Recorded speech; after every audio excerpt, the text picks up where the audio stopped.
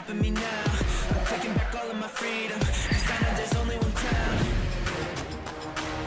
I got the keys to the kingdom. I got the keys to the kingdom. You know I'm living in freedom. I got the keys to the kingdom. I got the keys to the kingdom. I got the keys to the kingdom. As the sun beams down its last ray of hope, warriors from all across the country, they prepare for their ultimate test. The Davids, they prepare to face off the Goliaths. And you and I, we're just going to be mere witnesses of this epic clash. Welcome, ladies and gentlemen, to the Battlegrounds Mobile India Series 2024, where my name is Salty. I'm going to be your host and caster for the day. Joining alongside is going to be my good friend Fixes. And Fixes, I've got to say this. This is the final day of round 3 so far. And round 3 has been brutal for the players. How excited are you for the final day? You know, I've got to be honest. Before the day began, I was a little gloomy, but right after that intro, I feel all energized. But to be honest, it has been a roller coaster of emotions so far. Round number 3, we have seen a lot of those upsets, but in amidst all of that, we've seen some teams rise up, making waves. Absolutely. A lot of these underdogs have been making waves, ladies and gentlemen. We saw last season there were so many names. Names like Glitchix Reborn, names like 4 Aggressive Men, who came out of nowhere and reached the grand finals, and now they are the top dogs in this season as well. But Fixes, I want to know this. I mean, I have not been at the English Dash so far. How has been your experience watching round 3 games so far? Because only the top 3 qualify, and it's been cutthroat. It certainly has been. No second thoughts about it, because considering round number 3, we just talked about it, right? None of the teams that have qualified from the grind have been able to make it to round number 4. So that has been a big question mark. We've got some big names like Orangutan take an exit. We've seen even Newman Gaming take a fall. Yesterday, Volt Gaming, everybody has been crashed out, and it feels really sad. But then again, you know, everything goes away when the prize pool really comes into the mix, because we are talking about 2 crore rupees on the line. Exactly, high stakes, Fixes, high stakes, 2 crore rupees on the line and 60 lakhs for the champion. The second position gets 30 lakhs and the third position, of course, gets 20 lakhs. But of course, this is just one part of the pressure, the big stakes that are involved in the competition. But you've also got to talk about the fame and the acclaim that every single player dreams of. And we know this is the tournament, the biggest grassroots level tournament that is there in Indian esports history. I'm so excited. And look at that, the MVP, the individual awards. I think those are the ones, those are the star makers. I love it when you said about this tournament being from the grassroots, because we started off with so many teams. We came in with 256 into round number 3, and now moving ahead, we will just have 64. But how is that going to be happening? It has to depend on the points distribution right now. For every chicken dinner, you get those 10 points. For every single finish, you get that 1 point. And we've seen how important this point structure has been, because in comparison to the previous BGIS, I think the points distribution is the one of the major changes that has happened. Major changes, of course, and I think the placement point structure is the major difference. Of course, 1 point for each finish, that is where majority of the focus is going to be. The teams will have to get into their minds and get in their aggressive zones, because if you're not bagging those finish points, if you're not getting those high numbers on the block, you're possibly not making it to the next round. And of course, we've seen that happen, Fixes. So many big names could not really make it through. You were talking about it, but let's just have a look at the teams who are going to be playing today. We've got some amazing names in the form of FS Esports. You've got 4 Aggressive Men with a different lineup, of course. You've got Team Zessis, you've got Team Claw, so many other names. But tell me one name which really stands out. I think throughout all the teams that we've seen so far, I think Team Zero is one of those names that we'll be eyeing out for. Scout and the boys, they're back in action, barely somehow crawling and scratching their way into round number 3. Today is where the real test awaits them, because in the past, in round number 2, I think they kind of secured around 43 points, but that's not going to suffice, right? They have to beat themselves up. They have to somehow amp up the competition, because now you've also got GlitchX Reborn, one of those teams coming in from the grinds. Now, this GlitchX Reborn is absolutely different. It's completely revamped. We did see them in the previous weeks of grind. They performed exceptionally well, but so far the curse has been ongoing. Yeah, the curse, of course. The curse that the teams from the grind, they haven't really had their fair share of success inside of round 3 so far. But let's just talk about the schedule that we're going to see today. Of course, you've got two halves. Erangel, Miramar, Sanhok is going to be the first half. And then we're going to move on to Miramar, Sanhok and Erangel. The first three games fixes quintessential for every single team out there. In fact, the first game to start off on a good note, you have to start the day on a good note because otherwise the pressure amounts to too much in the last end. You hit the bullseye over there because the first game of Erangel has pretty much been the momentum setter. Yeah. And we've seen so many of those teams kind of try hard in this game.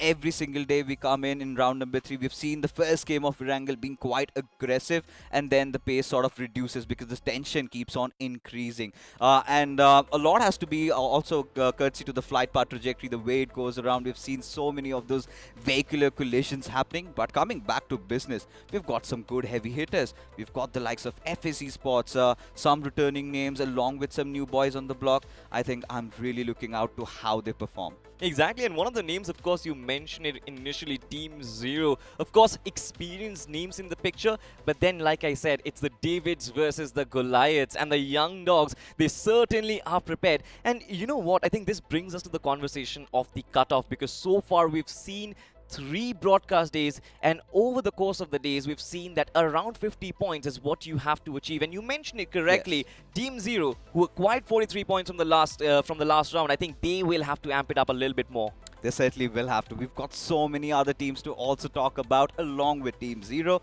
But hey, our folks from Crafton have a beautiful message for you guys just about now.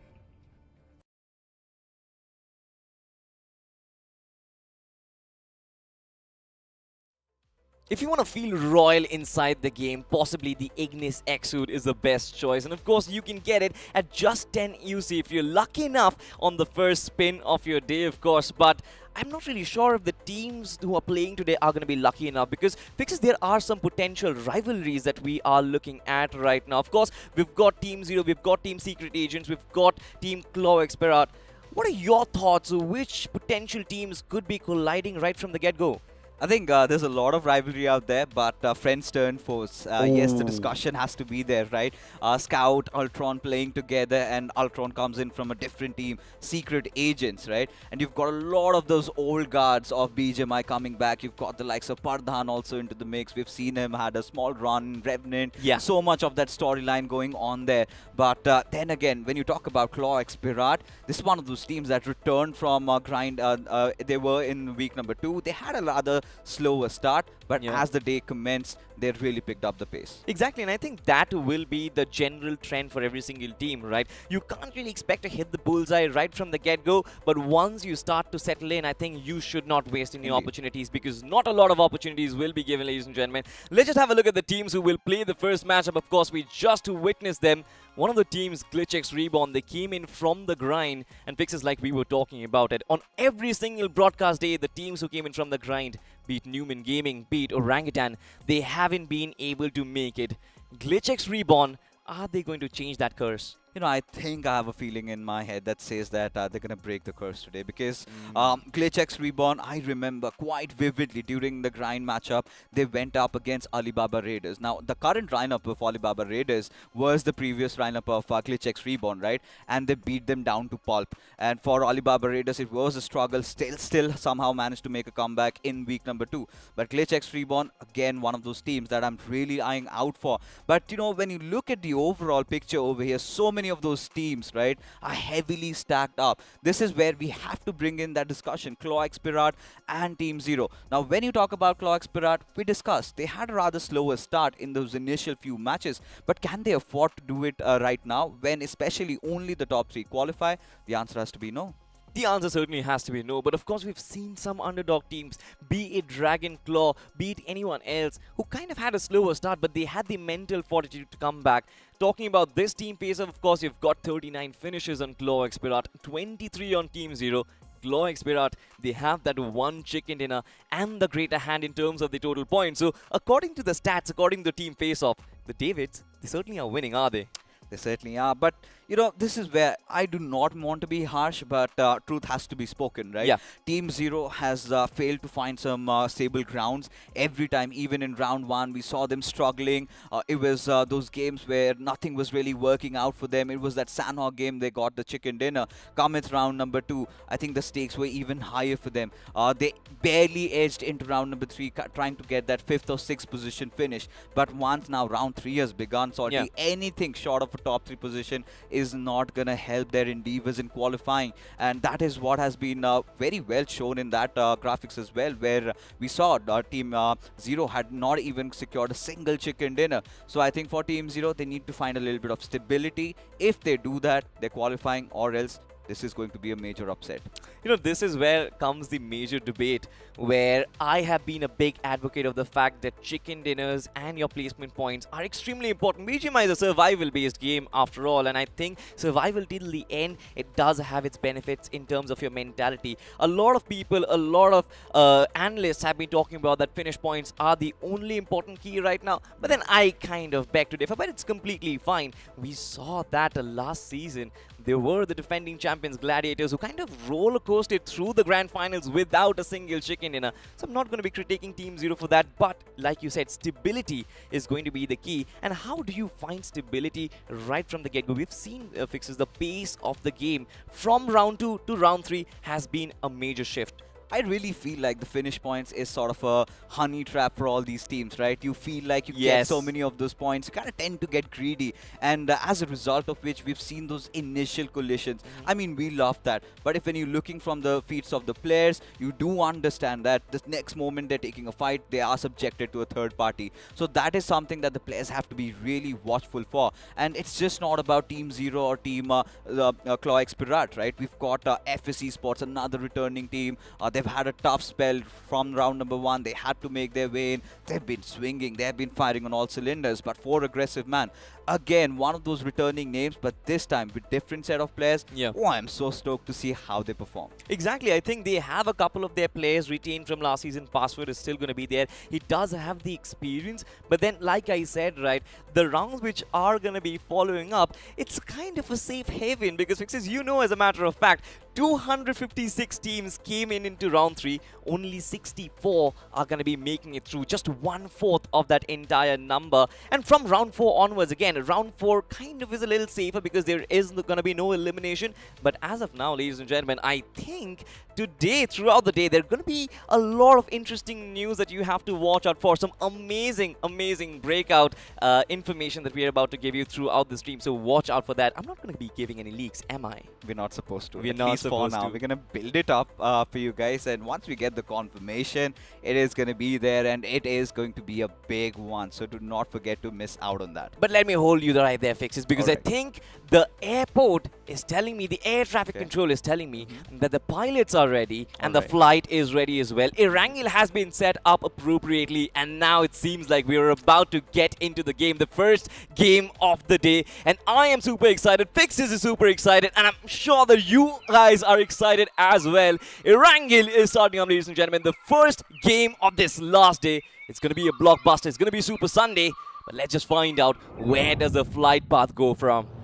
Indeed, it goes from Siverny to Novoroipnoi, and some might argue it does dissect the map into two halves. But now, looking at how things are really panning out, the western sides are going to be a little bit of a further glide for all these teams. But like you said, Salty, there's so many of those teams, so many of those names. Now, can we have those drop collisions, or are there going to be those vehicular fights happening, or is it going to be a rather slower start? Because considering, in contrast to all the Erangels we have seen so far, we have noticed that the first Erangel is usually aggressive. Yeah, it definitely is, right? Because teams don't really have that information of where to expect the fights to come from. But so far, we do witness a couple of these parachutes just gliding across the skies. We have those big birds, but we'll have to find out how many of those birds are going to be colliding. So far, I like the fact that Team 4AM, they've kind of opted for a northern drop. I think if they move towards Starboard, they are going to be uncontested over there. But look at this, Team HR is kind of moving towards Northern Georgia Pool, where they might face some drop collision over there. Well, I think they might.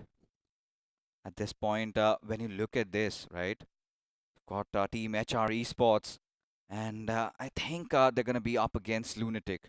Now, Lunatic takes me back to the grind days, that one map of Sanhok Yeah. and Viper and his heroics through the smokes, just tracing down two players.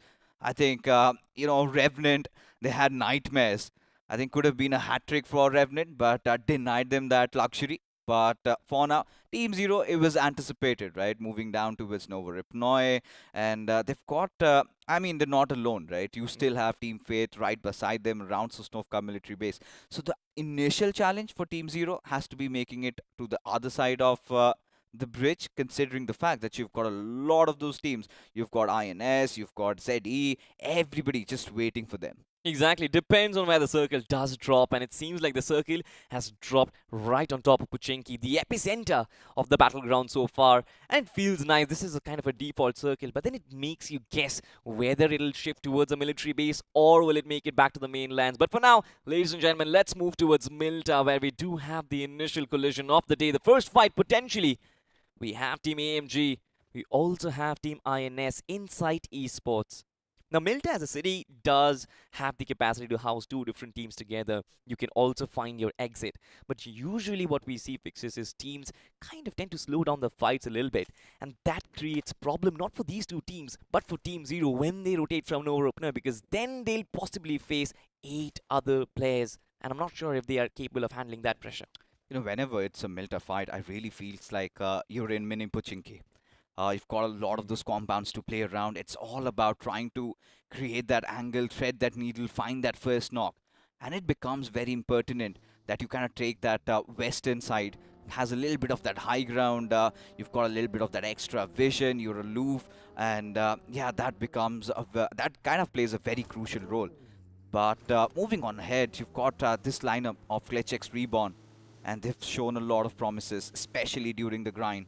We did not see the other matches, what happened to them in round 1 or round 2, but they did pretty amazing considering the numbers that they've put up. 61 finishes, Salty, and I think this is a team that is here to make a bold statement. But when you look at the circle, right, look at this. Puchinki left vacant. Katka left vacant. So many of those prime hotspots have been ignored by the team. Shows that, yeah, teams want to take it slow. Let's see what happens next. I think it is going to be a slow start. Of course, we do have that sort of a cluster in towards Northern Georgia Pool as well. Team HR going up against Team Lunatic Esports. Towards Prison, we do have one of the teams that we discussed, Claw Expirat. And a lot of eyes are going to be on them as well, because people are expecting that one of those 3 teams who might make it to round 4 from this group, Team Claw, can be one of them. Fixes? Just in anticipation, what are your feelings? Do you think this team has got what it takes to proceed? I think they kind of move in snail's pace initially, and then they amp it up. If you talk about their round 2 matches now, this is one of those teams that did place from 33rd to 64 in the grind, as a result of which had an invite from there, and then they marched their way into round number 3. Now, when you talk about Claw Expirat, I still remember the first 2-3 games really did not go their way. They barely could even amass any point. But after that, they really put the pedal to the metal. got one of those chicken dinners, and from ever since, they did not look back. However, I think the key for Cloix Pirat has always been about gathering those constant points, right? Every single game, they somehow managed to muster up 5 to 6 points in their bag, and that sort of has helped them. But for Team Zero, I think I'm really starting to get concerned, because if they do not have a good start, chances are high that they might blow off on that steam. Absolutely. I think once their loot across Noor is completed, they do have a few exits, but we'll talk about that. Right now, we have the first knock of the day, ladies and gentlemen. BMWI from Cloix Pirat did find up that opening, and Heroes Gaming, they're the ones who will get the first shock of the day. One player caught out in the open, quite easily knocked and finished. And it seems like this is a pack of wolves. The hounds who are trying to look out for those outliers away from their teams, and they have capitalized on that opportunity perfectly. Like I said, this is one of those teams, right, Salty, that kind of loves to take a good position, go in for those early rotations, and Yeah. whilst doing so, Heroes Gaming, they were kind of caught off guard, and now this sort of kind of throws them for a toss. They really do not know what to do next. At this moment, all they can do is try and take control of maybe the potato hills, or maybe just go and hunker around some central position. But for Lunatic, it's a whole different stories, because you can see the players of Team HR, they're moving as a pack, whilst Lunatic, they're trying to find some good angles on them. I like what Viper is doing so far, and I like Team Lunatic's approach. Slowly and steadily progressing, but also having that nice 3-1 formation. Viper on the other side to kind of catch this team off guard, but it seems like Team HR Esports, they have a sense, they have a smell of what's coming towards them. That risk factor. But wait, this is not the ideal time to split up fixes. Certainly isn't. But Extrovert and Viper, look at them in real close proximity to each other. Viper has all that information relayed to his teammates, but Flexi, he's got that angle. And at this point, Lunatic, they might go on a hunt, considering the fact that Extrovert has been a little aloof from his pack, and this could be quite devastating. In fact, quite detrimental if he doesn't get a couple of knocks, or if he doesn't open it up against Lunatic. Oh no. Lunatic, Yash BDC all by himself finally finds that little bit of the connection, but the knock was not found. Just in time, the drop was found. But it seems like Team HR Esports know exactly what waters they are in, and the Sharks certainly are lurking around. Yash BDC, of course, with that nade, will try and find that connection, but it seems like it is a little too difficult for him. Oh, wait, no! Beautiful knock over there, but can Team HR Esports, they reply back in kind fixes? They certainly have to. But for now, they really cannot force the revive, can they? Because Fishy, I feel like he's been spotted as well. As Lunatic, constantly one after the other, just relaying all that information and trying to apply that pressure. And now, this is where they decide, as the panic button has been set, Fishy, look at him. Feels like he's gasping for breath. As the players of Lunatic, there you have it, want to push. And this time, Fishy, he's been found in no man's land, isolated from his team. He needs to stay alive. I love how Team LNC are just trying to isolate these players and exterminate them one by one. This is great movement at Team HR Esports. It seems like they're crumbling under the pressure. No real cover fire, no real support, and it seems like the players have crumbled down, disintegrated and dispersed from their teams, from their safe houses. Wow. But finally, a little bit of a cover fire. And there you have it. A little more than that. Fishy gets a knock on Yash. But in due time, he does make it inside. And also gets that finish. And this is looking bad for Lunatic. Seems like they've gotten more there on that they can chew as Flexi. A knock on being Marsh. Now, them choosing this compound could really be their kryptonite, because Ryan, he's the last player surviving over here. Fishy just goes charging in, decides to get that finish out there. But no, Ryan still wants to put up a fight as Flexi. He needs to get in there in that kitchen. They fight it out, and still Flexi falls. And for HR, the lights really going out for them as their last player alive. But he has to tuck his tail and run. Will he do that? That's the question. Or will he try and live like a warrior? Of course, you will have to play for those placement points. You will have to take those harsh decisions. But I love the way Team LNC approached that fight. For a brief period of time, Fixes, I felt like Team HR had their groove back into this game. Yeah, they kind of messed it up there. Really felt like Flexi and Fishy should have gone in together. should have pushed in tandem with each other. Them really not deciding to do so and just going one after the other sort of became the Achilles heels whilst all of that is happening. Now, this is again one of those things that we did talk about, Salty. Look at that southern side. Yeah. You've got the players of Faith, you've got the players of Team Zero right beside each other. And it is going to be a race till finish, at least on that military bridge. And that is where the trouble does not stop for either of these teams. Look at how stacked up that area is. Yeah. Now, what are going to be the avenues that they resort to? How are they going to even cross over? Potentially a water rotation towards Primorsk. I don't know, I'm just guessing. But on the other side, on the mainland, if you are actually crossing over that military bridge, there's too many teams in that pancake region, Fixes. But now look at this Team INS. It seems like they are completely unaware of this positioning. Oh no, they actually are. Immediately drop down from their vehicle. All 4 players together. And there they have it, the first strike. Unity being strength, team insight, knowing what to really do, spotting their opponents out and going after them. I'm liking this is exactly what we've been talking about, and now seems like 2 OP officials, they're in a disarray with Astra being chased down. There has to be no cosmic divide between them, at least for this time around, as the inside searching for their prey. Astra somehow answers back, but for how long? How long can he keep hounding after the players? But there you have it, being dealt with already as Braindead comes in due time to provide that cover fire, and he succeeds. Absolutely. 2 OP officials, they're replying back in kind, and Braindead with the beautiful shot from the DBS is going to clean things up. And they did reply back. It was definitely a good fight. It felt like Team INS, they were looking for that early advantage, but then they could not really successfully get every single player. In fact, I love the fact that Braindead slowed down the pace, moved inside the shelter compounds, and then came out when the iron was hot. Indeed. I think they were quite clever. Where inside really lost track of what was going on. They just wanted to go in for those finishes. And in thinking to do so, kind of left them quite exposed, naked right there.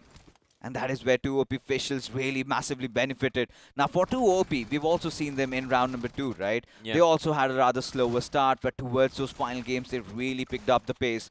And can't really say that this was the best start off for them, because they did suffer some casualties, but still getting those 4 finish points. And maybe if they could get a couple more, I think could be a decent game for them so far. But as we take a look at the circle, just centered around that forest area, right on towards that eastern side of Quarry, you've got Team Edgy holding a really pivotal position. But look at the remainder of the teams, everybody around the shorelines, everybody around the edges. The regions of Fairy Pier is where we are right now, ladies and gentlemen. Team JD, Jubilant Divine Esports. Certainly, one of the fan favorites right now, they will have an opportunity. And it is for certain Fairy Pier is going to be uncontested for a while, but Team Zero can be spotted from the distance, and it seems like they have information right now. Now, depends what Team Zero is looking out for, because they might be in a sandwich situation, Fixtures, if Team JD, as well as the one who is coming in from the right-hand side, they do decide to converge upon them. I like how Team Zero have held on to that gas station there. They've got a nice spread also to work around with. A junction position is never too shabby. But when you did talk about Team Jubilant Divine Esports, I think this is one of those teams from the northeastern region. We've seen so many of those teams come in through the grind, and this team did qualify from the in-game qualifiers. One of the bigger names from that region. We've been loving the talent so far. And I did hear this, Salty, that during the in-game qualifiers, Yeah. they really went big. You know, averaging at around 35 plus finishes. And now they're here to slay. Those rare occasions when you unearth a gem.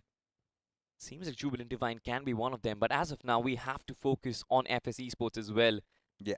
Amazing success in round 2, 61 finish points, but just 20 position points, Fixes. But I think that is the need of the hour right now. You have to kind of back up on those finish points if you want to qualify. And certainly, this is going to be one of the fan favorites, FS Esports. Do they qualify? We will get to know at the end of 6 games. And, you know, this has been the pace of the lobby. This has been how, you know, intense this lobby is. That one of the best teams, FS Esports, we have barely touched upon them. You know, so many of those big names coming into play. And especially, this is just round 3. the intensity, the atmosphere feels like it's some round 4, or maybe we're looking at the semi-finals. Because for Aggressive Man, this is again one of those teams that performed exceptionally well in round number 2 as well. And we do have Password, we do have Sarkar, few of the players that we've seen in playing in the previous officials. Some retained, some leaving their homes, but look at this curveball hit. This is where I really feel the players of ZE are going to feel quite good about themselves. Now, especially for how they've positioned themselves around the 12-pack compounds. Zenith Esports, I'm not really sure if they're going to be happy about the fact that Faith is approaching from all directions. All 4 players converging upon them, and right behind them, you've got Team Claw. Team FS Esports also making that injection inside the circle. Every single team is just migrating, and now you have such a massive cluster over there.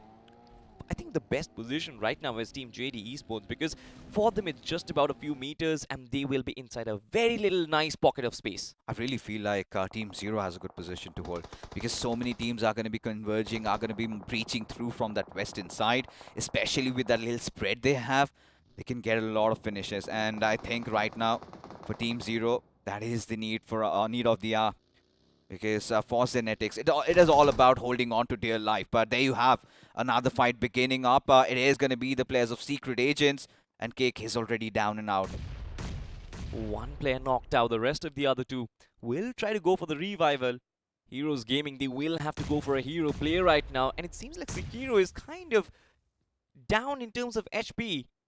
Ultron will try and go for the revival, but Master 07, as of now, it seems like no movement coming in from him. And I like the utility barrage from Secret Agents as well, constantly keeping players of HG on their toes.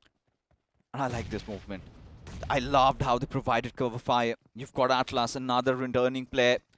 Had his spell in the teams, in the ranks of 8-bit also. And now he wants to go in for the push, but that little Molotov trying to delay, but he looks quite unfazed. But this time again decides to walk on lava. I don't know how it is going to turn out for him. The floor certainly was lava. He did take that damage, but he was brave enough to cross over and find that knock. It's going to be Robin in a clutch situation. Finds the first one, the second one as well. The DPS has to go for the connection, but no! The 2 players, the numbers advantage. It's always going to pile up the pressure. And of course, Secret Agents, for a brief period of time, there might be those jitters, but they were finally successful. And at no cost, all of them are going to survive fixes. I like this. I like what Secret Agents did over there. Surely Robin needed his Batman, left to fend for all for himself, and he had to suffer an early demise. But for Secret Agents, this sets them up. 3 finishes in the bag already, and now they've got a good control inside the circle. At least that northwestern half secured for themselves. And can really hunker down over the spot at least till the next circle shift. Because what is going to happen up next is so many of those teams are going to be fighting for the control. That might give them a little bit of that breathing space. Now the next objective is to be trying and getting a third party done. And for that, they will have to be waiting in hiding. I think they have a good spot as well inside the circle. Indeed. No compulsion to move in, but once again, let's just have a look at that beautiful peak, beautiful connection. And I almost felt for a second, Fixes, that the third knock was also coming. Yeah, it felt like that, right? Just barely those shots missing out. Had it been a DBS, for sure it was a knock, right? And we have seen how shotguns have really changed the meta. It's been over a year now. But for Team Zero, back to the old days. Team Zero and Scout, we've seen those iconic bridge camps, and little does Scout know that there's nobody on the other half of the island. There's nobody on the southern side. However, he's got quite some trouble brewing up. Maybe around that western side, you've got Glitch X Reborn.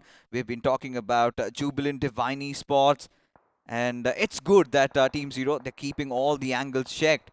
But now, this is the moment of truth. This is where we have the circle taking a curveball, and Team Zero, they've got a wry smile on their face. Lady Luck, it's not just them who is smiling. Lady Luck is also smiling on their faces. As of now, I love the formation that Team Zero have set up. It's just that the trap is not going to work, but at least in terms of positioning, I really like this. But Team Claw X Pirat, it's been such a massive movement from them. And I think this is the team who has started to take up that approach of as soon as the circle shifts, we're going to try and contest for the center. And now they have a lovely little warehouse to hold and all 4 players inside it. But Team Zero, look at them. They're also hurdling up.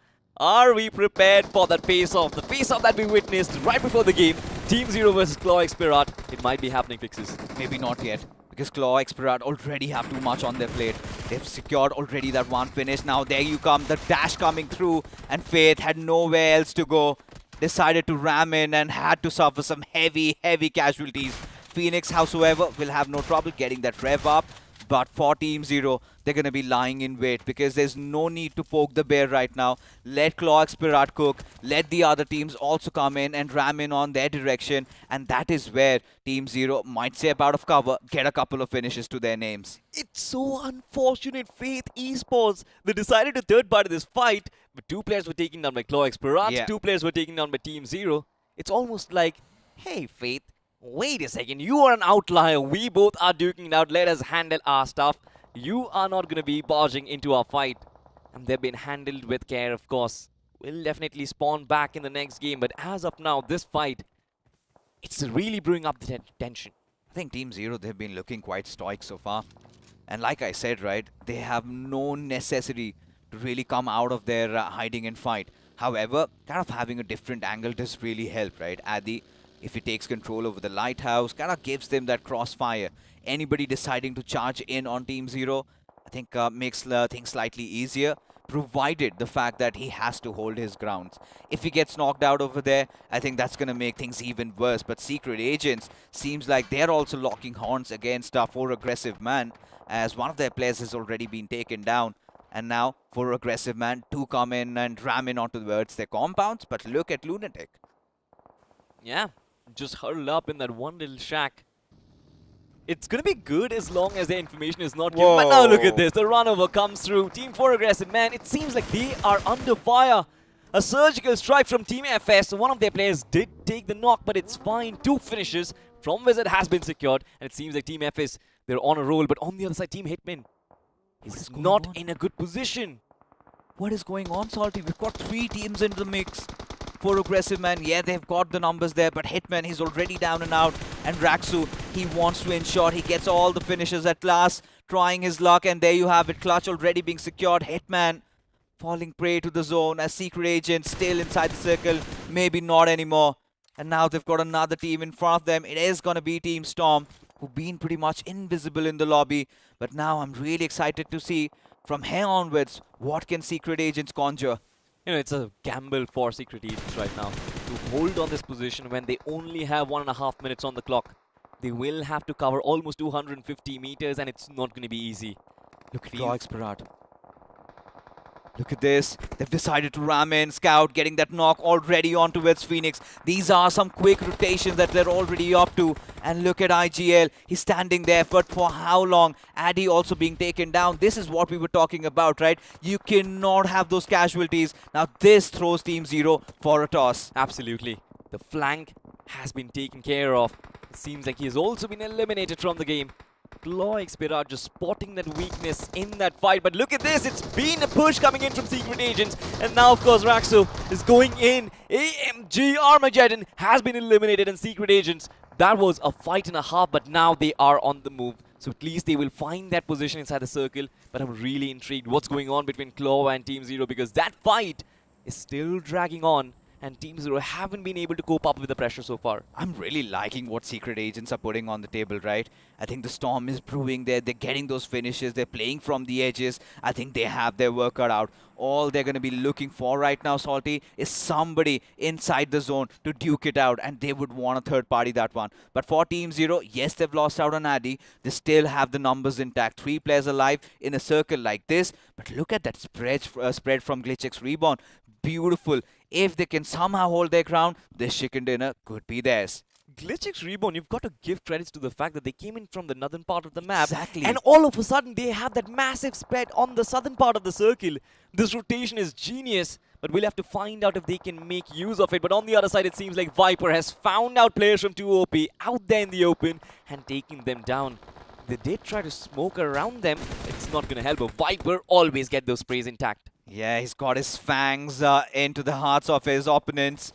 getting that venom already coursing through their veins as Team Storm. They're trying to brew a storm over here because Secret Agents in a whole world of trouble, definitely wanting to look for a couple of finishes, but that is a luxury that they have been denied with, as now Mikey, he wants to spray down, spraying down on his praise, getting those finishes, as Team Zenetics, they also find themselves in a whole world of trouble, but Team Storm finally face an untimely demise, as now FS, they've been reduced to just 2 men.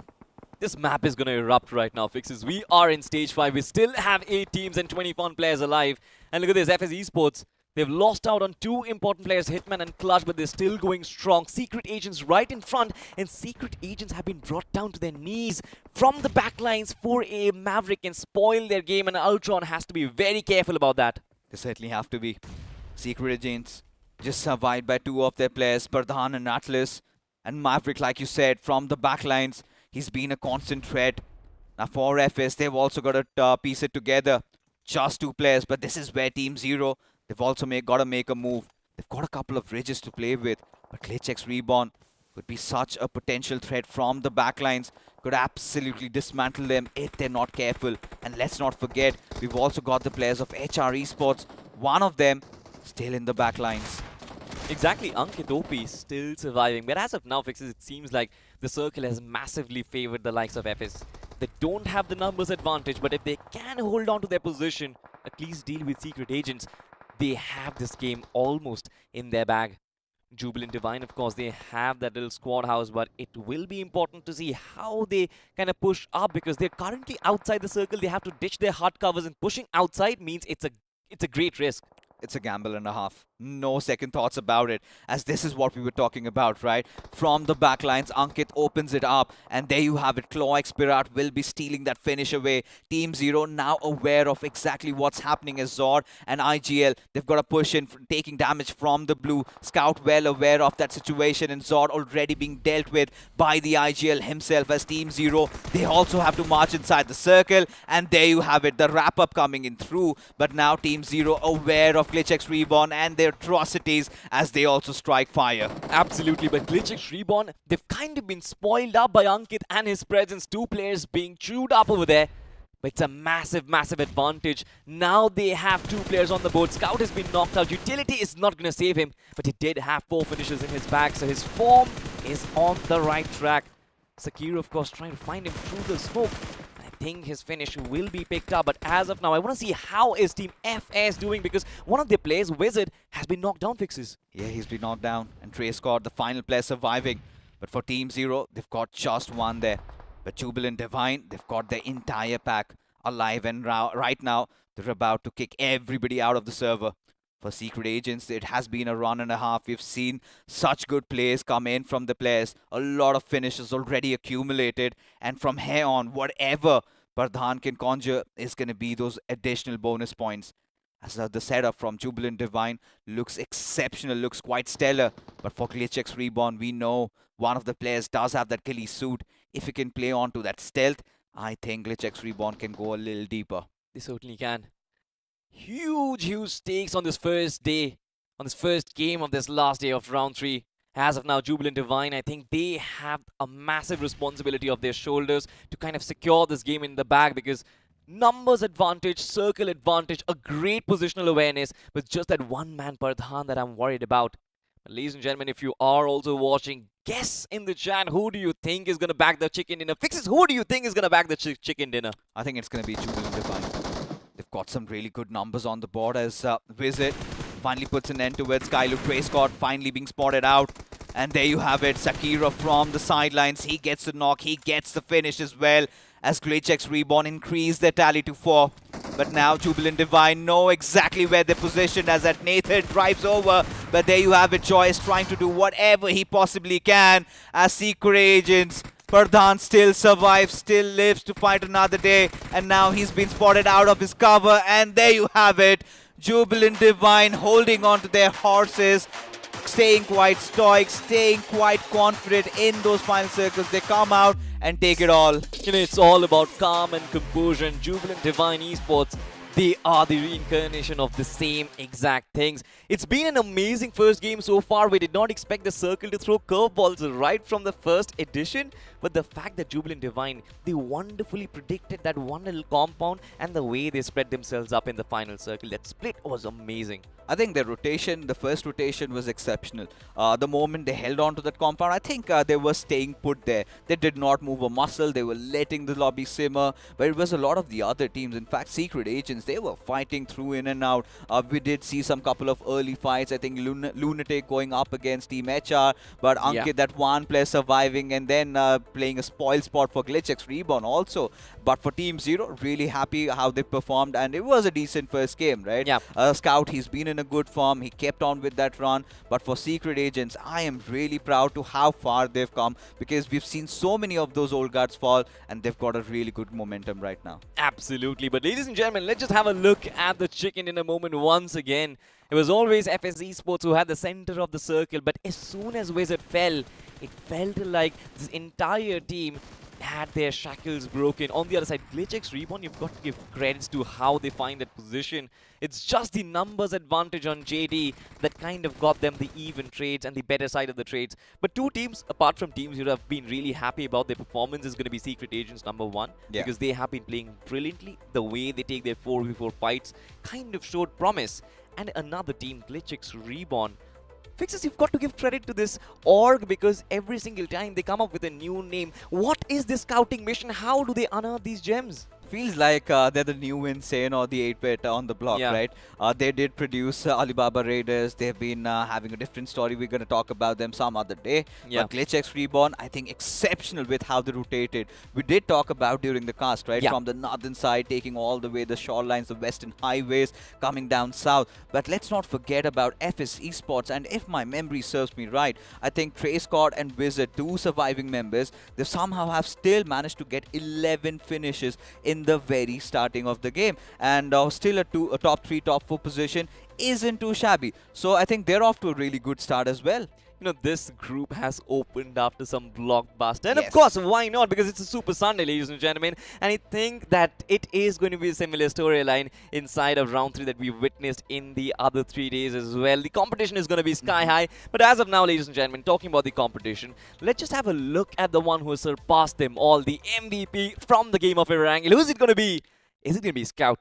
Okay, it is going to be Wizard from FS Esports. 6 finishes, 55% finish contribution, map impact of 10%. And Fixes, you've been talking about FS Esports. Great start. Great start indeed. And with 11 finishes, of course. And for Wizard getting those 6, we've seen a lot of the Wizards come in, right? Yesterday also there was a Wizard. Day before yesterday there was also a Wizard in the pool.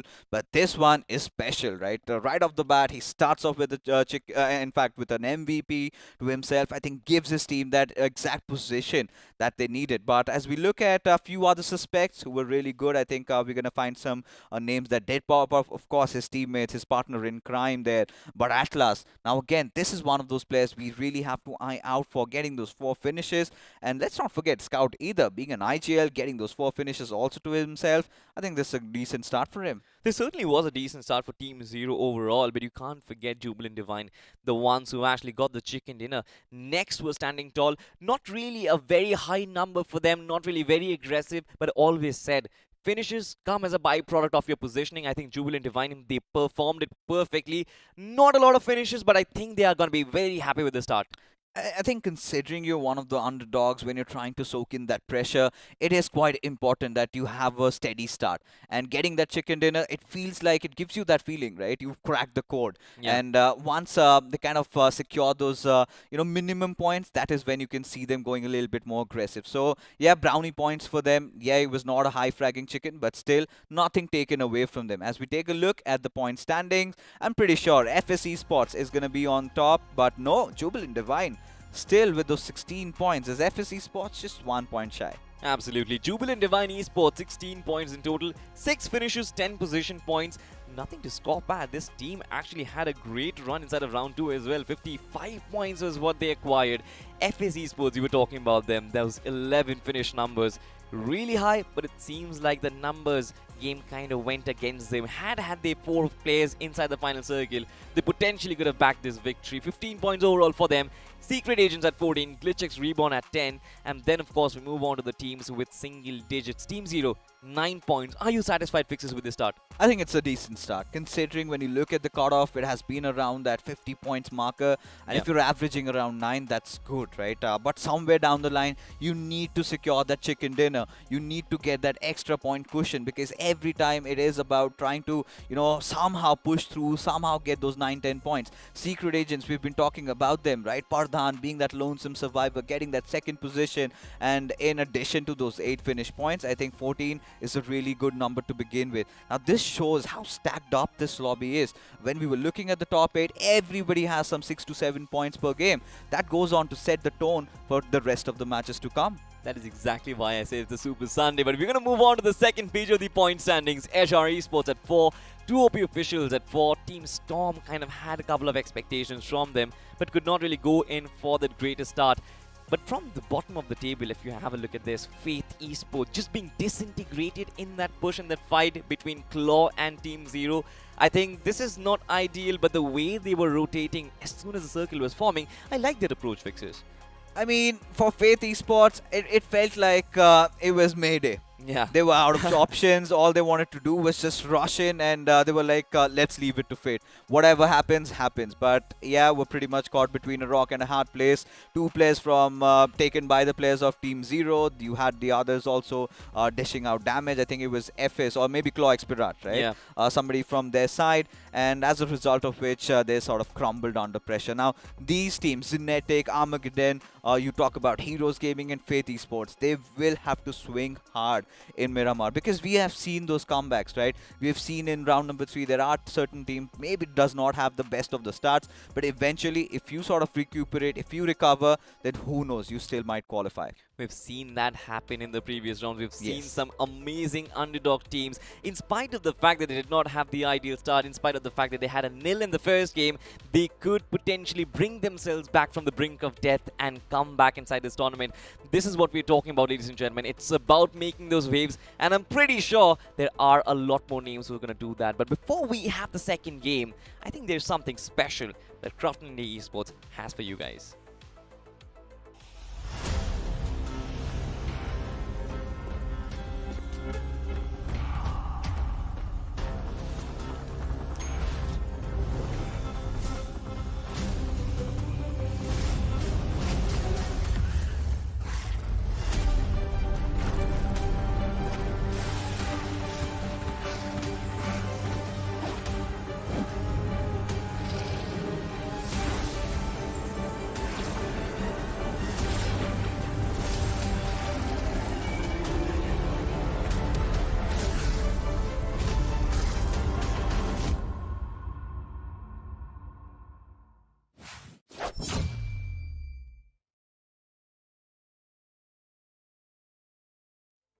The Ignis exude in all its might and glory, and don't forget, for every spin, the first spin of the day just costs 10 UC. Now, just yesterday, I managed to fetch the Molotov, but you know what? I've been missing out on the exude. Necro's been making me feel quite jealous. He's got the Marmaris. Please, Fixes, don't start flexing your collection right now, because I've been envying that for a while. He has one of the greatest inventories amongst all the casters out there, and I think that him and Spiro, I think you guys are comparable. You both have one of the best collections so far. I mean, if you just spend a little bit more UC rather than going out on dates, who knows? Who knows, Salty?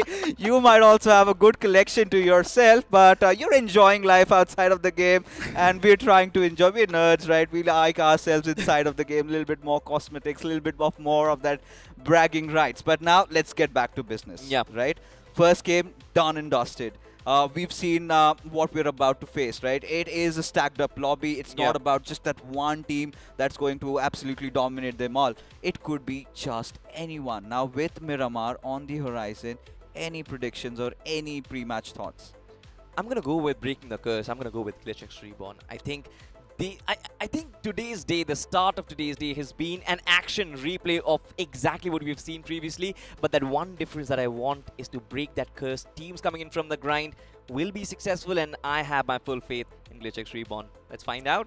So GlitchX Reborn for Salty it is. And ladies and gentlemen, we charter into the schedule of the evening as it is going to be Miramar in front of you. And there is going to be a little bit of that switcheroo as Salty, you know, he's got people to attend to and he's got to reply to all those DMs sliding in on his Instagram. But hey, we have my panda brother coming back onto the desk. Welcome back, Necro. And today's day so far, it's been a start and a half, don't you think? Of course it has been. Jubilant Divine, a team that's came out of nowhere, performing really well, and I'm also quite impressed by GlitchX Reborn. Great way to kick things off in my opinion. Team Zero as well, they're in the top 5, getting 9 points secured. That's a way to start things off. Oh, that certainly is. And now, but you know, I am really impressed with how Secret Agents came out, man. Exactly. Because we really did not expect a lot of them. We've seen a lot of those old guards make a comeback. We had seen the former members of Team Indy, Kratos, Slayer, or everybody, even Sangwan, along with his team. But Secret Agents did the real deal, man. It did not really feel like they were the ones playing defensive. They were going after teams and getting a lot of those finish points. I really want to see them qualify into the next round. Oh yeah, that is true. I mean, they've got a nice mixture of new players and the old players, right? So that mixture is sort of panning out quite well for these guys. Moving on forward towards another team, Team Zero. Even this should be a part of the conversation, right? They had a solid hold inside of the circle. I genuinely thought they could also stand a chance to win that chicken dinner, but then we saw that push being made from the side of Addy towards the tower, and he got knocked out in that push. And that right there was a big setback for the team, where we saw Scout as well trying to back it up, but then he just instantly backed away at the last moment. Yeah, for Addy, it kind of felt a little gutting because we were having that discussion, right? Addy had to play a pivotal role there. Yeah. And we've seen even in the rounds of grind, even in the first few rounds, Addy has played such an important role for this squad for him to be taken down. And still, Team Zero managing to get those couple of points. I think 9 was the exact number. I think it is also a decent start for them. But this is where the problem really arises, right? Team Zero needs to find all those 8-9 pointer games if they want to make it inside the top 3, which so far hasn't really happened. If you look at the games in round number 2, they were struggling. That is true. Inconsistency is something that's been hitting this team over and over again, and Team Zero, they would need to get over it as quick as possible, right? And they would need at least one solid game, considering we have been speaking about the same thing throughout this entire round 3, to the point where the round 3 is almost coming to an end. You need to have that one solid game to sort of have yourself the advantage in the top 3. If you're not going to have that cushion, well, then there's a high chance you're also going to be cracking under that pressure. And Team X Spark as well is a prime example of that. Team X Spark being one of the most heavy-hitting teams in the lobby, one of the most confident teams, and even at the last moment they started doubting themselves, and this should be a prime example. But you know what, ladies and gentlemen, there's so much to talk about. For now, let's focus on the game that's in the front. The plane flat pat starting all the way from Impala towards Valle Del Mar. Oh my god, I do not like this already. The flight path trajectory is just kind of inclined towards the southern side. Now imagine the number of the vehicular collisions we're going to have, right? A lot of these teams did have their drop location around El Pozo. Some like to go towards La Cobreria, some even as far as Torre Ahumuda. And now we might see them all tipping off against each other.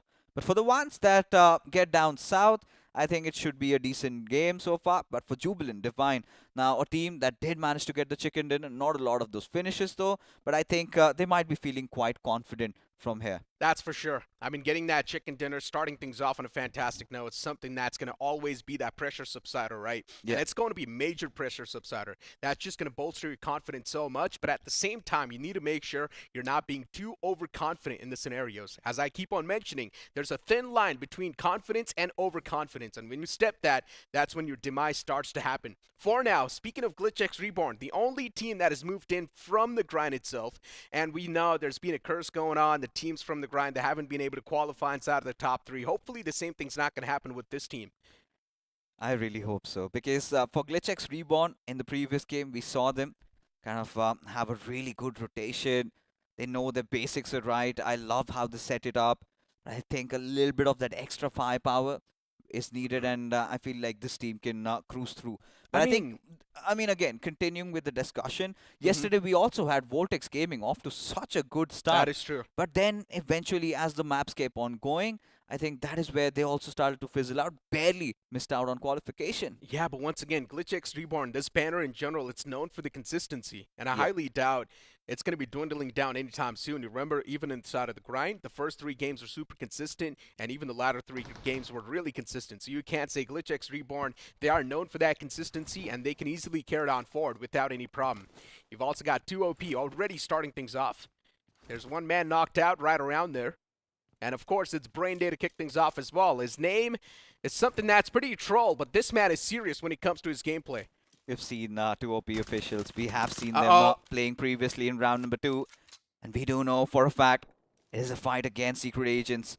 Raxu already down and out, and now somehow they need to find a way to remedy this hemorrhage. The fact that he was not able to get that knockout just upsets me. So Uzi. Yeah, it's a Uzi, but still it's a range where you can easily take down a player from, and he also had an extended magazine. So I still feel like it should have been a knockout right there, but it's fine though. The man's taken down at the end of the day, so it's all good. But still, you lost out on one player, which could have been saved. Yeah, one of the young guns, right? You've been talking about how secret agents have been a mix of that young blood and the old guards returning back. Yeah. Ultron, Pradhan, and at last we've seen them in the past. But Raxu, he was an interesting prospect. Felt like he was always that first man trying to go in through. But now, 2 OP, they've also suffered some casualties out there. Astra, a little aloof from his squad. Does have decent armor to work around with. Does have that M4. But let's see how far are the players of Secret Agents going to push on him. Yeah, emphasizing on that point a little bit more, right? The old and the newer players. So it's like the old players, they bring in that experience. The newer players, they bring in that firepower. And of course, the old players with the experience, they try to hold back the newer players because at the end of the day, the newer players' blood's going to be boiling. They want to be on the aggressive note, but then the experienced player, they're like, hey, hold on, relax. All right, I know I've been in these type of moments a lot of times in the past. You need to just relax, calm down, and trust me, do as I say. So it's like a good channel that you need to have, right? It's a good mixture. Of course, add on that firepower at the top of the experience, even better. It reminds me of our games yesterday. I think there's no second thoughts about it, folks. Every time, Spiro, I, and Necro, we go into playing those classic matches, it is always Necro. He just is the first man to push in, and eventually we're the ones being blamed. Guys, you did not come to help me. It's such an easy lobby. Somebody needs to tell him that ace-dominated lobbies are quite hard to play in. It's got that younger blood flowing through. But for now, Lunatic, I mean, we've seen Viper, right? Yeah. In the grind, that match against Revenant in Sanhok is something that nobody can forget. As Robin, his life flashing out in front of his eyes. It's Lunatic off to a decent start. Lunatic, a complete new team. Even in the previous game, they started things off on quite an aggressive note. I mean, that's another story that they took some heavy beating there as well, but still, it was all about being able to inflict the damage equally on the opponents too, and that's what they did. Considering the fact that it should have been a flawless fight, Lunatic still did mess up majorly. Yeah. But let's hope that the same things are not going to be repeated over here as well. And yeah, going back towards that conversation, yeah. Don't go there anymore. No, I mean, I'm not like talking about it in like a joking way, right? But it's Alright. genuinely a good combination to have, right? Yeah. Two of the OG players, two of the newer players coming in, the newer players bringing that firepower, the OG players bringing that experience, and it's a good channel to have. If you channel that energy in the right direction, it's actually going to propel you on the heights. I mean, you're quite the preacher, Necro.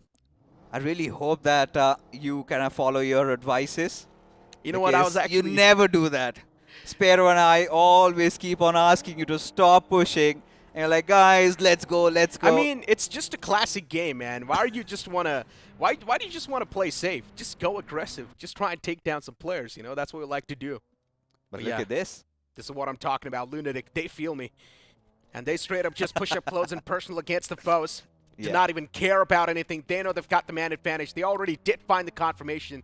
And Lunatic, they're here to take down another player. They sort of do have a feeling, a knowing of where another player can be. And that's why they're trying to scout out every single nuke and cranny. But this man is right there. Inside of that little room, David, he can feel his heart pumping too.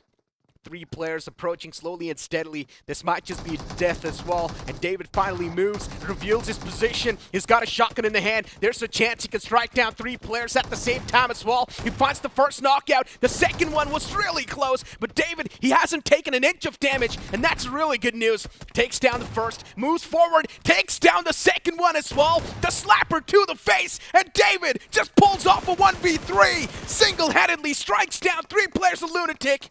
And what just happened? I love what Heroes Gaming did over there. Beautiful cover fire coming in from the backlines. And yes, David being the hero. And now Viper, he's got that grenade cooked up. He's trying to make sure that he lands it into perfection through that little opening there. But he misses. Misses by miles as David, he recovers back on his feet. As Lunatic, they've still managed to cause some heavy casualties. 2 finishes already, and Viper scouting for an escape, and he does manage to get out. Man's lucky to be alive for now. But yeah, what a play that was from David. Beautiful. Taking down 3 players with that S12K, not even having a lot of wiggle room to play with, and still coming out on top in that scenario. The fact that Lunatic, they were so indecisive in making that push. They were so close to taking the man down, but still 2 of the players fell back. I don't understand the call. I think seems like this is exactly how you're supposed to defend. And Necro to take a page or 2 off of what David did over there. Let the players come out in the open, and he had to just swing through, right? Peek and a shot, and then maybe jump and swing through. Just connect those pixels. And he did that in a good fashion. But for FS Esports, they've also taken quite some casualties. But look at this, Secret Agents. The winds of their sails have been taken away as at last he also falls. And last I remember, Secret Agents are down on their numbers, right? Yeah. 2 of the players picked off in the early moments of the game. And every team, even FS, they're not having a good time at all. I mean, at this point in time, I'm not going to doubt them just yet. Still a 2-man squad. We saw what they're capable of yesterday. They can still secure a decent amount of placement points and add on a little bit of the elimination points, of course, the cherry on top of the cakes. As long as you're getting 8 to 9 points per game, you're still going to be averaging pretty good. And considering Secret Agents, they had double digits on the board in the previous game, so it's completely okay. But as I still mentioned, you need that 1 mega performance to sort of propel yourself there in the top 3 and have that cushioning to play with. And then later on, you still need to maintain the consistency. I like how this is growing up, Necro. Teams that perform exceptionally well in the first game are starting to falter. And the teams that could not, they're slowly starting to step up. But we've seen so many of these teams getting that casualty in their department. But for GlitchX Reborn, look at how smooth they are. Just sliding through, getting that central position. As we can see, a little bit of that blockade happening around that northern side, around La Cobreria. You've got the players of Jubilant Divine and For Aggressive Man are not far behind. You've also got the players of FS in out of nowhere. And they might get stuck between a rock and a hard place. This is going to be a tricky one. It will be a super tricky one. The fact that there's so many teams now starting to stack up on the higher grounds, we already know. If there's even one small team there on the southern lines, then it's going to be a big threat. And right now, FS Esports, yeah, even they start to face the brunt. It's not a good news. FS Esports is one of the known banners. It's been there inside of the community for such a long time, for years and years now. And for now, it just feels like FS Esports, they haven't really found that proper playing for themselves. I mean, we've seen some of those returning names, right? Yeah. Hitman being one of them. We've seen Wizard in the past also. But now, it is just that one last player, Hitman, still alive.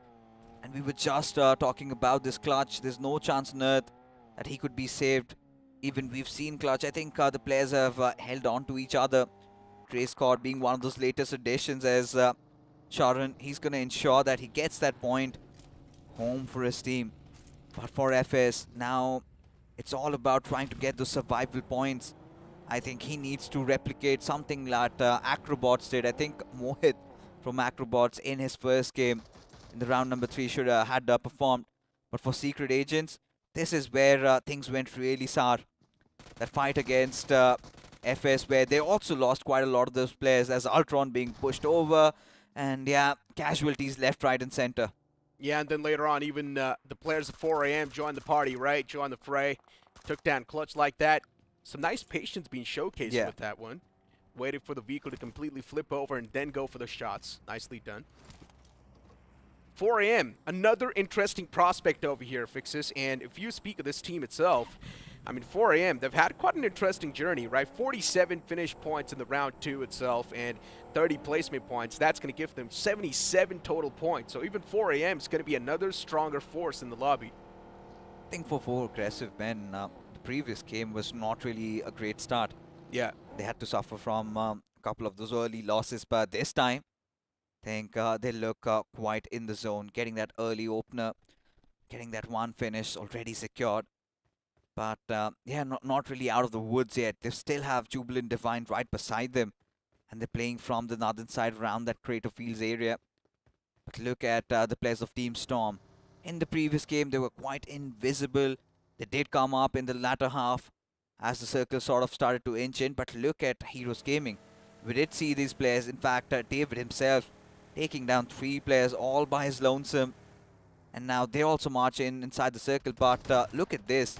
Claw X Pirata trailing right behind them. That is true. But a little bit of a look once again at the fight that just happened, right? David, this 1v3 that he pulled off, it was incredible.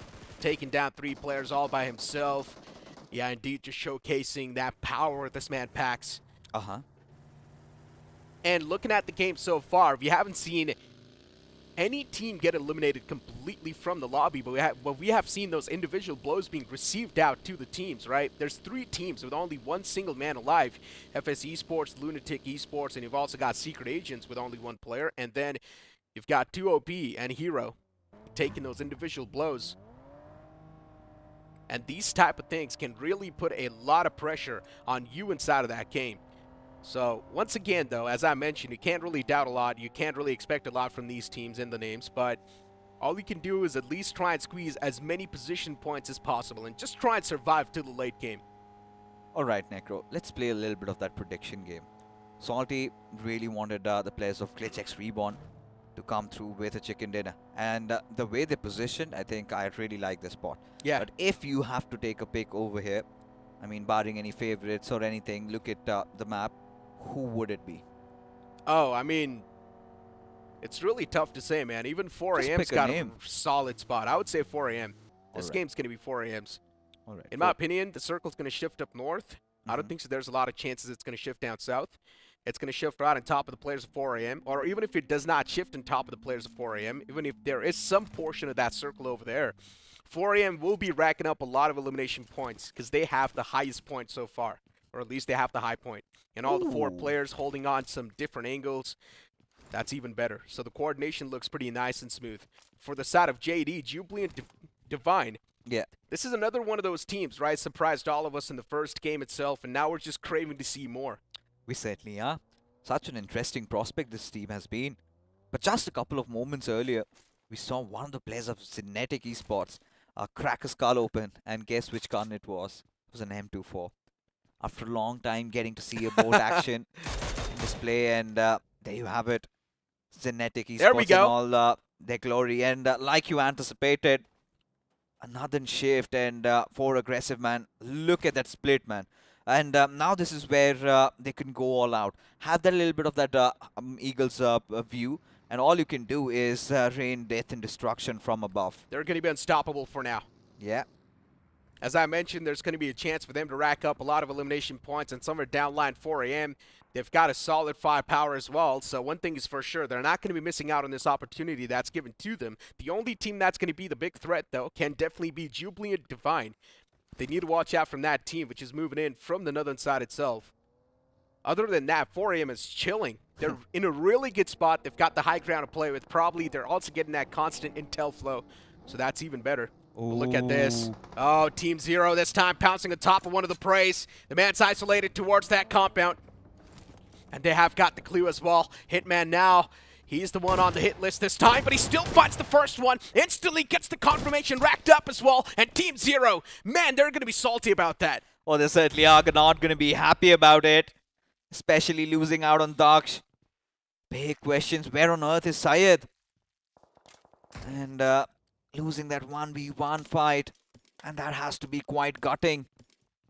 Team Zero opting for all these changes here. Yeah. So far inside of the tournament, we've only seen 2 teams making changes in their playing 4. It's WSB and Team Zero. They're constantly switching up those playing 4, trying to test out the waters, but I'm not really sure if round 3 is going to be the spot where you want to test out the waters, right? You need to have a proper playing 4, but you're confident in knowing the fact that you will be qualifying for the round 4 itself. Looking at Team Inside, and I can completely agree with what you said, right? You can't really experiment in round number 3 because let's talk about what's on the line, what's at stakes. It is just the top 3 teams that make it. And surely, had Syed been there, he would have swung through. But for now, Storm up against the players of Claw Expirat. And looking at the storyline, couple of players already taken down. Zverev showing his backs to his opponents and had to face such a bad fate. As now Hitman from up above, this is what we were talking about. On one side, we had the players of 4 aggressive men. And on the other side, it was Team Storm taking control of those hilly regions. Staying on that King of the Hills position, and Claw Expirat already almost on the verge of getting extinct from the lobby. Yeah, it's not looking too good for them. Claw Expirat started things off with quite a struggle, and once again, it seems like the second game's as well going to be the same way. Yeah, Claw Expirat with just 1 finish point racked up. They once again take an exit from the lobby. This just means the wiggle room for them is even lesser now. The room for error is none left over for the side of Claw Expirat. They cannot make any sort of mistakes anymore. They need to be really wary of every single step they take in the upcoming maps. And considering, you want to hear the worst thing? The upcoming map is going to be the map of Sanhok, and Claw Expirat's record on that map hasn't been that great. And this just makes the matter worse for them. As Jubilant Divine, they've got one of the players of Heroes Gaming in front of them. Master falling prey to the players of Jubilant Divine next, being the one who puts him down and out. As now we do see the players of Fate this time somehow successful in a little bit of that central spot to themselves. However, Lunatics Viper still alive. Just beside the players of 2OP officials though. As Jubilant Divine, they've been such an interesting prospect this time around. Previous game, they managed to get the chicken dinner. One of those teams, they had the center in the previous one, but this time opting through the edges. Really excited to see what can they pull off. I mean, JD, look at the rotation, as you mentioned, right? They're trying to pull off. And this is where the real troubles now start to knock the doors of 4 a.m. The circle moves away from them, but still they've got the high ground to play with. So, with all the intel they have gathered, they can easily try and crash onto some compounds that are still open. I'm speaking of the roadside right there on the top right. Right in front of the players of AMG, Armageddon. We have 4 a.m. They still do stand a chance to rack up a lot of those elimination points, considering there's David YT in the back line, a man who's just pulled off a 1v3 in the past. JD, I also love that rotation they're trying to make, hugging the blue, moving in from that southern side. I'm not sure how successful that breaching point's going to be, considering there's a lot of teams stacked on that side. So JD, they will need to assert some dominance. Oh, they certainly have to. In fact, they will have to find their, or rather fight their way inside the zone. With one of the ejecting points has to be from where Pradhan is. He's the lonesome survivor. Otherwise, they have to deal with the players of Team Storm, who still have that higher grounds to themselves. However, they've been spotted out. Couple of shots at their direction, and this is exactly what I wanted to talk about. Ambush getting this opener. I think this is exactly what JD needed to maybe make it inside the zone. Asserting dominance. That's what you exactly need. JD's position, it's not that great. Still outside of the zone, hugging that blue. I'm not sure what they're doing. The later they rotate, the worse things are just going to keep on getting. And looking at it for now, man's out in the open. A lot of shots are taken. 4 a.m. as well, slowly and steadily marching in inside of that zone. They've already found that breaching point as well. The only team that's currently being a big threat to them is going to be Insight. And they're trying their best to get rid of those players as well. They have found a couple of openers. That's given them the advantage inside of the fight, but is that really enough? Wow. Considering even from the far fray, there's a lot of shots being taken against him. And Charan is definitely trying his best to try and take some precautions. I think you would have loved that spray considering it was from the Scarrel. Yeah. And we did hear about the debate you and Salty had the other day, right? The Scarrel or the M4. And let me tell you, I'm on board with the Scarrel. I love that weapon more than M4. Huh? Yep. Always did. Always have. But now, Team Zero. Addy again. He's been falling down. And for now, it is going to be troubled waters for them as Scout, The IGL retaliates back. He's been doing so much for this team, even in the previous game, getting those 2 confirmations towards the end, kind of trying to push them inside the circle. Now the idea is to try and force the revive on their players. They still have the better of the zone though. The reads have been exceptional, quite stellar so far, but still losing out on Daksh. It might hurt them somewhere down the line. Might. There's a big might right there. Inside, Gripper tossing out some smokes. Glitchex Reborn. They're getting pushed on now by the side of Armageddon. And Armageddon, they've already found the nice opening. There we go. Mullik is trying his best to just completely back away from this fight. For Armageddon, they're like, no, you're not going to have any escape routes right now, my friend. And they even catch another player. This is not looking too good for the side of Glitchex Reborn, considering they're now just taken down a 2-man squad. They're still having a chance to play a consistent game, but is that really going to be enough? And you can actually have a solid game. But just because of that one single mistake, now the chances are taken down even more. In the blink of an eye. Jubilant Divine, they've been done and dusted outside of the lobby already. As I for mentioned, Glitchex Reborn, it's going to be such a tough time, like you said, right? The synergy quite missing over there. Really felt like Mullik was trying to bait himself out, but for the players of Armageddon, now they've got another team right in front of them. It is going to be the players of HR Esports who suffered an early demise in the previous game. Ankit and his heroics took them so far, but now against Armageddon, what can they pull off? Armageddon, at least they've got all the 4 players alive, right? They can try and overwhelm the opponents a little bit more, but I also love that split from the side of the opponents, right? HR, there's one man in the back lines. Extra word, of course, he's taken his own fight himself. He's taken a lot of damage too in return from that fight. Before now, at least his 3 teammates are doing a great job in making sure Armageddon are feeling all that pressure. Buggy almost could have ran over that player too, but luckily enough, he's alive for now. Eventually, he still finds the run over to get the confirmation on the fallen player. But then Fishy, he finds himself in quite a fishy spot. Gets knocked down in return, and now Anki OP at least trying his best to fight back. He certainly was, but now all that remains of HR Esports is going to be Extrovert, who decides to ram in. His buggy comes out in the open, and that's all she wrote. HR Esports, after having that first knock over there, a little overwhelmed, a little too excited, and now they will be outside the lobby as Viper being pushed through by the players of Team Storm.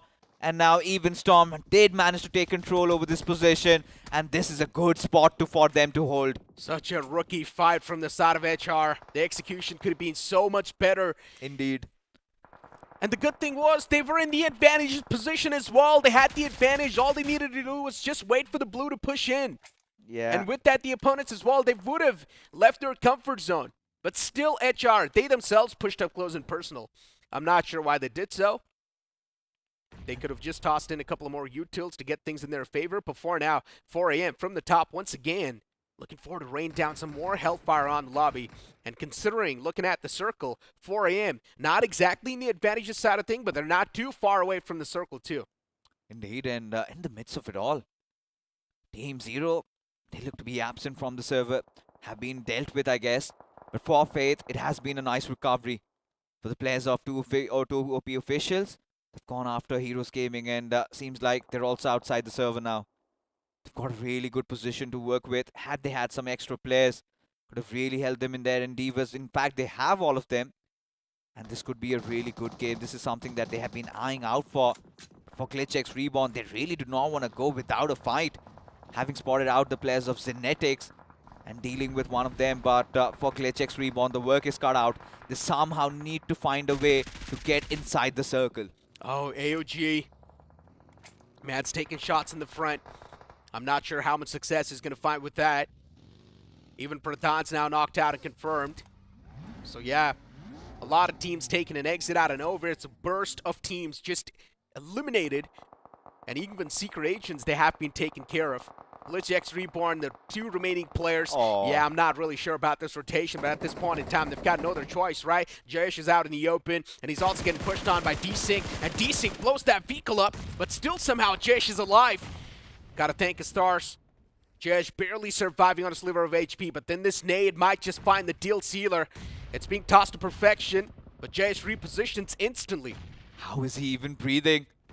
That's a question for another day, as Desync is going to make his life worse, but at the right nick of time does administer that first aid as the pandemonium already breaking out. Faith, they have to hold on to their dear lives as Inside decide to take a fight against Team Storm.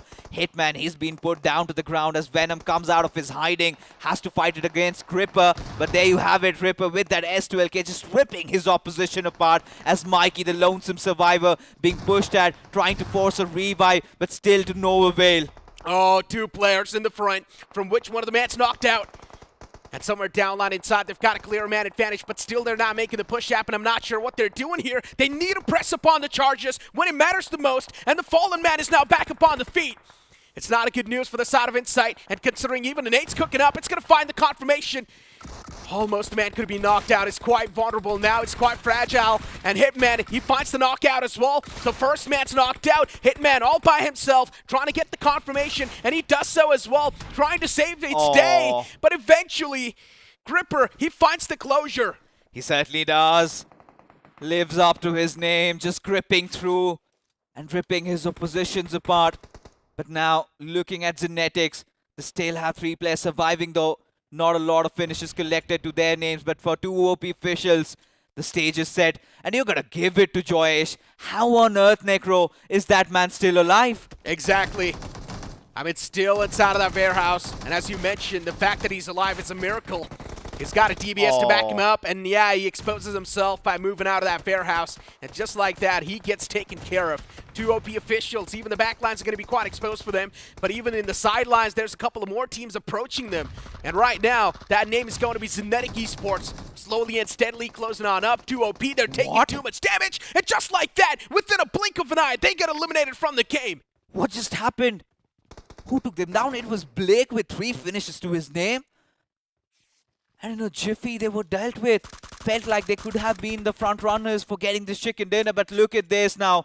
We've got some new names. We've got Armageddon still surviving. We've got the players of Team Inside. We've got the players of Genetics. All these teams failed in the first game of Erangel, and now they have redeemed themselves. Makes things so much more spicier with Failed not really moving a muscle from their compounds. They know they have their work cut out. They know they've got the benefits of the circle. All they have to do is just be patient, be calm, and let the others fight it out and them to salvage whatever remains. Still, though, the backs are against the wall, and it's just a small dip to play with as well. All it takes is one single nade towards that dip, and maybe the players can be capitalized instantly. And look at Gripper.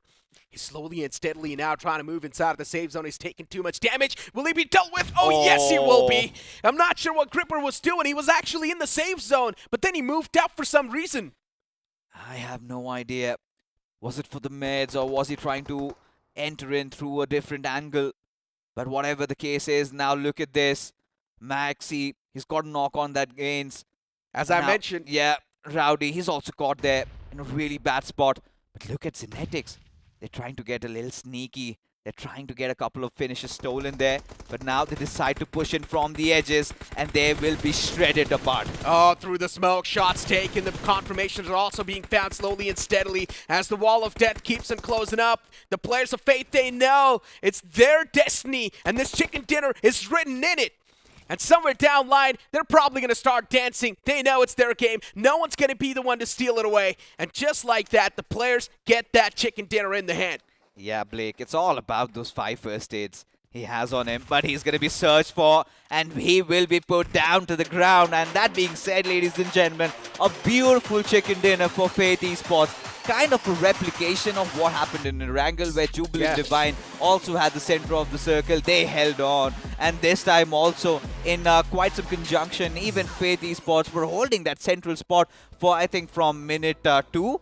And they never left it. All they had to do was just keep on praying. Once the circle kept on blessing them, I think all they had to do was just kind of seal the deal, which they did in style. I mean, let's be honest, though. Faith Esports, this chicken dinner was written in their destiny, right? Somewhere down line, the gods were favoring them so much to the point where in the final few moments, the circle was just clearly on top of them. All the other teams were left outside of that zone. You also mentioned about Armageddon's position, right, in the end. But as I mentioned, the backs were against the wall. They had a dip to play with, one single utility being tossed over there, and instantly one knock was found. So Armageddon, they were screwed as well. Towards the warehouse, the zone just wasn't there, so the players of Faith Esports, all they needed to do was just wait for the the man to squeeze out. But of course, even that man did not really want to give his elimination point away to the players of Fate, so he just got taken down to the play zone. Or not exactly got taken down. He got hunted down by the players, but still, he tried to do so. Yeah, and a quick look at that also. I think the biggest challenge for Faith was all about dealing with the players of Zenetics, right? And the moment they come out in the open, and that's the only smoke out there, all they had to do was every single player spraying that area down. And yeah, for Blake, I mean, all he wanted to do was ensure that he could get as many position points as possible.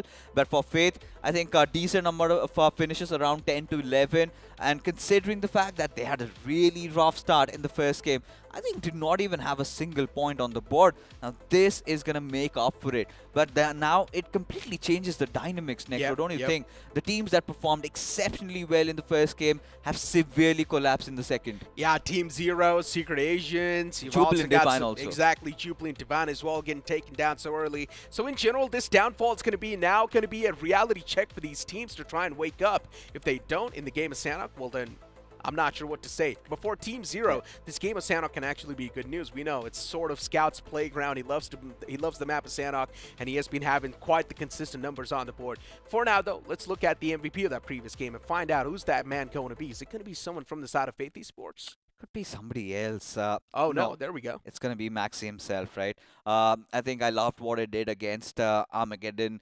Did manage to get that opening knock. And it was all about Faith, like we said, right? Holding on to that center, trying to get as many finishes. There were a lot of those unwanted neighbors trying to hit on their doors. But we did witness some couple of amazing fights, right? Right from the very beginning. I think it was David started things off with that S12K clutch against the players of LNC. And did manage to take 3 of them down. But like we discussed, right, so many of those bigger names collapse. Even GlitchX Reborn. What happened to 4 Aggressive Man? We all do not have any idea. And when we take a look at the top 5 performers, I think some usual suspects that played really well in this game. I just don't understand. A lot of these teams do tend to go for that high ground, but then they just do not really back it up properly. It gets difficult, right? The only reason why you're playing on the high ground is to rack up the elimination points and sort of take down the teams that are rotating around you. And 4 AM, it just felt like they were not really going for a lot of the firefights.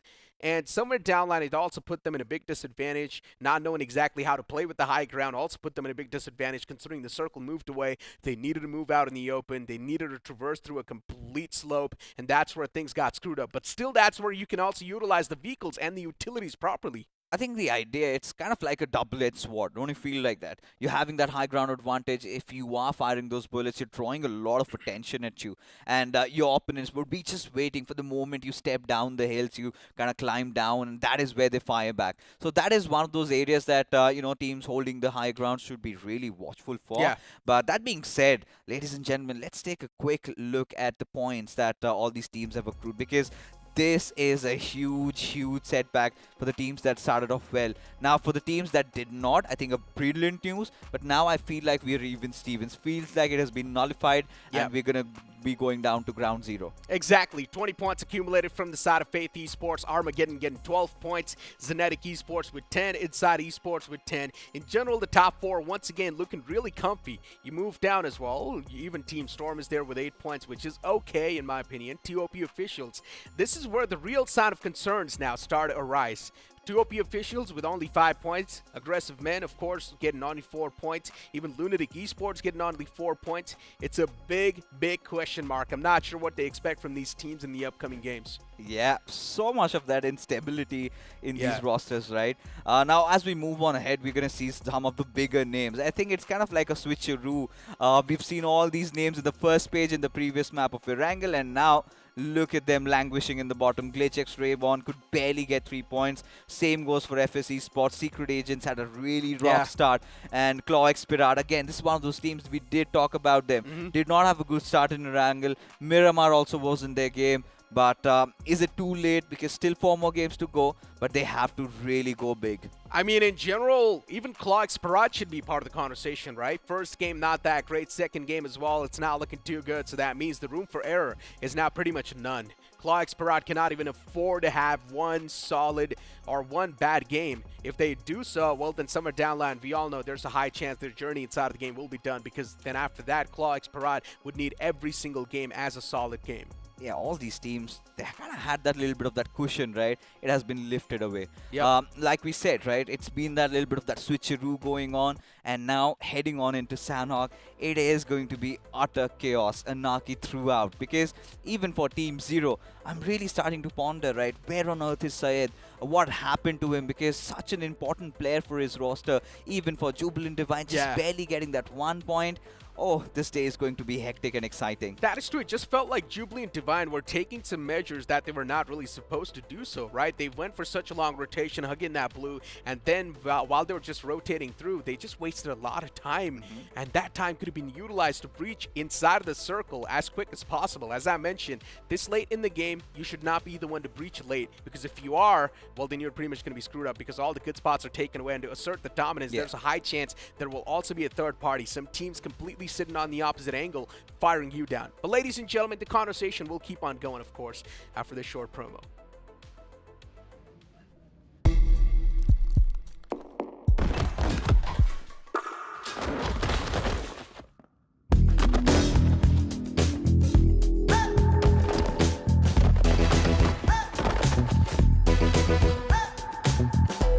Make sure they know with a new Royal Pass. Get epic skins, catch unique emotes, collect exclusive rewards. Don't be default, wear your cred. Battlegrounds Mobile India. I mean, of course, that Royal Pass, it looks amazing, right? And it guarantees you the skins as well. And as you like to mention, it gets you that UC back as well that you spent. You do get that rebate, and you talk about those skins, right? You can personalize that outfit. You could get your own colors there, and you have a lot to choose from. Yeah, exactly. Why else do you think I have the Royal Pass for, apart from that sexy board finish skin that you also have? I mean, of course, I'm a big fan of black color, so I would just instantly completely, you know, get my characters dressed up as black, of course. What's up with black? I mean, why don't you try some new colors, Necro? You've got a beautiful gray on you. I mean, I know. Wait, is it gray? It's not gray, it's green. Oh my god, I'm turning colorblind then. It's my mistake. I'm sorry, Necro, but for now, this is where we're all going to be blinded, because, you know, so much lights out there. In fact, the players are under heavy scrutiny. As we take a look at the schedule, the next game, this is where it gets even more tougher. It is the map of Sanhok. Exactly. Sanhok, ladies and gentlemen, on the horizon. As we know, things are now going to be even more spiced up. We're going to be seeing these teams going on that aggressive side of things.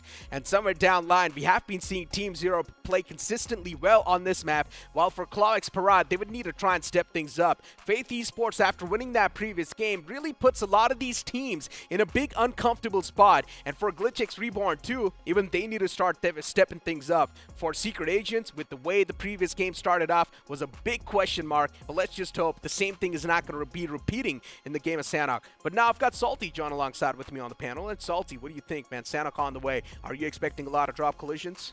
I am expecting a lot of drop collisions. I am expecting a lot of teams to duke it out, because after that second game, Necro, the overall standings, it's kind of opened up. All the teams who performed in the first game, they kind of surrendered, and Faith Esports coming back in the game, Armageddon coming back in the game. I think there's gonna be a great ending to today's day.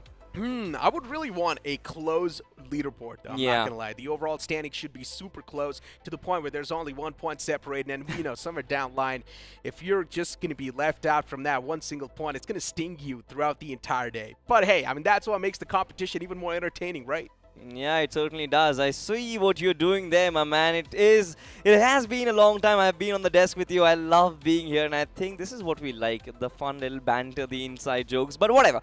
Sanhok coming up around, I think there are going to be certain teams who can do well.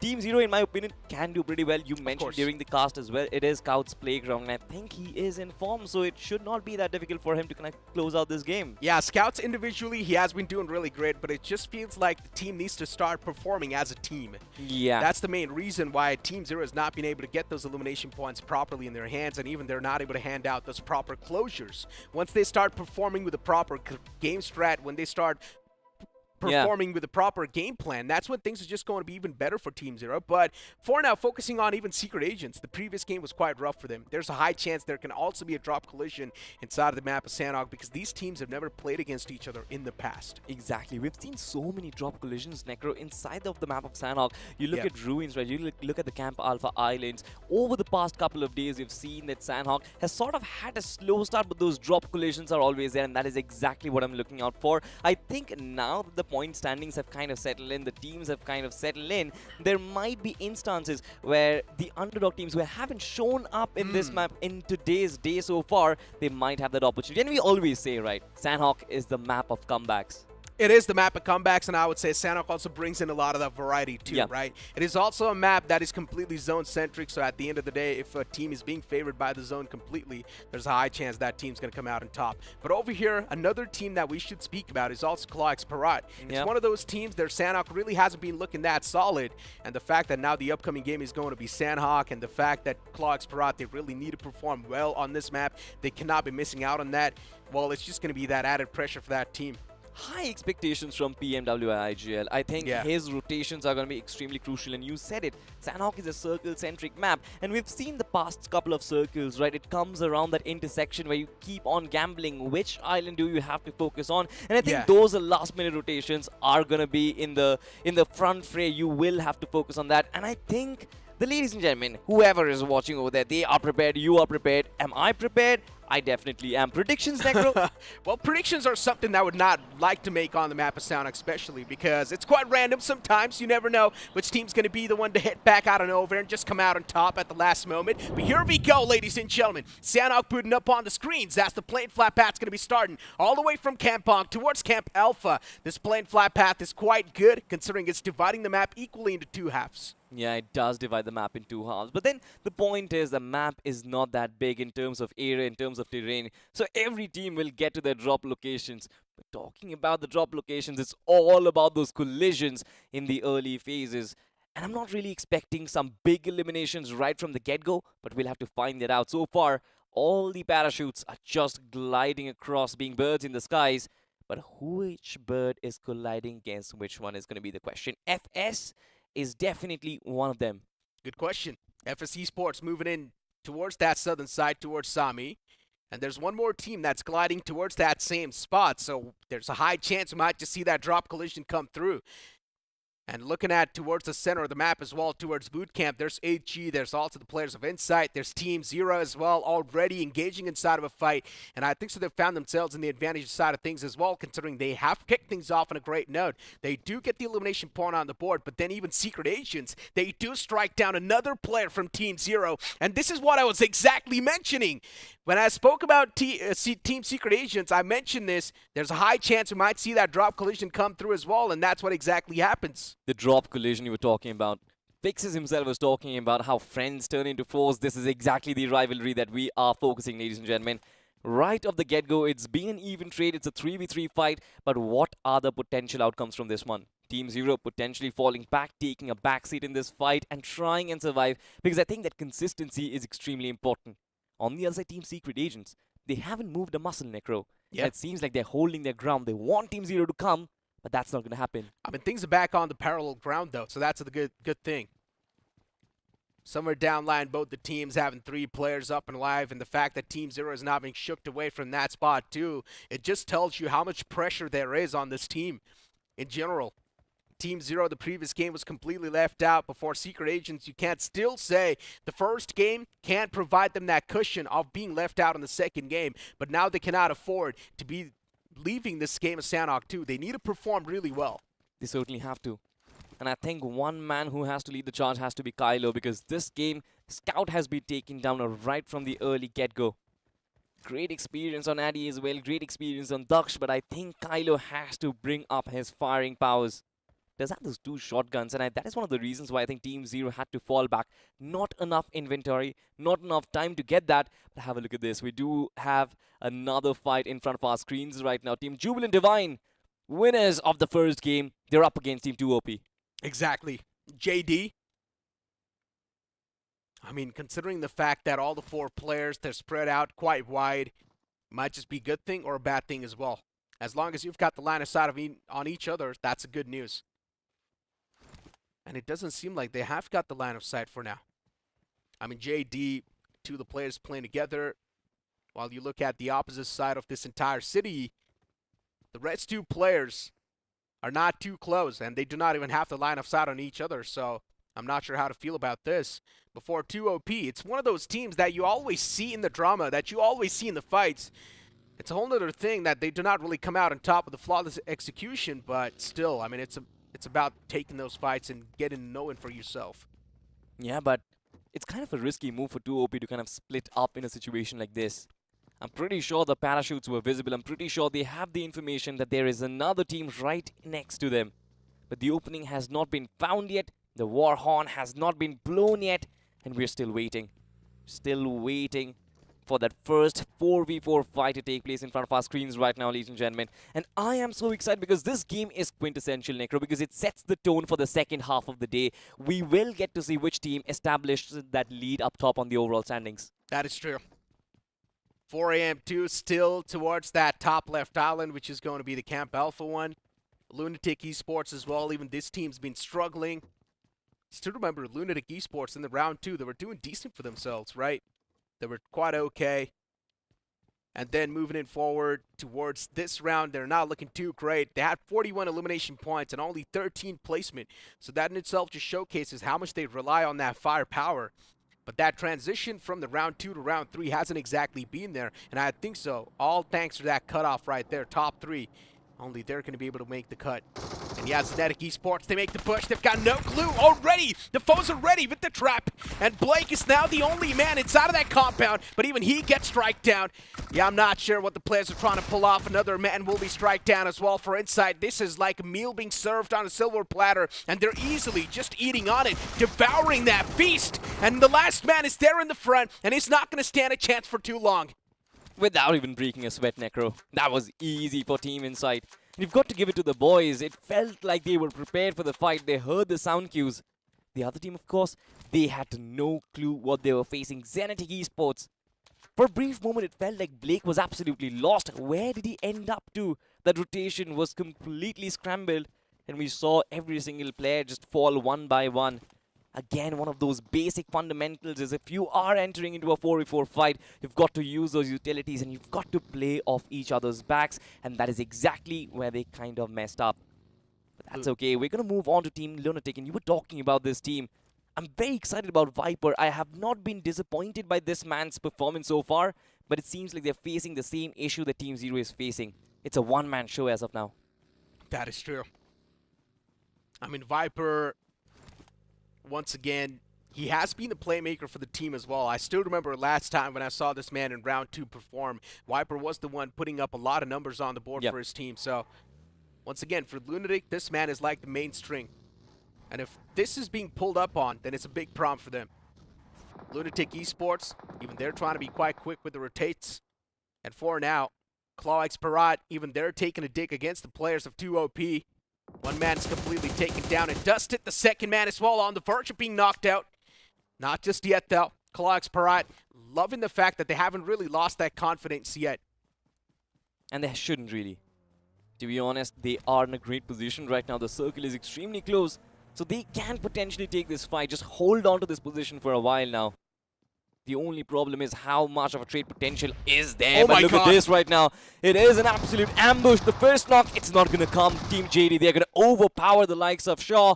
It seems like that was too easy for them. Isolated and exterminated. I mean, 2OP, they're completely scattered all across the board.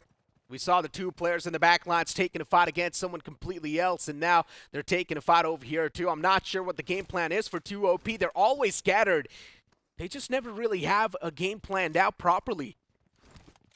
They're one of those teams that likes to just go with the flow. And of course, it's not going to work out in a competitive lobby, right, as this. But eventually, even JD, they're facing the brunt. They have been taking some damage. As Clawx Parat, they do find the opener. And I'm pretty sure at this point in time, Clawx Parat should not go for the ram, and they should just try and focus that position. Exactly. Like I said, the circle is extremely close. Now it is shifted outside. But if this team can manage to gatekeep the survivors of this fight, which has to be JD Esports, there might be an opportunity that they can rack up those finishes. But as of now, Astra is still alive and we are always ready for a miracle. A 1v4 potentially on the cards, but on the other side, we've got Team Lunatic up against Team Heroes Gaming. Oh, Lunatic now. They do sense some threat. AG. One man is in the back line. I love this split that they've got going for themselves. The man in the back's going to be the one to provide that cover fire. He's got so much intel to play with. As Lunatic, they're trying their best to adjust across. But still, the players of HE, their positions completely known. Lunatic knows exactly what the stance is like from the side of HE. And there we go. The opener being found with the utilities. That's being placed to perfection. And Lunatic Esports, they just want to follow up with the confirmation. Look at the amount of nades they're tossing on that same spot. So many nades being tossed. The man's knocked out. Also confirmed slowly and steadily. But still now HG, they're cracking under that pressure. They're losing out on that man number slowly and steadily. Master's position's compromised. It's better that Master just runs away from this fight now. Textbook Sanhok play. I love the way utility has been utilized. Like you said, another nade coming in. It's almost an artillery strike. Every single man has been taken down with those grenades itself. And now individually they are trying to isolate these players. It's just one last player from Heroes Gaming. And I'm pretty sure Heroes' exit is not what he's hoping for, but he will have to leave the field of Sanhok for now because they have been completely destroyed by Team Lunatic. Lunatic. Indeed, Lunatic's inside of the lobby. I mean, the fight that they tried to take was so risky, but still somehow coming out on top from that. Yeah, it is a Lunatic play. Absolute maniacs in the lobby. 2 OP. Even this team's taken down. It's just that one-man squad. Even Team Zero somehow is taken down to a two-man squad. I'm not sure what's going on with the side of Team Zero. I mean, look at them. Now they lost out on Kylo. So now Team Zero is taken down to just that one player. And that's just going to keep on getting worse. And even that one player's not being hunted down. And just like that, the entirety of Team Zero, they have been crashed out. This is a rivalry that we will have to watch out for the entirety of the day, ladies and gentlemen. Team Zero versus Secret Agents. It's almost like they're taking jabs at each other. And one or the other map, the alternate is going to find that knockout blow. But look at this, Team Zero. They were in an initial fight before this. And Kylo was the man who was responsible of taking down 2 players from inside. Oh my god, he took down all 3 in that replay. Amazing stuff from Kylo. And then even this fight from the side of Lunatic was, of course, quite incredible. The utility utilization from that team was incredible. The cook on those nades was perfect. You can't really complain a lot with that execution that we saw from the side of Lunatic. But yeah, for Secret Agents, though, being able to take down Team Zero like that, it's definitely going to be quite a big stinger for Team Zero. One of their main players, Raxo, has been brought down. So I wonder what's going to be their progression moving on deeper into this game. But so far, it seems like Lunatic, they're not stopping. Like you said, they are absolute maniacs inside the lobby. And now they're progressing towards GlitchX Reborn. Now, this is not a team you can scoff at. They came in from the grind, great in terms of stats. And they had a fantastic first game. Rotations, spot on. Their gun game, spot on. This time, they have to face a very familiar foe that's going to be Lunatic. And it seems like, once again, a similar tactic to try and open up using the utility. But no opening has been found as of yet, Necro. Oh, GlitchX Reborn now. This time, they're the one under that pressure. Pushed on by the side of Lunatic. Utilities are being tossed from both the sides. But this time, it's GlitchX Reborn who find themselves in the advantageous shoes. One man knocked out. Lunatic taken down to a 3-man squad. The confirmation isn't there just yet. But at least that piece of utility, it has found that neutralizer. But the fallen man's back up on his feet. So I guess for Lunatic Esports, once again, back in full force. But look at GlitchX Reborn. Look at what Sakura is trying to do. Risky move, Necro. To try and go out for the flank, especially when you're so much out in the open. If you do get spotted in from the back lines, it seems like the entirety of GlitchX can fall. But this is the gamble that they have to take to face the likes of Lunatic right now. And it seems like Marsh and Viper, they can be wrapped around like a serpent. But look at that. Exactly what I was talking about from the back lines. 4 aggressive men are going to come in. Now the flanks have been destroyed. And GlitchX Reborn, they are at 50% strength now. That is true. GlitchX Reborn. Things just keep on getting worse. The man on the flank getting caught as well. That's just even worse now. And it's just 2 players from the side of GlitchX Reborn to play that tower defense. I mean, they have got this compound control, but it's not looking too good considering the unity is not going to be there for now. Both these players, they would need to fight individually. They would need to fight their demons all by themselves. It's going to be a tough pill to swallow, but somewhere down the line, they would need to try and man up and fight this. And that's what they're trying to do. Lunatic, just like that, not even breaking a sweat. They get the closure. 7 eliminations, not a single player being lost. This is the start that they were wanting. We were saying that this team was always knocking on the doors of that performance. And it seems like the doors have opened up. The doors of fortune smiling on them. But where do they go from now? Because in front of them is going to be Jubilant Divine. And it seems like Team LNC, they're not stopping at all. What is up with this team, Necro? Lunatic. I mean, their name is Lunatic, right? So what do you expect? They are the maniacs. Fights after fights. They're getting their inventory reset after every single fight. They just loot the death crates to do so. Now Jubilant Divine. Oh, the man just went for that pixel peek. Shots were taken against him. Viper. For Lunatic Esports right now, they know exactly where the players of Jubilant Divine are too. And right now, the players of Jubilant Divine, they're taking too much damage upon themselves. Mad's knocked out, almost on the verge of getting confirmed as well. And the players of JD, they're starting to break a lot of sweat. Lunatic, automatically, they just find themselves in the advantage. Why not? The third eye from Lunatic has opened up, and they can see everything. They can see that Jubilant Divine, they are trembling, they are crumbling under the pressure. And I don't think the revival is going to be extremely successful. They've lost one of their players. Ambush is quite low on HP. He has no healing utility. And look at the blue zone. He's trying to outrun it, but it's a race against time. Ambush. Push harder, run harder, my friend. Run faster, because otherwise you're going to be swallowing that very, very sour pill. Yeah, I know it's going to be knocked out. I don't think Ambush can do a lot there. But instead, it is the man from Lunatic to actually get the knockout as well. So you can't say the elimination point is sort of secured. And Jubilant Divine now taken down a two-man squad. I'm not sure what Jubilant Divine were trying to do, though. I mean, they should blame themselves at this point. They do not have a vehicle to rotate inside of the safe zone. They're out in the open. They do not have a proper playing structure. Do not know how to rotate. Do not know what the game plan was going to look like. This team was just trying to go with the flow. That's what it seems like. Exactly. And Jubilant Divine right now, they're starting to face the brunt. And of course, on the verge of being completely eliminated from this game too. And they will be eliminated, I guess, considering after this, they're just going to be taken down to that one last man. One man's disadvantage is going to be the advantage for someone else. Team LNC just utilized the fact that they were rotating out in the open, spotted them out, and completely destroyed them comfortably. But now for Team LMC, I think this is the time where they have to calm down, because now they are over-firing.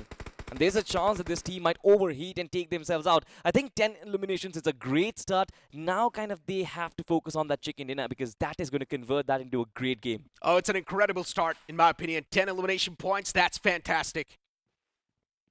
I mean, imagine in the late game, they're just going to start to rack up even more finish points, so that's just going to add on even more and even better. At 4 a.m., firing against the players of Faith Esports. Constant shots are taken. Maverick has taken too much damage as well, but he backs away at the last nick of time. Maverick patching himself up. 4 a.m., they always do find themselves in a really good spot inside of the zone. But for some reason, the firefights are lacking from this team, and it's not something that I've seen in the past.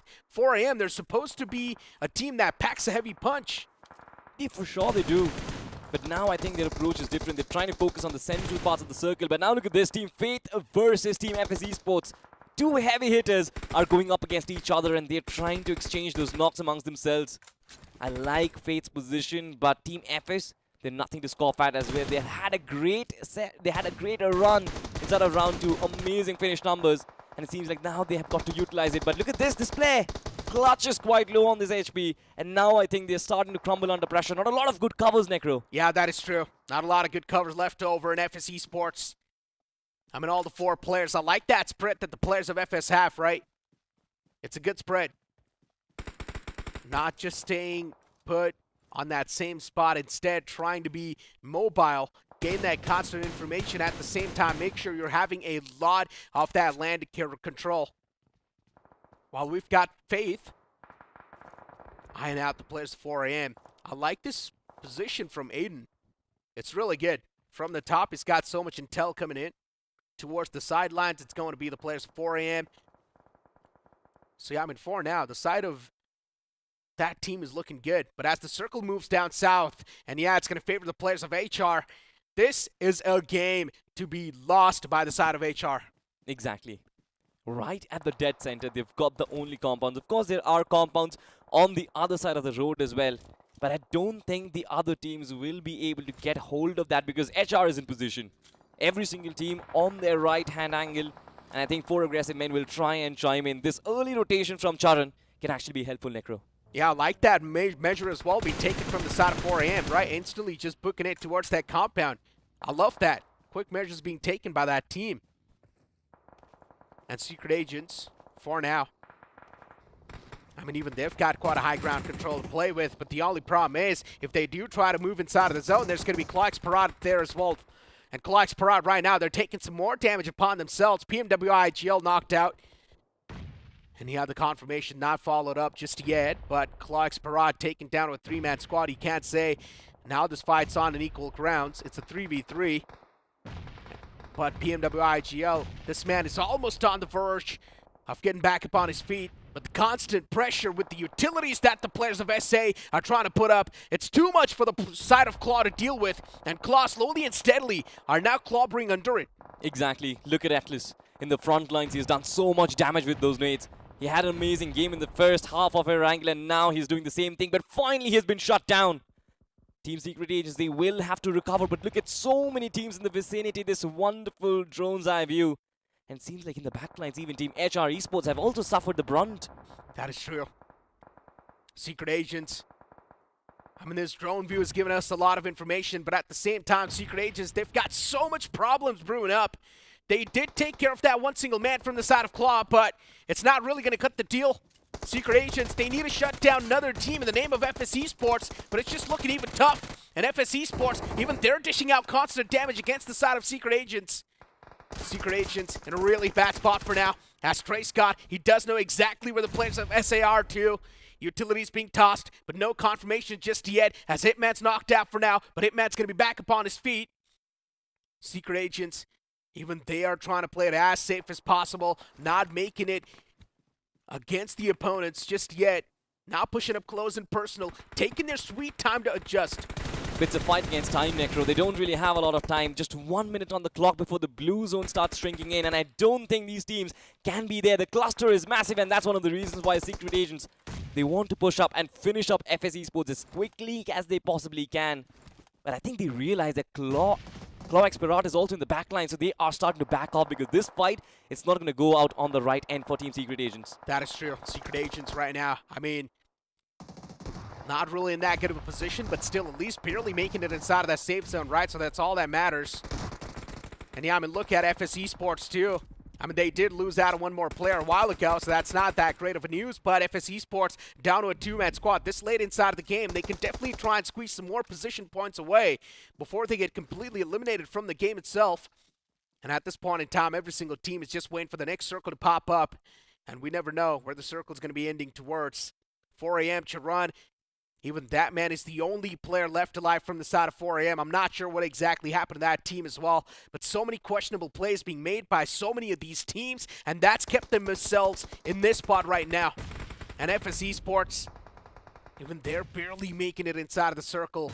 Salty, backs against the wall. Soon enough, even the wall of death is going to start to close in. Not a lot of time left to try and make some moves. But I like the fact that FS Esports is still trying to survive. No matter the apocalypse, this team, they've managed to kind of bring down everything against their odds. Team Claw Expirat was coming in from the back lines. They had another team pressuring them from the left-hand side, but this team still managed to survive. But I think there's one team who can really make the benefit out of this circle, and that is going to be HR Esports. They had the favorites, and now Team FS Esports also are under attack from Armageddon. Another team with a 4-man lineup right now. Armageddon. I mean, look at the split that they've got. Aditya, next to impossible for this man to get the revival for now. But Armageddon still, one man being left out in the blue. I'm not sure what the game plan is for that man. He barely squeezes himself inside of the circle too. But the util that was being tossed from the opponents was looking quite perfect too. But look at Armageddon gains. He gets 2 elimination points for now. Does not get the confirmation just yet, but still managing to spray down 2 players. That was insane. Armageddon slowly and steadily, even they're getting hit back, but still, with the way they have started to execute the fight, it does seem like they were supposed to be in the advantages side of things, but then HR, they somehow pulled things back in their court, considering they had the man advantage in the end, and a nade sails in towards that perfect spot to get the closure.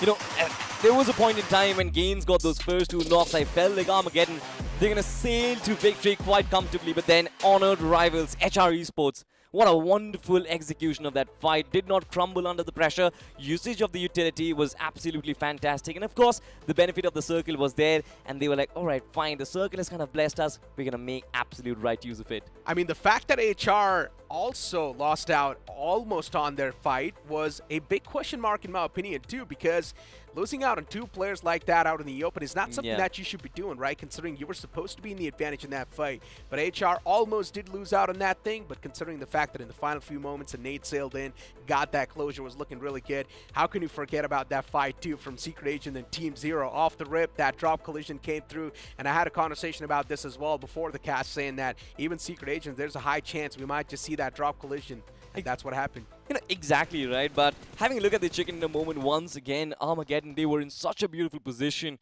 It was the blue zone, like you like say, the wall of death was just closing in, forcing Team HR to come out in the open, and that kind of made that advantage, the great advantage for Armageddon, but they could not capitalize. Shots from Fishy were so beautiful, absolutely precise, the positioning was marked, and the nades sailed in right at the exact time. But to bring our conversation back to the topic of Secret Agents at Team Zero, of course, we did expect drop collisions. We did expect the friends to have their interaction at the start of the game. But it seems like these 2 teams, they're a match made in heaven, because it's not just the drop collision, Necro. Even when they rotate, they keep on duking against each other one time at a time, and it just never really ends. Yeah, I'm not sure what exactly is going on between these 2 teams, but one thing is for sure, as you mentioned, it seems like a match made in heaven.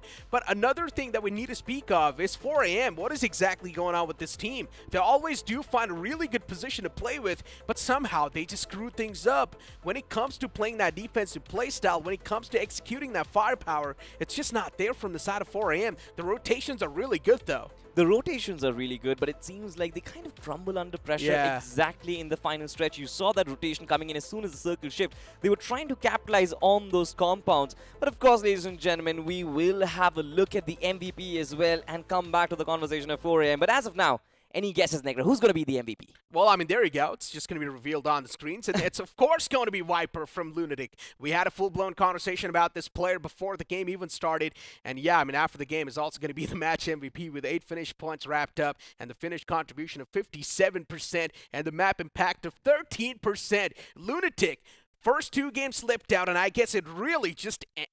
They were just really pissed off about that. Exactly, and Sanhok was the map where they could capitalize. I've always said that Sanhok is a map of comebacks, and it seems like when they got in the mentality of just taking fights left, right, and center, they did not back off, and I think that is the attitude that every single team needs to be.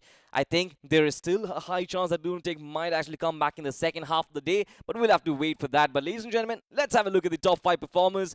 Followed up by Viper, there's going to be Fishy from HR Esports. Great accuracy from this man. 5 eliminations. And then, of course, you've got Rowdy from Armageddon. Yeah, and then you've also got another man from the side of Lunatic. Once again, it's going to be Yush. And then Kylo from Team Zero. For Team Zero, I'm not even sure what exactly is going wrong. The man's got 100% finished contribution. Kylo was doing all the heavy lifting right there. We also saw the 1v3 clutch being pulled out from the side of Kylo where his teammates was knocked out. And towards that warehouse, he completely clutched the situation out with the DBS in the hand. So, in general, Team Zero, they do have the individual performance, but as a team, they're not able to perform. And it's something that's been a big sign of concern. Not just over here in the main event, it's been a concern that's carrying on forward from the grind itself. Exactly. But we'll have to find out how many points did they acquire. Ladies and gentlemen, let's have a look at the point standings and figure out how much of a change the scorers will have to make on the overall one. HR Esports, 22 points on board, 12 eliminations. A great game, but then look at the second position. 14 finish points on Lunatic Esports. Just 1 position point, but I don't think they're going to mind that. But even Armageddon getting 14 points, right? Looking really good. Oh, yes. Solid stuff from that team, too. Faith Esports, 9 points. I would say that's a decent outing. Secret Esports, or Secret Agents, getting 7 points. Again, it's not that great, but still it's something that's going to keep the boat flowing, right? Something that should keep them inside of the race barely. They're not going to be in the top 3, but They should be somewhere near that, and it's all okay in my opinion, considering you've still got 3 more games to go. Exactly. I think for Secret Agents, one good thing that they've done is that bank on that consistent performance every single game, and that one big game which they are always awaiting for, I think that is going to be the one that makes the difference. For Aggressive Man, we were talking about them, 6 points on board. We will come back to that conversation. Clorix Pirat Esports on 6 points as well. Team 0 on 5. I think they could have done potentially better. But then let's have a look at the second page and find out what are the outliers doing. What are the teams who have had disappointments on the map of Sanhok? I mean, Clorix Pirat, another game of Sanhok slipped out right here. First 3 games, not that good of an outing. A known name on the verge of being kicked out of this tournament. The room for error now is none, pretty much. Not next to none, it's none. So Clorix Pirat, the upcoming 3 games, they need to be all good games. One single game missed out, or one single game not that good of a performance. Even inside one single game, they get 5 points. Yeah. It's done for. They cannot afford that. They need more than 15 points in all the 3 games that are left over. 100% agreed. But look at this page. Majority of the teams that you see on the second half of this page itself, I think were victims of Lunatic Esports and their early aggression. Yep. Glitches Reborn, you see there. I don't think they were capable of putting up against the utility strike, the artillery strike that Lunatic brought in. And I think this is something which they will have to recover from, because great games in the first one, decent ones, decent outings in the second one as well. But now I think Glitch Reborn, they will be under the pressure. The same thing can be said for Jubilee and Divine as well, right? They got the chicken dinner in the first game, but then after that, we just haven't really seen that momentum carrying on forward. So for Jubilee and Divine, one thing is for sure. Now the sign of concern once again start to rise. There's going to be a lot of fans in the chat hoping and worrying for this team, but Jubilee and Divine, they need to start doing something. The previous game, it just felt like it was quite an unorthodox fight being taken, but at the same time, it's their fault because they were out in the open. All the 4 players were completely spread apart. They were not on the same page. Gone are those days where, you can't really rotate on the map of Sanhok with vehicles. Yeah. Now vehicles are quintessential. You cannot rotate out in the open on foot. And that is where I think Jubilant Divine really messed it up. The fact that Lunatic had the visual, it was amazing. And of course, Lunatic, the kind of form they were in, they were never going to miss those shots. And Jubilant Divine, they had no clue how to handle that pressure. But like I said, I think if Jubilant Divine figure out a way to kind of avoid those early collision, I think this team can definitely make a mark. But speaking about making a mark, I think Crafting the Esports will certainly make a mark in your heart because of this promo right there. It's coming across your way. ये है बदनसीब लाल। इसने अपना नसीब बदलने के लिए काफी टैक्टिक्स ट्राई किए। अरे यार, कब चमकेगा मेरा नसीब? पर नसीब चमकता ही नहीं, क्योंकि हमेशा थर्ड पार्टी हो जाता है। इनका आज का दिन कुछ टफ सा लग रहा है। Just like every other day.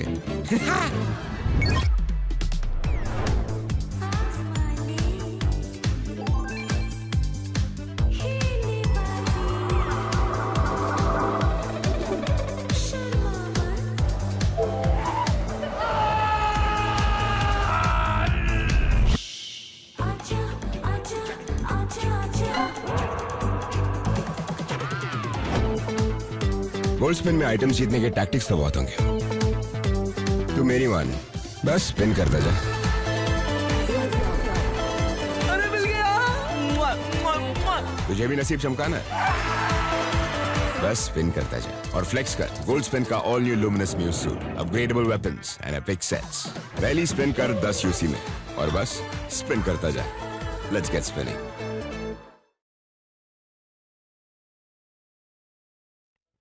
That Luminous Muse set, of course, looks quite incredible, and all it takes is 10 UC per day to go for that first spin. So what are you waiting for? Go log inside of the game and get your 10 UC ready and go for that spin. Maybe you can't be the one to be on the lucky side of things and get that nice set in your hands, or maybe that barrel as well. That looks pretty incredible. But yeah, moving on forward towards the conversation, right? Now the upcoming map is going to be the map of Miramar, where things can be a little bit more stable for these teams if they do want to. But looking at how things are shaping up slowly and steadily, the known names are not able to perform that well. Yeah, certainly the known names haven't really performed. Team 0, we've just seen they have kind of crumbled under the pressure. They were being caught out by Secret Agents, but I love how Secret Agents have performed so far. I think, like you said, consistent performance across the board. They're just awaiting that one big game. But now I wonder what's happening to GlitchX Reborn and how are they going to come back from this state? That is true. I mean, GlitchX Reborn, we saw them play the first 3 games, and so far they haven't really been there exactly on the board. There's so much to work on for GlitchX Reborn, and I'm not sure what exactly they would need to try and pull out, but yeah, I mean, they just have a lot of room for error. That is there for them, but this upcoming game now, it's just going to take that away as well. So for GlitchX Reborn, qualifications on the line. It's one of those banners we all expected to qualify, considering they're supposed to be the consistent lineup. You know, I have no clue if it's the curse of the fact that the grind teams have not been able to progress, or is it the caster's curse that I had my bets on GlitchX Reborn. But it's fine. I'm pretty sure the extraterrestrial factors are not going to be coming into play, but someone who is also extraterrestrial in terms of his heroics on the desk. This man is back on the panel. It is my good friend Fixes, but you know, Fixes, Yeah. how pumped up are you for the second half? Because now it seems like something that we predicted, that it is going to be a very tight overall standings. We have that in front of us. I'm more stressed than stoked at this point. Especially we've hit that halfway marker and so many of those big names already on the verge of collapse. And when you're looking at the other teams also perform out, you're not finding that consistency coming in through. It's just a handful of names. I think Armageddon, they had a nice transition from Miramar into Sanhok. Getting a second position isn't too shabby. But the discussion has primarily been across from GlitchX Reborn. We've seen the players of Team Zero also struggling. They haven't been putting those points on the board, and now they will have to fire on all cylinders. They certainly will have to fire on all cylinders. But ladies and gentlemen, we do actually have a surprise for you guys, and I think that has been revealed so far. There's going to be an addition from the next round onwards. It's going to be some colder maps. It is very cold out there, ladies and gentlemen, because it is Vikendi that is going to be making a comeback from round 4, and I'm super excited. Fixes, gone those days where the circles always used to come out on top of Castle or Mount Kresnik. I think this time around, Vikendi, it's going to be a blockbuster. It's always like opening a mystery box. You open it and you do not know what to expect. And the best part is that not a lot of these players are aware with the topography of Vikendi. Vikendi is out there. This is again a reminder. We're going to see that in round number 4. But what is still out there is I do not know which map is it going to replace, because we're still going to have those 6 games. I think it Sanhok, one of those Sanhoks will be cut off, but regardless. Now back to business, Salty. So many of those big names, now they will have to perform. It is do or die moment. It certainly is do or die moment. Like I said, the curse of the teams coming in from the grind, it's still going to be there. Fixes. The curse of the fact that the experienced teams, the Goliaths, have been falling left, right and center. It's still there, and I am super pumped. But now it brings me to the question, and I always do this at the halfway stage of the day, and that is, which are the 3 teams do we think are most likely to make the cut? I always think that the first one, I'm not sure. Is it gonna be Secret Agents because of consistency? No, I don't think so. I think Secret Agents have been getting those 8-9 points, yes, but there have been teams who have already hit that 20+ marker, getting those chicken dinner. That is so crucial. Yeah. Just a couple of moments ago, Heroes Gaming out of nowhere, they also strike, right? Yeah. But Armageddon, like I said, right, this is one of those teams that is being constantly putting up those numbers. Second position in Miramar, again in Sanhok, you're getting those position points, couple of finishes here and there. I think from here onwards, it's so difficult to comprehend which are those really top 5 teams, because I still feel this has to be the toughest group of round 3 so far. You know, I like the fact that Fixes had so much stress on his face when he's trying to calculate, because if this man is having a tough time to calculate, I'm pretty sure you guys are also having a tough time to calculate. But don't worry, that job is for the scorers. For you, it's about the next game which is going to come up, and that is going to be the map of Miramar. I am excited. Fixes, you're excited, and this is how I'm going to start every single game of the day. Are you excited as well? Are you ready is what we're going to say it out loud, as we're about to make waves, and we know what happened just there, but we love that camera attention, don't we? As just in the next couple of seconds, we are going to be taking it up to the skies. Yeah. But for you viewers, you need to help us. You need to tell us who are leading the charts, because you've been doing those numbers, you've been cracking it all down, because I really feel like so many of those names, and even for the underdogs that have really stepped up, Jubilant Divine, they come up with getting a chicken dinner. suddenly vanished from the maps. They're not getting those numbers on the board. But here we go, ladies and gentlemen. Everything is set for all these players as the flight path trajectory will be all the way from the eastern side. It is going to be from the truck stop area towards Monte Nuevo. And this time, the flight path trajectory isn't too shabby. Absolutely. In terms of that, I think this flight path, it's almost horizontal, which cuts the map in two halves. So if you want to reach the northernmost territory, you will be able to do so. And I think that has been the case. A lot of teams have been focusing on the regions of La Cabrera, Torreamada as well. We've seen teams go towards Valle del Mar, Chumacera as well. So we'll have to find out where do these teams land and if there are going to be some drop collisions or no. But I think with this Miramar fixes, even though the aggression has been amped up, I think we might have to welcome back the good old days of the podcast hours, because Miramar has been extremely slow. I don't think this time we'll get that opportunity, considering so many big names, they're in contention. Now, the moment we take a look at this map, right, so many of the other names also do strike in front of us for aggressive man. Now, this is also one of those teams that we were talking about, FS Esports. We barely talked about them in the previous segment. This is also one of those teams that we do expect to perform, and they have been getting those numbers, but is it going to be enough, especially when the cutoff is top 3? And even for 2OP officials, I think one of those games of Miramar was decent for them. Claw Expirat, they suddenly seem to be languishing at the very bottom, and it has been so unstable, but looks like Lady Luck is trying to bless Armageddon. And look at this zone. What on earth is this? Yeah, exactly right. Now, this can go anywhere. This certainly can go anywhere. But what about those two tiny teeny islands on the waterways? I am greedy fixes. I'm not sure about you, but I am always looking out for those extraordinary circles. But for now, let's bring back the conversation towards FS Esports, because I kind of was trying to draw parallels between FS and Carnival from yesterday. I thought that from FS we were going to get a similar performance because number 1, experience, number 2, firepower from round 2. It seems like that has taken a backseat, but like you said, the numbers were there. But now look at this. A fight in front of our screens. Fate Esports versus 2OP. And who's going to get the first knock? Brain dead. Shots did not really connect. He does have to fall back, but it seems like a massive advantage in the hands of Team Fate. Oh, indeed, Brain dead. He's dying. He's kind of trying to find some sort of meds on him, but nothing so far. He has to escape from this fight. He needs to scot-free. But now Hagemaru, pressure on him as well, as Fate just decide to ram in. They want to take those early fights. Now this is what I was talking about. Fate even did have that one good game, but the consistency is still lacking from their side. As Astra, his position absolutely compromised. And look at 2OP. They just scattered, and we do not find any structure in what they're trying to accomplish. Pre-fires from Aiden.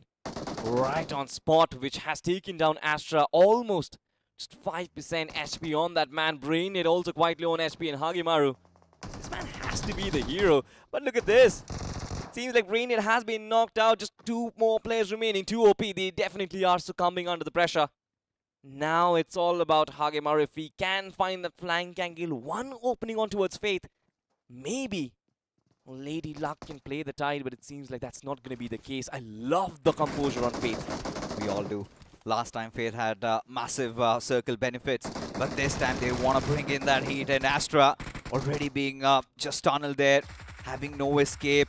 I think this is where Alfie has to lead the charge, and rest of the players need to follow, but he's got other ideas in mind. He's barely running out of ammunition there, and Hagemaru still trying to fight back, but to no avail. The Scarl and the UMP combination. 3 players right in front of him, has to isolate, but they are going to overpower, and the knockout blow is there. Just 1 player who still remains, and that's going to be Astra. Not a lot of hopes on this man, and there he goes. Team Fate, the first victory of this game, and Miramar is off to a flyer fixes. And for Team Fate, it has been that map where they kind of amass so much of those points, and this time a different approach, though, a rather more aggressive approach. Considering the fact that they had to take a fall in the previous game, they really need to fire on all cylinders, and seems like they're doing exactly the same as even the players of Zenetics. They've already dealt with one of those lost Team Storm, and there you have it. The notorious squad, Team Lunatics, they've already began, and they are racking death and destruction on their opposition. Where on earth are they? He's trying to find this particular team as Hitman. He He's been brought down to the ground. It is a fight that is happening around El Pozo. But taking a look at the circle, Cloax Pirat, they have a really good zone to themselves. But let's not forget Jubilant Divine. This one team does have that central position along with Armageddon. Yeah, Look at Viper. Oh, does not seem to stop at all. the floodgates have opened, Fixes. Yeah. He is going to keep on chiming in, but talking about Team Zero as of now, it seems like dropping down on the southern parts of the map now, using that southern highway to enter directly into the circle. It's a great injection point, and more importantly so, because there are not a lot of teams who have managed to find their way inside the circle. There are so many teams who are outside. Look at that split from 4 aggressive men. What? Team Storm? They've been eliminated. It's just the beginning moments of the game. And 2 teams already down and out. And even for Team Zero, Salty, they have to be aggressive. You know, just getting a chicken dinner is not going to be enough. They need to at least accrue 40 to 45 points if they have to ensure qualification. But getting back to what you were talking about, for 4 aggressive men, they've got a really good spread, but they really need to kind of get inside the circle really fast. In the previous game of Miramar, we could see them holding on towards the hilly areas. They were kind of having that King of the Hills position, and they were really enjoying the time. But the moment they had to get away from there, that is where the trouble arose. But this time, it's all about the timings. I think they are going to have enough of that loot, but how are they going to inject themselves inside the circle? That is a big question. I love the fact that you mentioned timing, because Heroes Gaming is also in Campo Militar. It seems like whoever is going to be the first team to rotate from that spot will have a massive advantage, because the other team will have to face the brunt of a gatekeeping situation. FS also just south of that La Cabrera region. We were talking about Team HR as well, lovely positioning, but slowly and steadily majority of these teams will start to chiming and find those places inside of the circle. But how are you going to find the spots if 50% of the circle is in water? Do you start swimming? I think we're kind of trying to get a slight idea that this is either around the Puerto Paraiso Hills, or maybe kind of takes a curveball. We've seen these circles kind of go down towards the western side. Who knows, we get to see a Lost Leones zone as well. And that entire city has been vacant. And this is for the first time that we've seen that in a game of Miramar, nobody decides to go towards that city. But for now, I think as things stand, GlitchX Reborn right in the middle of 2 different teams. You've got the players of 4 aggressive men. You've got the players of the players of secret agents. And there's another team. You've got even the players of HR, Armageddon not far behind. But I see what GlitchX Reborn are trying to do. Yes. They want to take control of that eastern Los Leones Hills, because once they have that higher ground, I think a lot of information will be relayed to each other. You know, I'd request our producers to pull up the map right now, because something extremely interesting is happening. Like you said, right, the eastern hills of Los Leones, they're trying to get that high ground advantage. In fact, a lot of teams are trying to get that advantage, but this time, oh no, Team Zero has to be aware of Team Zenetics. Team Zenetics let them pass right underneath their noses. That was surprising. It's the pressure. Right from the very get-go, they did lose out on desync, didn't they? Yeah. It's a 3-on-4 situation, and they've gone way too defensive. They did not know about the whereabouts of the players of Team Zero. But for now, Zenetics, they need to be really careful on how they approach it, because look at Team Zero. Feels like they're kind of trying to surround them, trying to pincer them down, and maybe then they're going to thread the needle and get that opener. But for GlitchX Reborn, things look really nice. But just nice is not going to make the cut, right? Even for GlitchX Reborn, they need that big game. With Lunatic, they've gone all out. They decided to rain in on hellfire on all these teams. And now, they have also started their rotation from El Pozo. This is time, because now look at the circle. It's a massive shift towards the shorelines. Team Claw X Pirat, I think for them, this is the circle of blessing. And I still wonder what is going on with 4 AM, because it's high time you start the rotation. Even Team Heroes Gaming has started their rotation right now. If you don't make it inside now, I think you're gonna have a very tough time making it through later on. Because majority of the compounds have been occupied already, right? Teams have understood that it's not going to be an urban circle later on. Los Leones has been abandoned. And apart from that, I think there are not a lot of compounds fixes. It's a very hilly terrain, and I'm not sure if the teams are capable enough of holding on those small little ridges that are going to be there. Look at that cluster around that northern side of that circle. So many teams, in fact 5 to 6. But this time a little bit of a decent start for Secret Agents. If you look at the bigger picture, the last game, if you remember in Miramar, they had those early casualties. Lost out on 2 of their players, and then they had to play defensive. Found a little bit of that ground in Sanhok, but just those 7 to 8 points are not going to be making the cut, right? It is always about trying to get that top 3 position, and Team Zero, this time, they've decided to go your ways. Like, you always keep on talking about trying to hold the center of the circle, trying to have a better position, and then maybe go engaging into the fights, which is understandable. And now, for Team Zero, they need to get the chicken dinner. And just not with 4 to 5 finishes. They need to get those extra 7 to 8 in order to make sure they're back into the race. I'm not sure if my ways are going to be enough for Team Zero right now. Yeah. They will have to take the ways of Team Lunatic, find out teams and go and exterminate them. I think they will have to go out on that manhunt. But like you said, GlitchX Reborn, the high ground is going to be massive. But that is where the doubt really creeps in, right? With so many teams fighting for the center. Now, if Team Zero goes hunting down, I think they also might get hunted. Kind of gives them, kind of makes them vulnerable, to be honest. Yeah. And they really cannot afford that. They need to have a good game in Miramar, otherwise it is done and dusted for them. As Hitman, he's got the entire team of Team HG just passing by.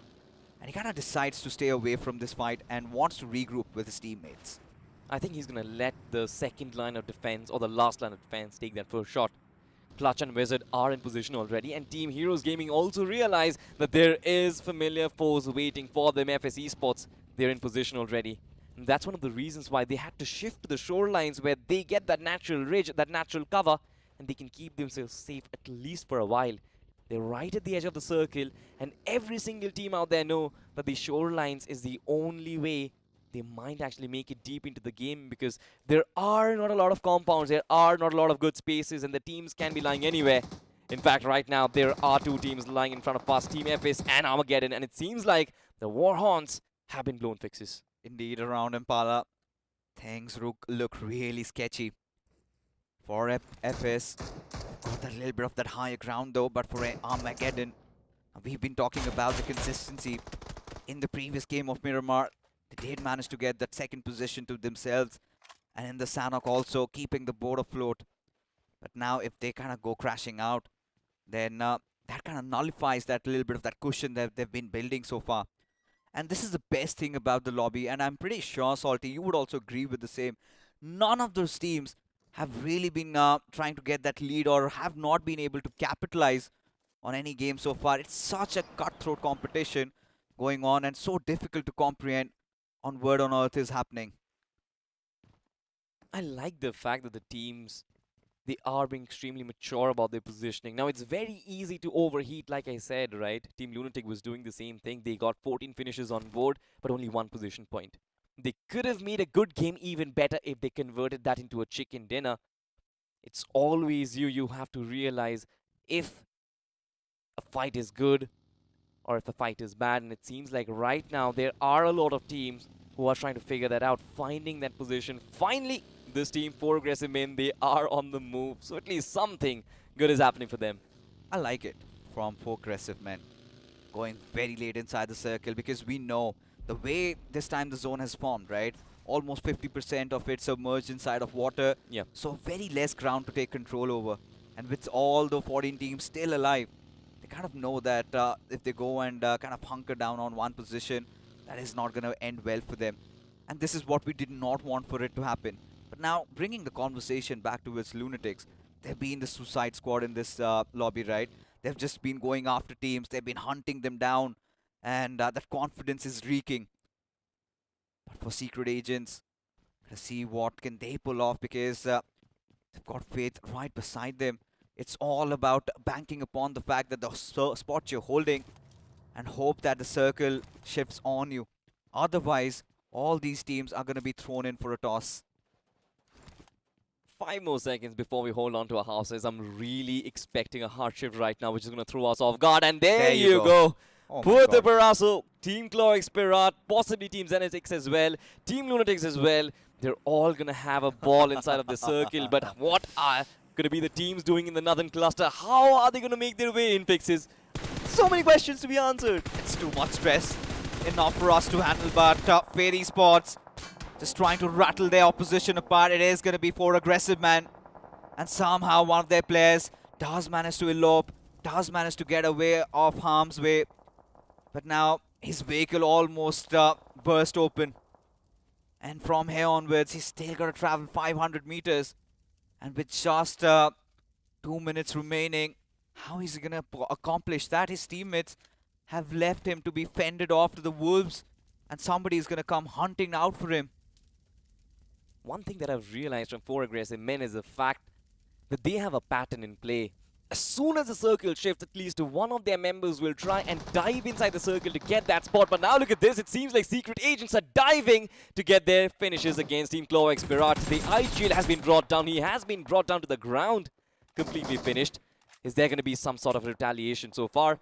Nothing as of yet. Secret agents, they just have to be careful about the fact that there are too many teams around and there can be third parties. And they're literally in the heart of the storm. The way they're positioned, they've got teammate or the opposing team surrounding them from every possible directions. However, a little bit of that silver lining, they've got a little bit of that high ground advantage to work around with.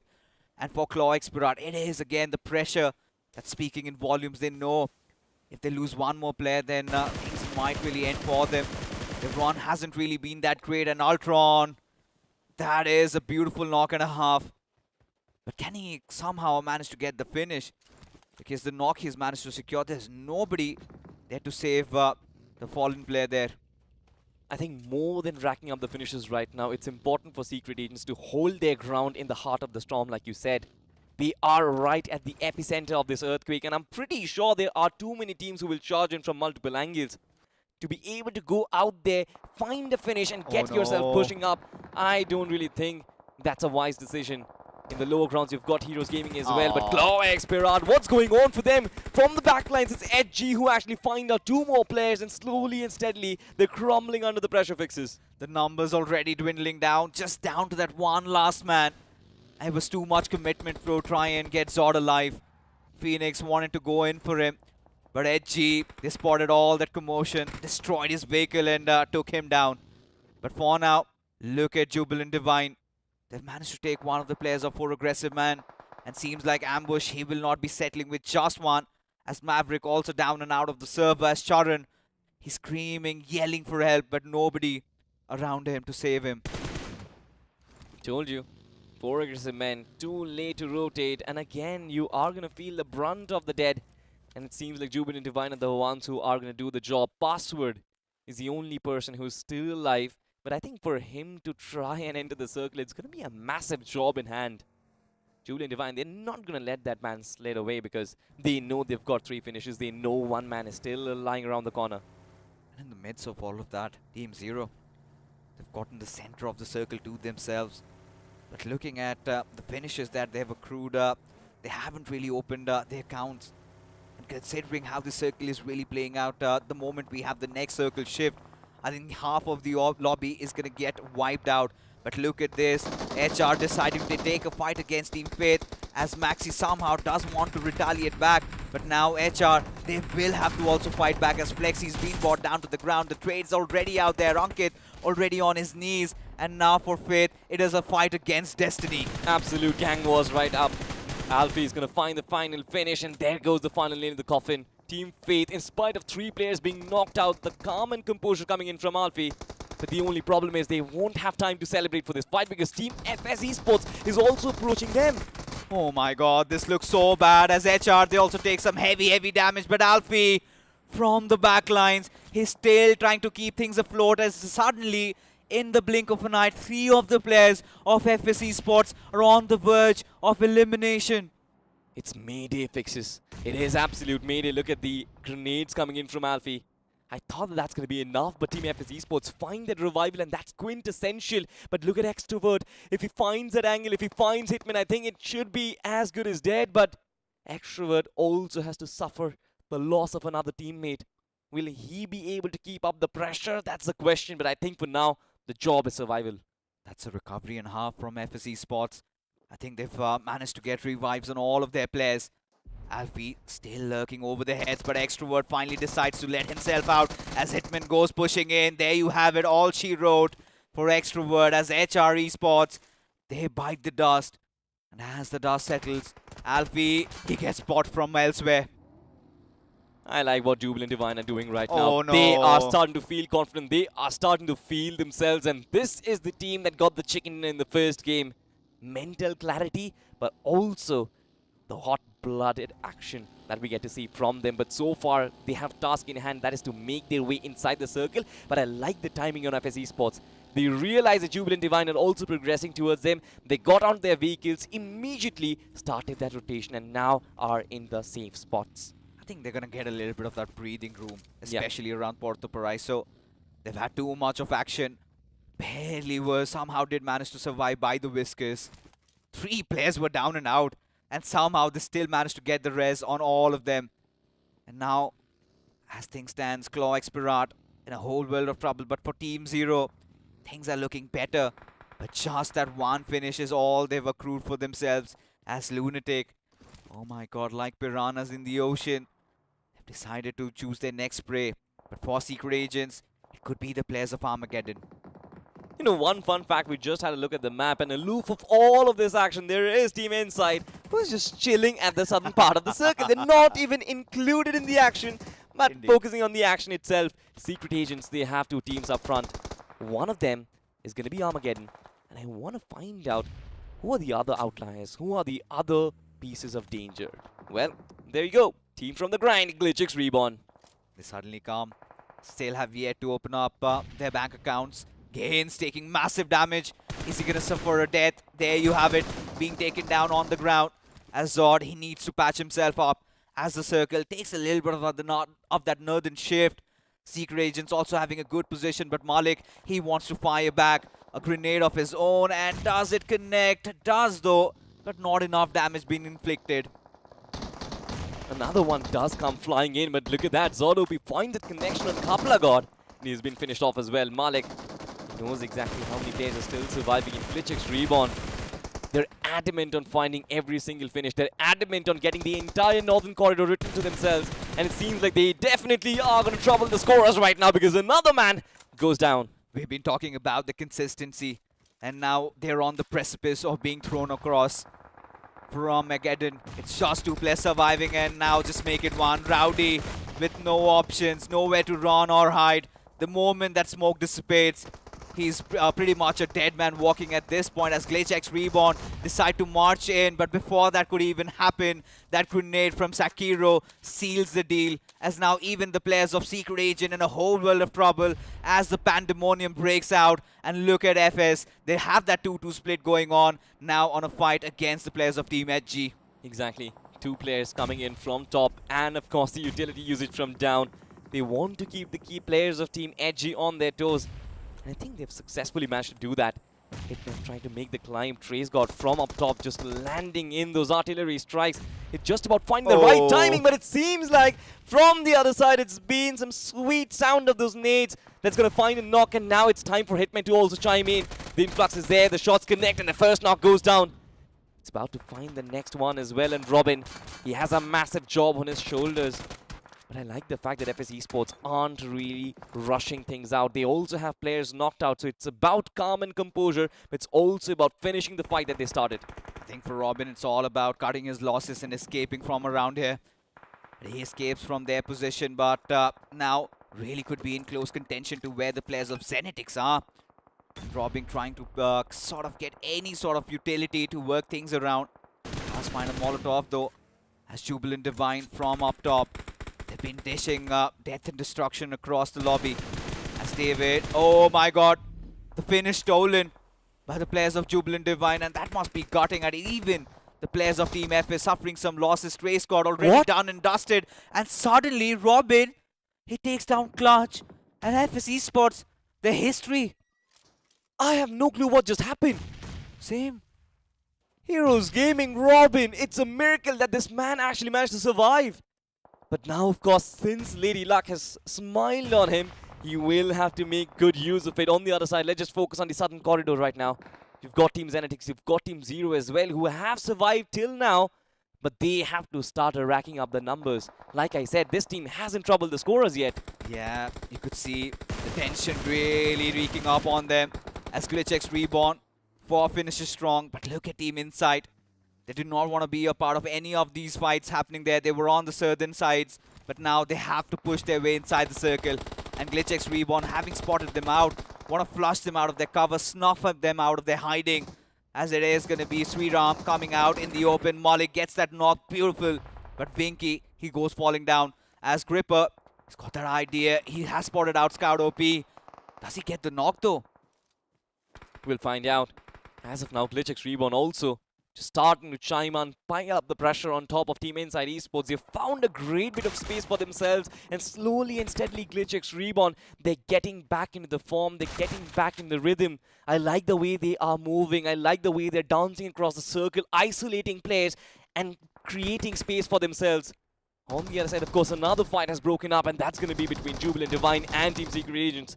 Nathan has been brought down, but look at Noisy Boy. From the backlines, he has kind of brought down the advantage. He finds the second one as well. In fact, he finds another one. He goes all the way, and it seems like Jubilant Divine, they're almost on the verge of eliminating Secret Agents. And Ambush being the absolute hero of that fight. 5 finishes to this one player. Noisy Boy with a beautiful flank angle, and they seem to stop at nothing at all. Secret Agents, one after the other. They're also going to turn into cockroaches right now, being smashed across as Jubilant Divine go on, annihilate them. 10 finish already secured for this team. 3 players still alive as GlitchX Reborn. They might have the high ground advantage, but it is Jubilant Divine. They've got the finishes. Absolutely. Strength of character from this team. The first game, a chicken dinner to kind of back off, but then not really a great performance. But to have the mental fortitude of coming back and finding a game like this, it's absolutely impeccable. But they do have some teams who can stop them dead on their tracks. Number 1 is going to be GlitchX Reborn. Number 2 is going to be Team Zero. And I think GlitchX Reborn is going to be their first foe. Certainly could be. But now, as the dust settles, Team Zero, they have to make their way inside the zone, with Gripper keeping a close watch on them. GlitchX Reborn want to get down with him. That's more giving out his position away as Gripper. The perfect time for the players of Team Zero to try and make it inside the circle. But still, Gripper is not moving. He's not budging. Hasn't really broken a sweat there, but finally does. His position compromised, and now he has to fight as Robin gets a knock onto its ambush, and seems like Jubilant Divine, they're in a whole world of trouble. They certainly are. Their position has been compromised, and it seems like slowly and steadily their stronghold has sort of been ambushed. But I like the fact that GlitchX Reborn, they're still holding their ground. Team Zero, they're slowly and steadily trying to sneak inside the circle. But does GlitchX have an idea? Does Joish have an idea? The nades are being cooked up. That is being loaded up, and there you go. The strike comes in. Kobe must be proud. Addy already down and out. Kailu needs to get that revive. Scout needs to provide that cover fire. But look at this angle from Joish. He has a golden window of opportunity. Syed OP almost being caught off guard. Scout barely with a sliver of HP. Team Zero almost on the verge of a collapse. And there you have it. The numbers almost cutting off Kailu, the lonesome survivor, along with Scout. They live to fight another day, Salty. They certainly do, but amidst all of this, Robin from Edge is still surviving. He is battling for that second position, but as of now, Team Zero, Kylo looks to fight back. He finds that knock onto his Joish, and now he finally looks to find the revive onto his side. A little bit of a breathing room, but GlitchX Reborn, how will they come back in this fight? They had the better angles, they had the better opportunities, but it seems like all of it is crumbling down, and it's the experience of Team Zero that's really coming out on full fortitude. Let's not forget, we still have Robin alive. Could be the game changer over here as he cooks his grenade, and Syed could be his victim on his hit list as it goes flying by, and there you go. Delivered. It is already a 3-pointer. It certainly is a 3-point, and I'm so excited, Fixes, because if Robin makes it, I think it's going to be a great opportunity. Look at Team Zero just crumbling under pressure. 2 players being knocked out. It's a 2v2 between GlitchX and Team Zero. And so far, Malik, even though he's so low on HP, this man is not budging. He still wants to find the DB's connection. But finally, Team GlitchX Reborn, they are biting the dust. But now, look at this. It's a 1v2 for Robin. And this is the time this man can really shine. He certainly can. And at this position, it is a 1v2 situation, but Robin, he has been instilling all that hurt into the hearts of his enemies. Scout again, he's been knocked down, and it all rests on the nimble shoulders of Kailu, who is barely surviving with a sliver of HP as Robin clutches it against all the odds. And there you have it, out of nowhere, seals the deal for the players of Edgy. Oh my god, this is atrocious. This has to be preposterous.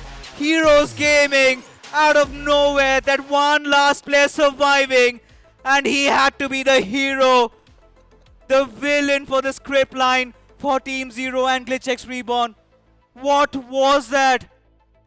This is what making waves is all about. I have no clue how this man survived the ambush coming in from FZ Esports, but the fact that he did, I said Lady Luck smiled on him. Now he has to make use of it, and he made this happen. 7 eliminations, 3 teams wiped out on his own single merit, and of course the survival instincts of an absolute beast.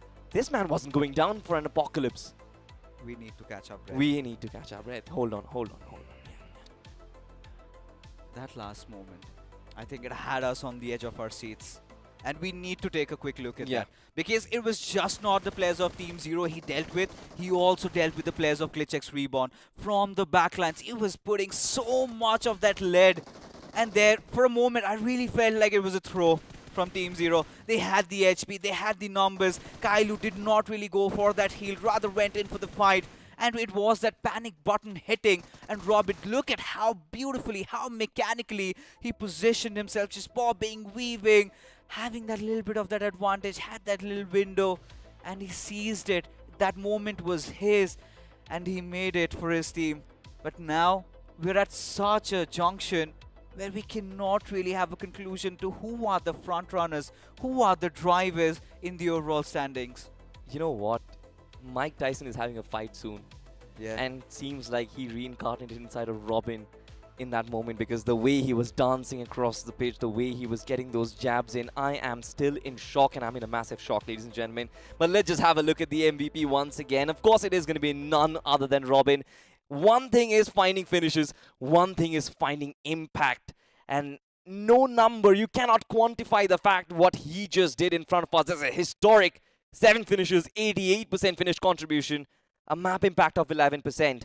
But how can you quantify with numbers that chickened in and the moment that he just gave us? That was monumental. That was special. It was a Herculean task. I mean, one player up against 2 teams and he deals with all of them. I mean, the way he started things off, I mean, more than Mike Tyson, sort of reminds you of Muhammad Ali, right? Alright. Moving like a butterfly, stinging like a bee. I think he was waiting for that right opportunistic moment, and this changes everything. For GlitchX Reborn, they had it all working in their favor. Even for Team Zero, they somehow made it inside the circle. And this one man, he lives up to his hopes. And I think he had also sort of delivered even in the first game of Erangel. I think it was a fight against Secret Agents. Almost took down the entirety of the squad. Got taken down. Was overwhelmed with the numbers. But for the top 5 performers, I think, yeah, the rest are just formality. Because Robin, he stole the show. He certainly did, but again, like you said, formalities, you've got to give it to Jubilant Divine as well, because this team had a massive comeback in this game as well. 5 finishes on ambush. This man was also firing on all cylinders. We kind of saw the little bit of a clutch situation from Noisy Boy as well. Addy was great from Team Zero, 4 finishes. And then, of course, from Viper, it was 4 finishes. But ladies and gentlemen, let's have a quick look at the point standings and find out how much of a change Robin is going to bring on the deck. Heroes Gaming with 8 eliminations, 18 total points. They had a great one, but Team Zero, I think this was needed. 14 points on this one. But is it enough? But still, a decent run keeps their board afloat. But for GlitchX Reborn, 14 points, also quite important. Same goes for Jubilant Divine. And now, Jubilant Divine, they're also finding that little semblance of consistency. They're getting there, that one chicken dinner, this one also, somewhere averaging around at 30 points maybe, or maybe a little bit more. But for Lunatic Esports, somehow getting those finishes all together, right? 8 this time also. Previous game they had around 14 points to themselves, and the first 2 games were kind of a little bit of a lapse. But for Secret Agents, things are looking really alright. Just 7 points. FS Esports also, I mean, for a moment, they recovered from a beautiful fight. They had all 4 of their players alive, and suddenly, They get caught in the middle of a crossfire and then they get dealt with. I have no clue what just happened in that fight, but Secret Agents, again, another consistent display. It kind of seemed like all the ships that had submerged kind of miraculously came back up once again. But look at this, the second page, Glow Expirat Esports. I think for this team, slowly and steadily, the dreams are getting shattered. They don't really have a lot of opportunities anymore. 2 more games, and that's going to be it.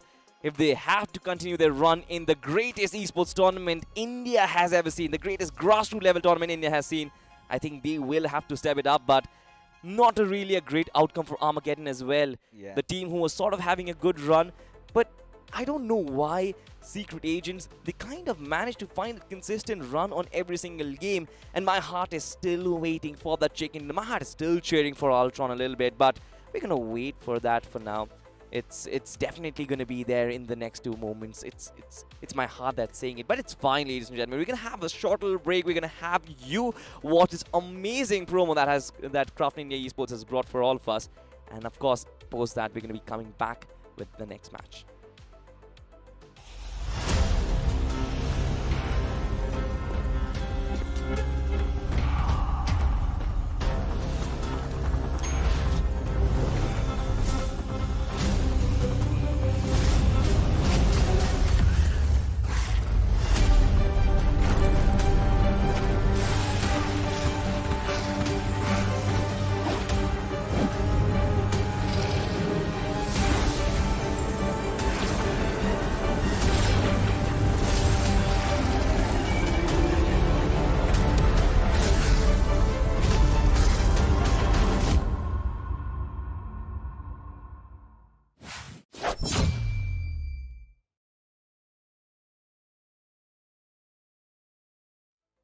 Bow down to me, said Robin, just like that X-Suit promo we just saw, right? And you can also be a part of that. All you need to do is just spend 10 UC every single day, and maybe the lady luck does strike upon you. And sometimes they say, right, you've got good cosmetics, sometimes it kind of replicates inside of the game as well. Because for Robin, that was nothing short of a miracle. But now, getting back to business, folks, we have to talk about the teams in contention. Yeah, Heroes Gaming did get a chicken dinner, but does that change anything? Does that bring them into the equation? I don't think so. A glimmer of hope is all about, Just I think. 2 more games. 2 more games. The second half, of course, Heroes Gaming can change their fortunes, ladies and gentlemen. But as of now, we're going to take a look at the schedule and the maps which are about to come on our screens. It's going to be Sanhok and Erangel. And like we said, Heroes Gaming, they are in to change their fortunes right now. Let's hope for the best, because right now, folks, we're going to have a little bit of that switcheroo.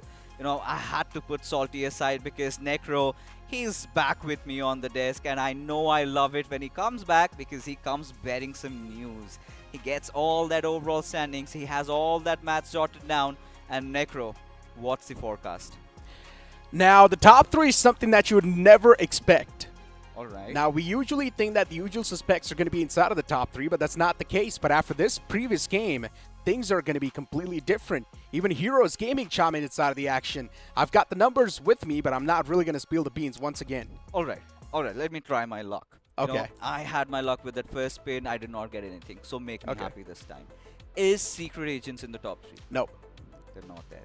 Is Jubilant Divine in the top 3? Nope. Oh my god. But after this game, there's a chance they might just be there. As I mentioned, this game has made things even more confusing. But I would give you a little bit of a clue. The team that's on the 3rd spot right now is Armageddon. What? Yes.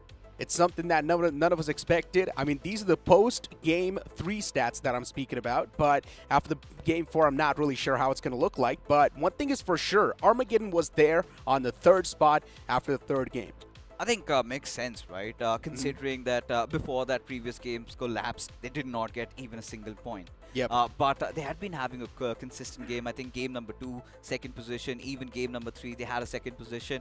Understandable why they were on the 3rd spot. But this time, it's so sketchy, it's so murky, so difficult for us to really comprehend because teams haven't really consolidated their positions, right? It is so unstable right now. Yep. Because on the top, I mean, tell me about the difference. Is it too high? Can the others make it? Or what's up? what, of course, others can also make it. All it How takes many is teams one are in the single race? chicken dinner to completely switch the pace of the overall standings and easily propel yourself there in the top 3. And in the race, it's top 8. That's how close this overall standings right now is looking like. And considering even Heroes Gaming now, they chime inside of the action. Even the players of JD getting that nice, good finishes in their hands. Even that's going to be changing the entire tempo. Maybe JD after this game, they have propelled themselves in the top 3. Anything can happen, Fixes. There's so many possibilities after that previous game. And even GlitchX Reborn did stage a comeback over there. Yeah. But for some teams, I think the sun has already set on the horizon. I think for Aggressive Man, we can put them out of equation. Even for Claw, Xpirat, they haven't really been doing that great, right? But for Team Zero, they're somehow latching on to hope. And yeah, it was a decent game for them, but they need 2 more of this. And if they can somehow get it, and you've been talking about that, right? Sanhok has been one of those maps where Team Zero tends to flourish. But with Lunatic, they have been going all across the lobby. In fact, the previous Sanhok, 14 finishes for them. I think things are looking really, really shaky for all the others. And just to let you know, even HR Esports is in a really good spot. In a really good spot. That's what I'm saying. After the game 3, HR Esports was on the first spot. Dinner, right? Yes, they were on the first spot in the overall standings. So after this previous game, I'm not sure what the standings going to look like. But once again, Team Zero as well had a solid performance. Nothing taken away from that. So even Team Zero, they might just propel themselves in that top 3 after that previous game. There's so many things that can happen, man. And so much confusion that's currently going on. And of course, I'm over here with the icebreaker. And So, slowly and steadily, I'm spilling the beans as well. Yeah, so for now, we know that HR, they were on the TBD top, but they did have a collapse in Miramar. So Yes, they're sir. certainly going to lose some ground. GlitchX Reborn, they're going to find some ground. With just 2 more games remaining, I do not know. The cutoff is going to be very cutthroat, ladies and gentlemen. Let us know who do you think will be your top 3 that make it into round number 4. Because in Sanhok, it is going to be so stressful. Yeah. And now, at this given point, there are certain teams that have realized that they can no more doing whatsoever can qualify. So maybe they might go out on an early hunt. But I'm also loving the fact that we're seeing some new teams making that climb, right? It's not Yeah. just the usual suspect making that climb. Even Secret Agents, they're facing the brunt. They're struggling so much to make it inside of the top 3. And that's something we all expected as well. Secret Agents, they started things off on quite a great note today itself. But then later on, you talk about the consistency wasn't exactly there. A couple of games left out from Secret Agents. And now that's sort of keeping themselves in that pressure point. So Secret Agent, all they need to do is get one solid game. And once again, they might just propel themselves in the top 3. All it takes is one good game, Fixes. More than 17 points, and you're good. One good game. And that is also what GlitchX Reborn need, because they have to break the curse, right? Yeah. Everything is working against them. And even the previous game, they could have won, barring Robin's heroics. They had all the players alive. They had Team Zero pinned down to exactly where they wanted. They just did not see Robin coming from the backlines, shot them, and they were out, down and out. Yeah. But now, even for FS Esports, now this is one of those teams in round number 2, they had around 67 finishes to their names.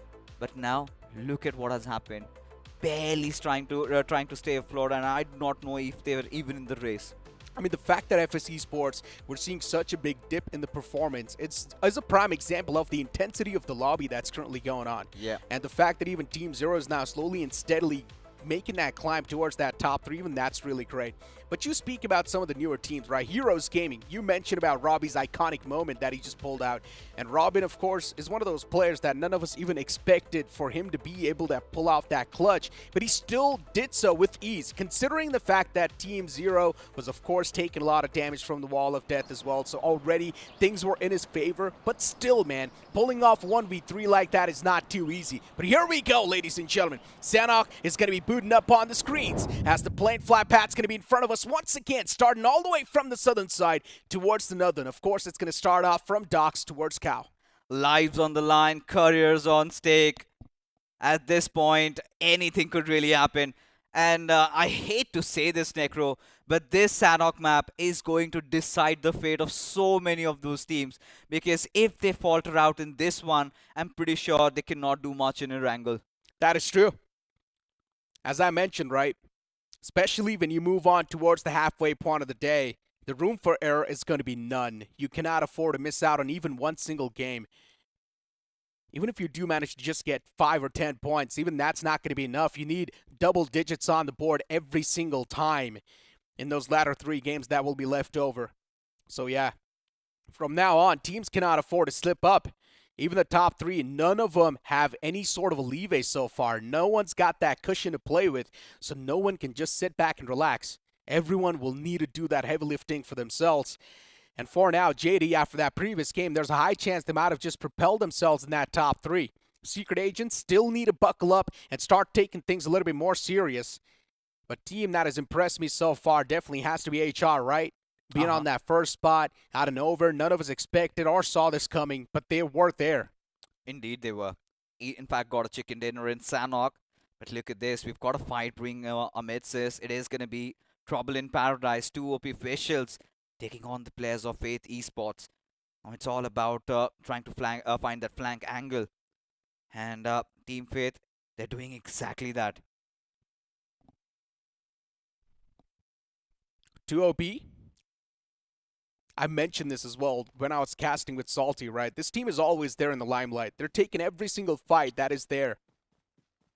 But they're just not coming out on top in a flawless way. Some of the fights they do end up winning, but it's really not going to matter when you're taking too much blows upon yourself while returning back some. So, yeah, it's just going to be that equalizer that you really did not need. And this early inside of the game, once again, there's a high chance they will be showcased the pathway or the gates to hell. And that's what happens. Brain dead. The big player being taken down. Oh my god, that was literally a brain dead moment. And in fact, the way he came out in the open kind of speaks into volumes as to what he was really trying to brew up. But Faith seems like they were prepared for that. As now for 2 OP, I think they know what fate lies them, right? They've not really had a consistent outing with so many teams in contention. Alfie, a little bit of that overextension, but the arm, oh my god. Had that been any other weapon, that could have been a knock. But Maxi does get a beautiful trade there. Knocked out though in return, so once again, just dishing out the damage and getting knocked out in return. It's not that good of a news. 2 OP once again in a big world of trouble. They always do seem themselves in the limelight.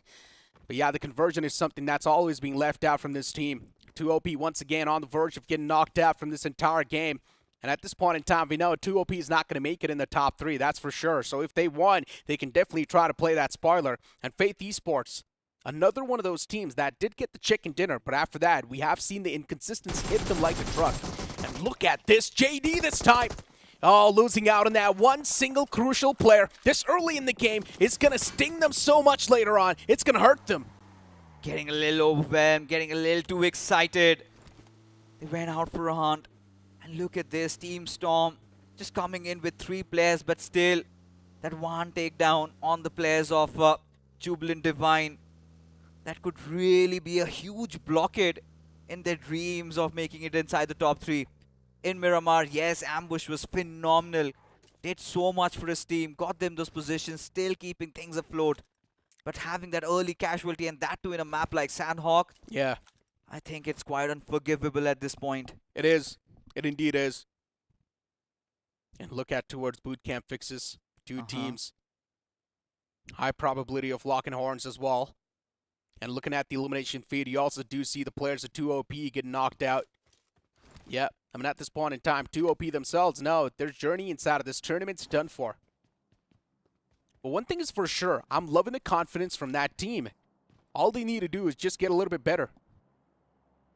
You're talking about 2 OP or is it about Faith? 2 OP. I mean, at this point, I don't think it even matters, right? Yeah, but I mean, still, considering the fact that they made it till the round 3, I would say, and considering we're seeing them for the first time on the bigger screen, I think we've it's a seen decent them. impact. We've seen them in the past. I think this is one of those teams that they also played in Grind, and it's not a new team, right? These are not new kids on the block. We've seen them time and again as Astra now almost about to push that. There you go. He strikes back, but no. The Oh my God! really not coming out with a sliver of HP. Somehow manages to take down 2, and this could be such a debacle for the players of Team Faith as Alfie down and out, and now 2 OP really need to push in through. But Maxi against the world. Tables have been flipped, Necro. Yeah, time to return the favor, man.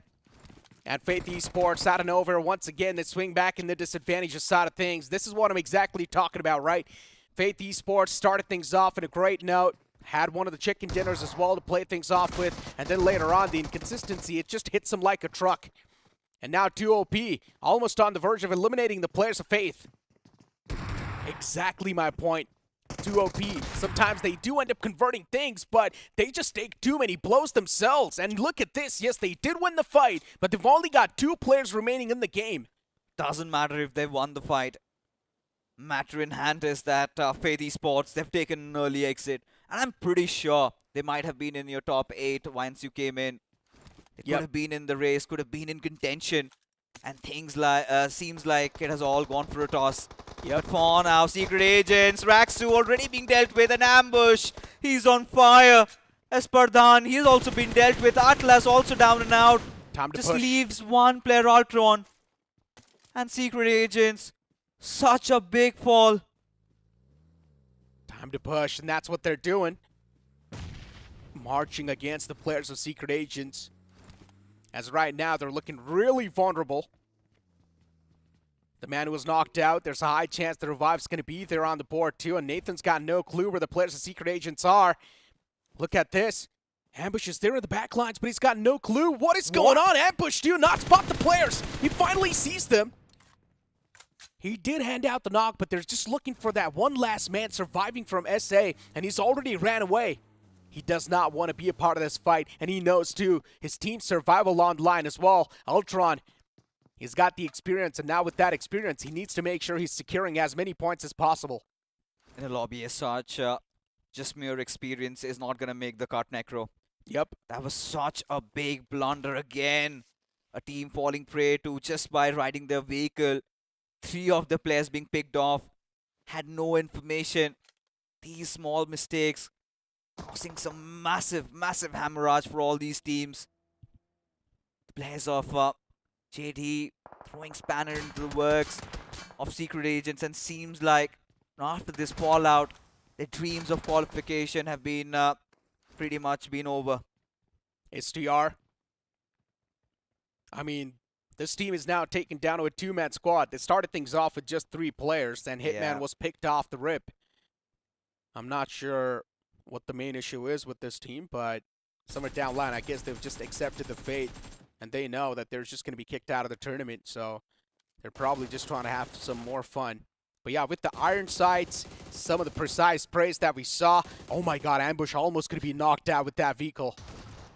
And even this moment right here from 2OP, just flipping the odds against the opponents.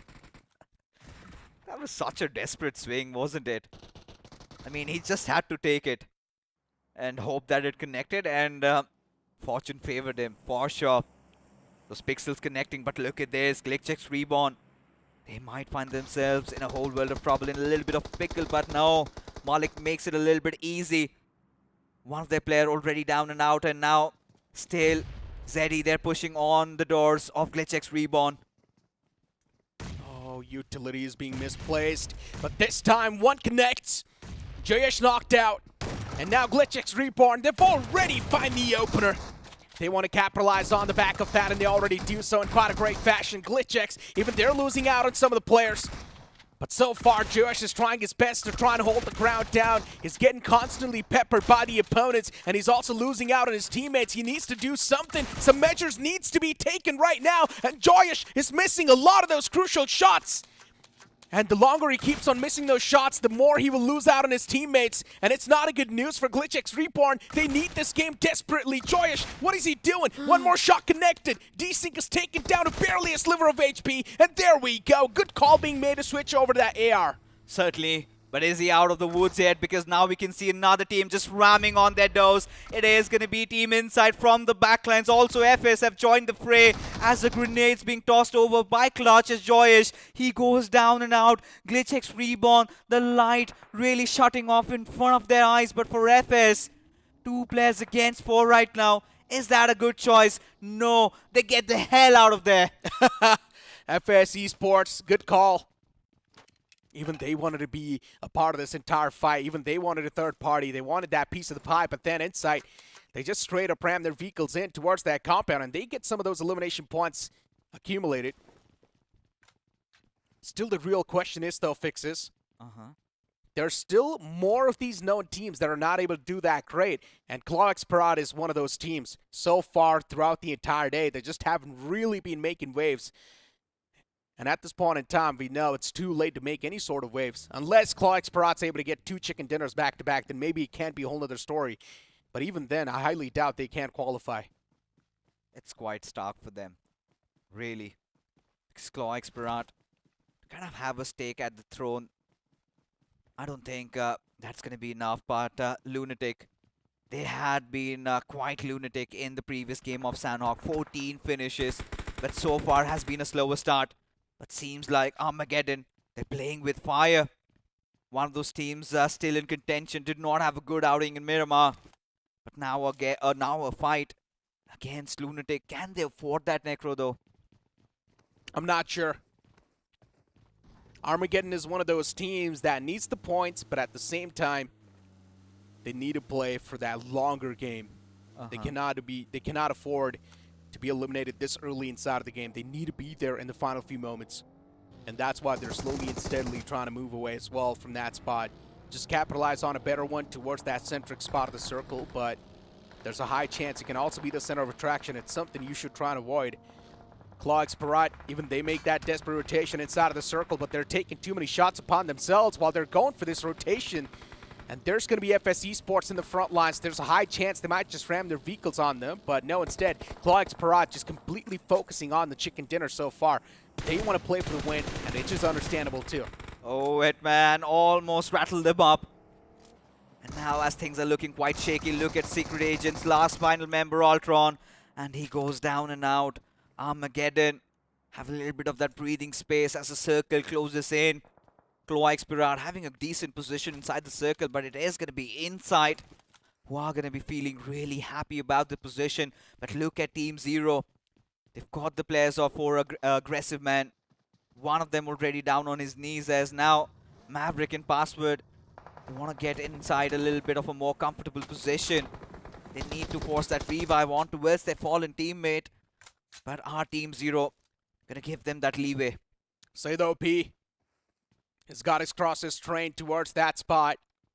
4 a.m., another team that should be part of the conversation considering moving inside of today's day.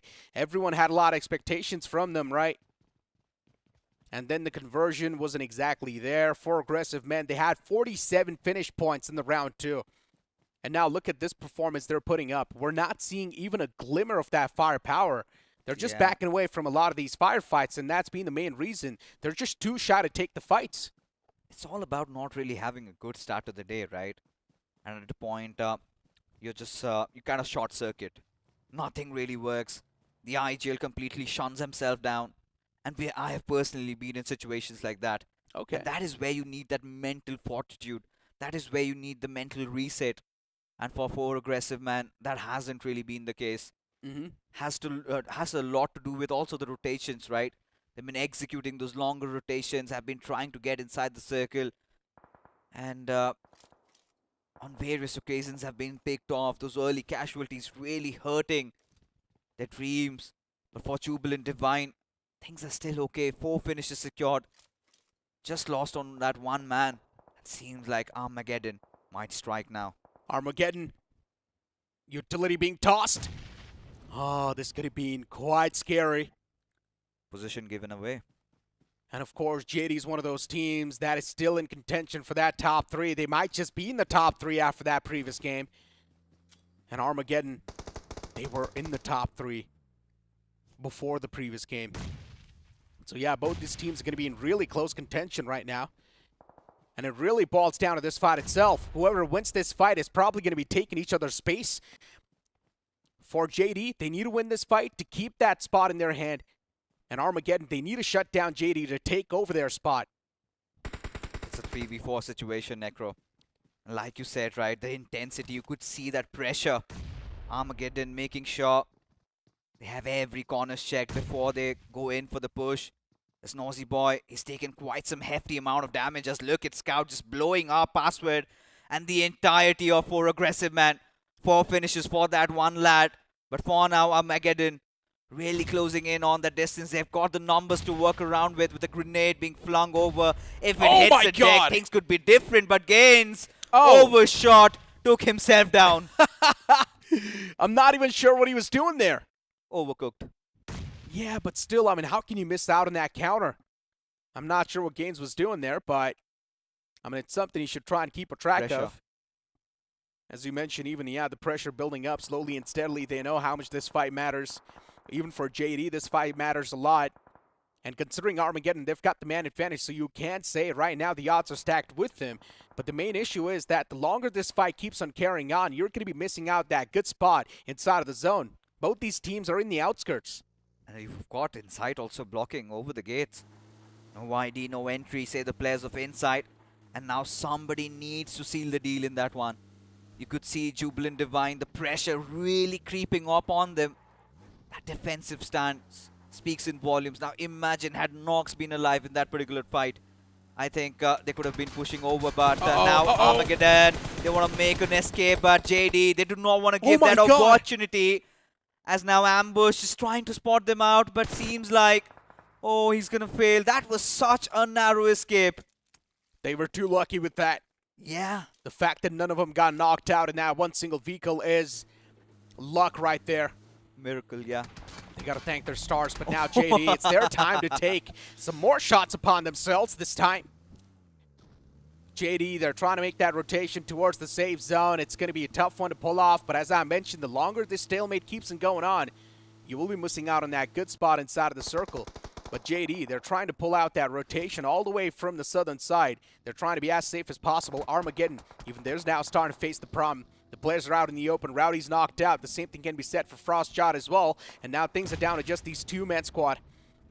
But for FS Esports, it's a date with destiny. If they want, they can easily latch onto these points. And a very important game for FSC Sports.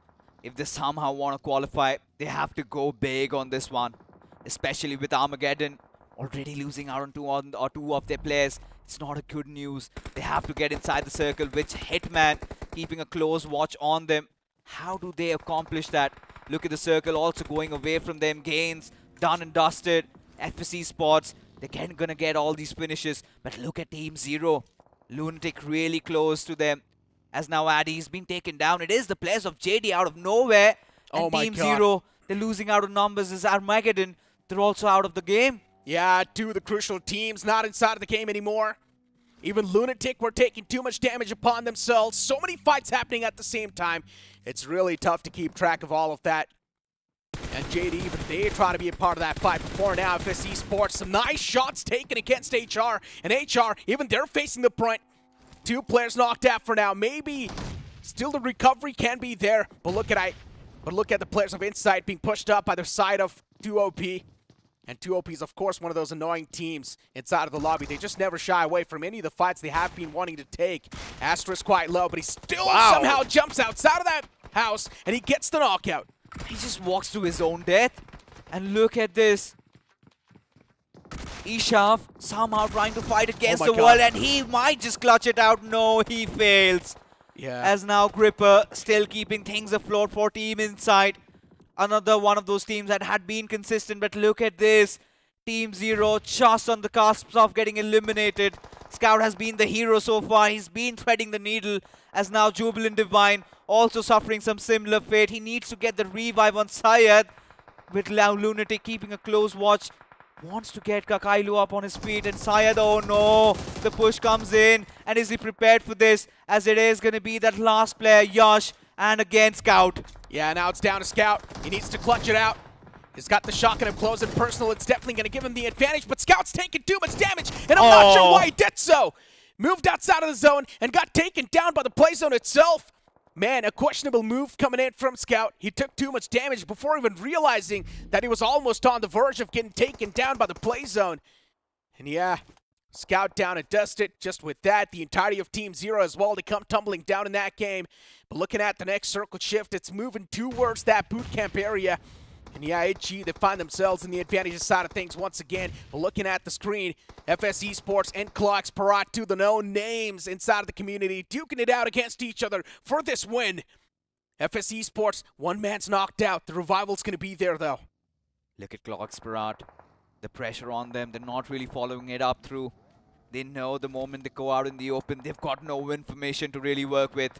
Both these teams, they have to get inside the circle. For Claw Expirat, really close, but look at FS Esports.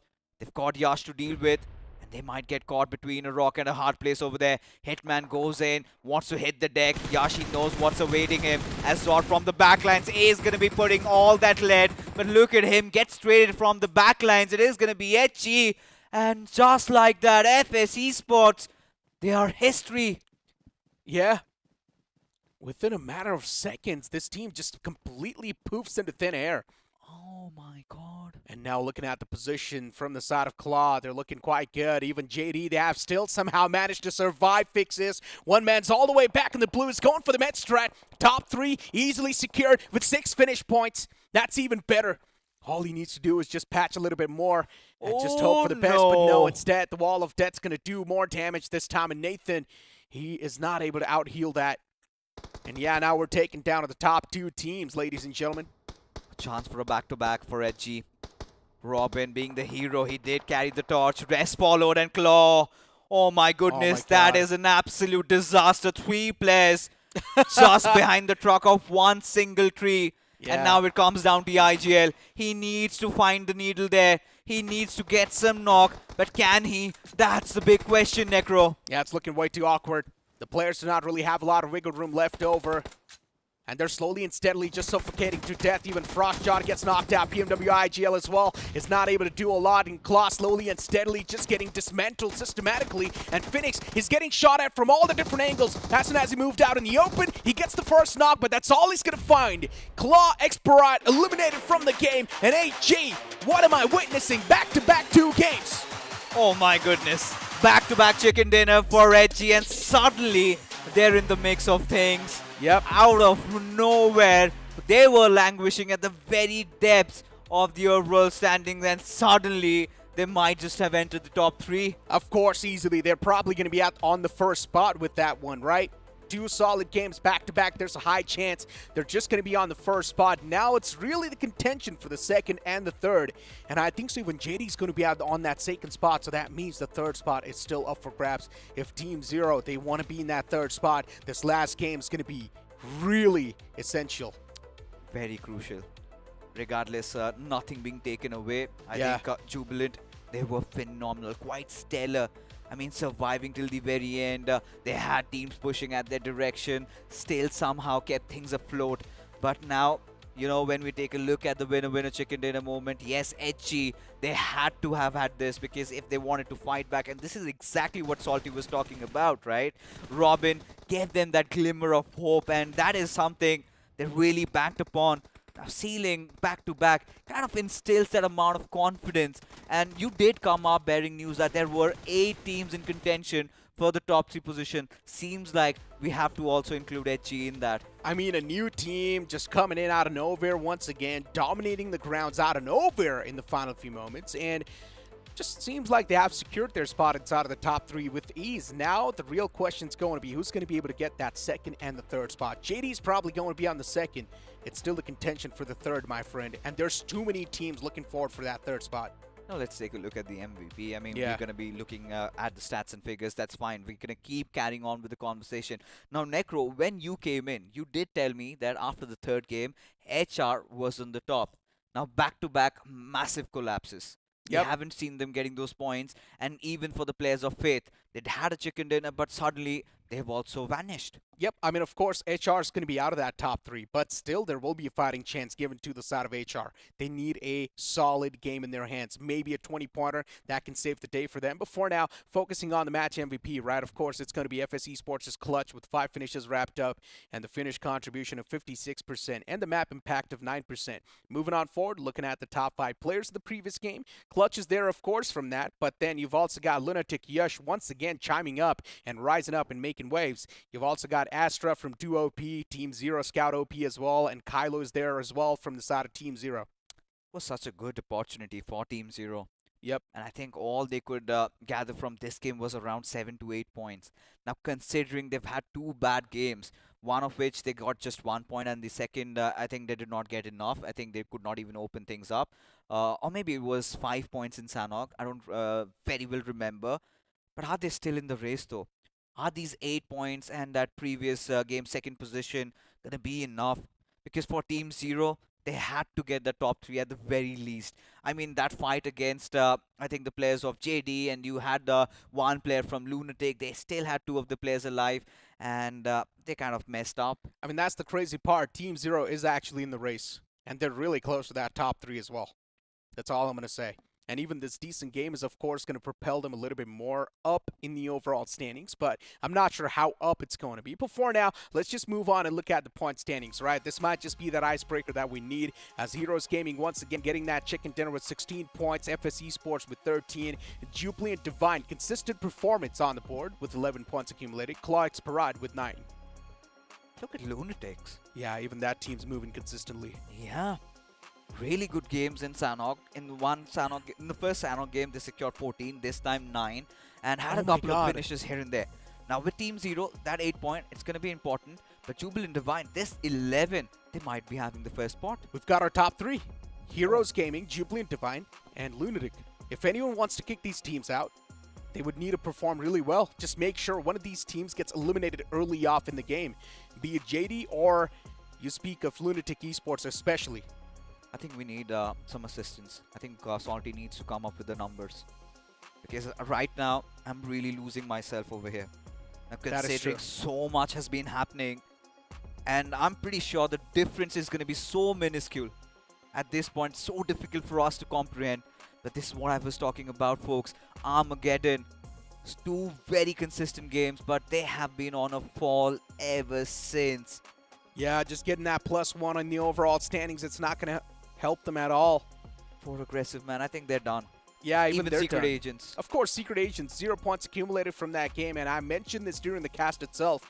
Now, Secret Agent survival inside of this tournament's looking next to impossible. But still, for GlitchX Reborn, there might just be a solid shot available. Once again, GlitchX Reborn, they would need a chicken dinner. Nothing less than that. GlitchX Reborn, they would need to start striking down teams left, right, center without even caring about the world. A chicken dinner where they get a lot of finishes, and by a lot, I think minimum 10 to 12. Exactly. I mean, they will need to try and do that, but hey, only future can tell what's going to be there in the future. But for now, let's just move on and look at this promo.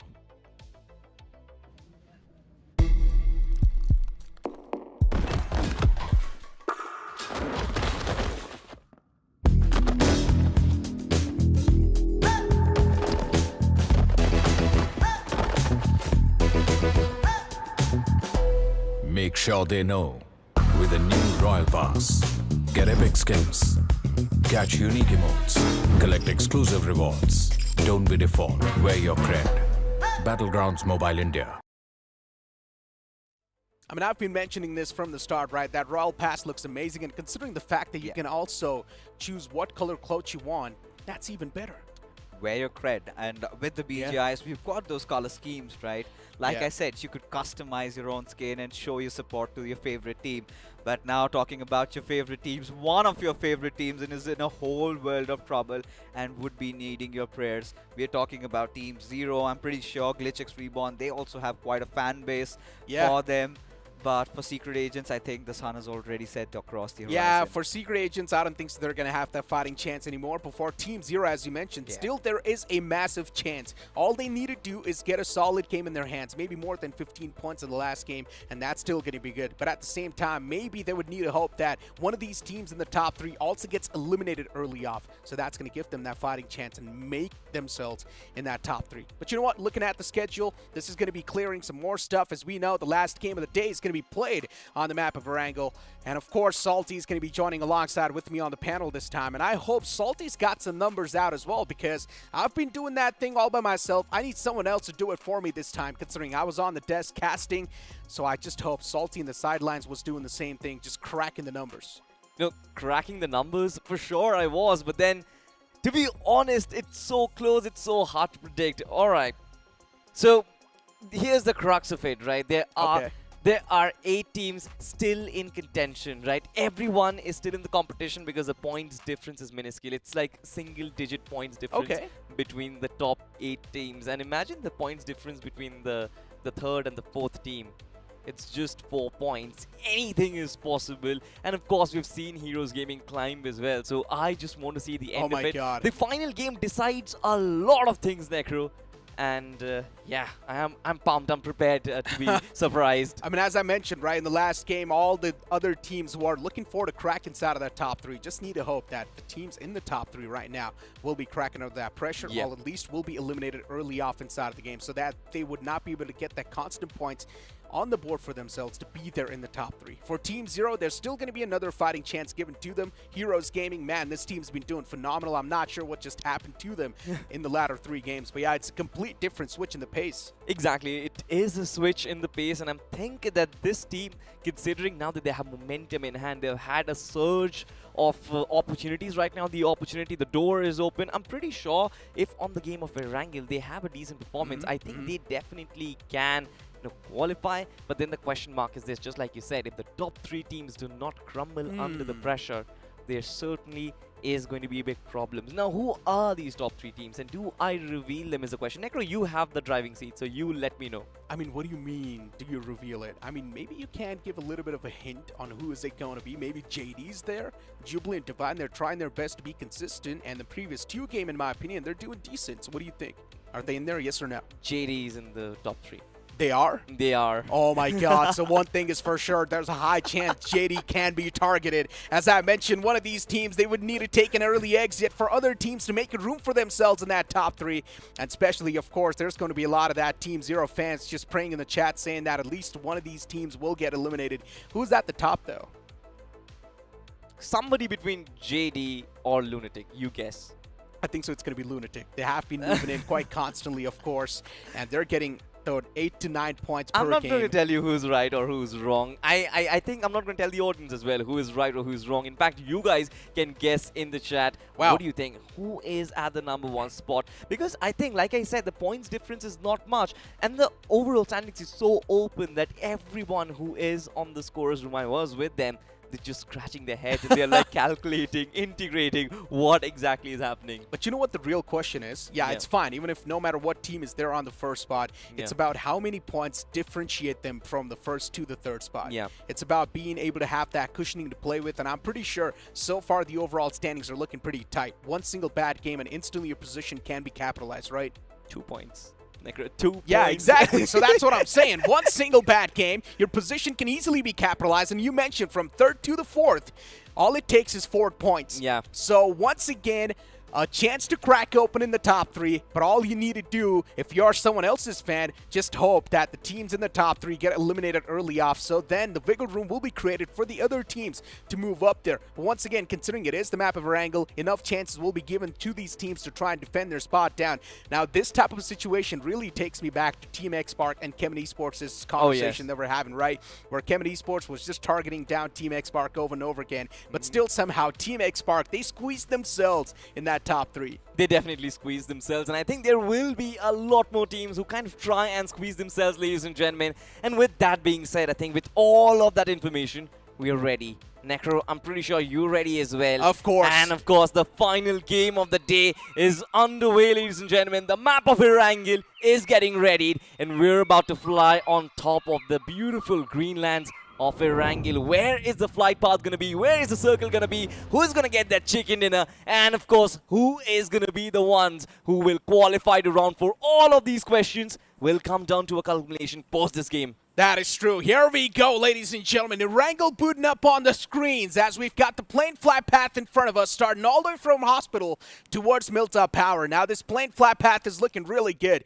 considering it is going to be on the centric spot of the map as well, so teams are not going to have any tough time gliding towards their designated drop locations. But if they do want to move in all the way down south towards the Snovka military base, then it's going to be a tough stretch. And the same thing can be said for the likes of Team Zero as well, considering they like to move in towards Noropnoi, but right now, Team Zero, they've taken an exit towards the secondary drop location.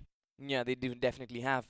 But the point is, for Team Zero, I think it's time for desperation. It's time to get those numbers Fortunately, if Team Zero had got the chicken in the game of Sanhok, potentially they could have also been in contention.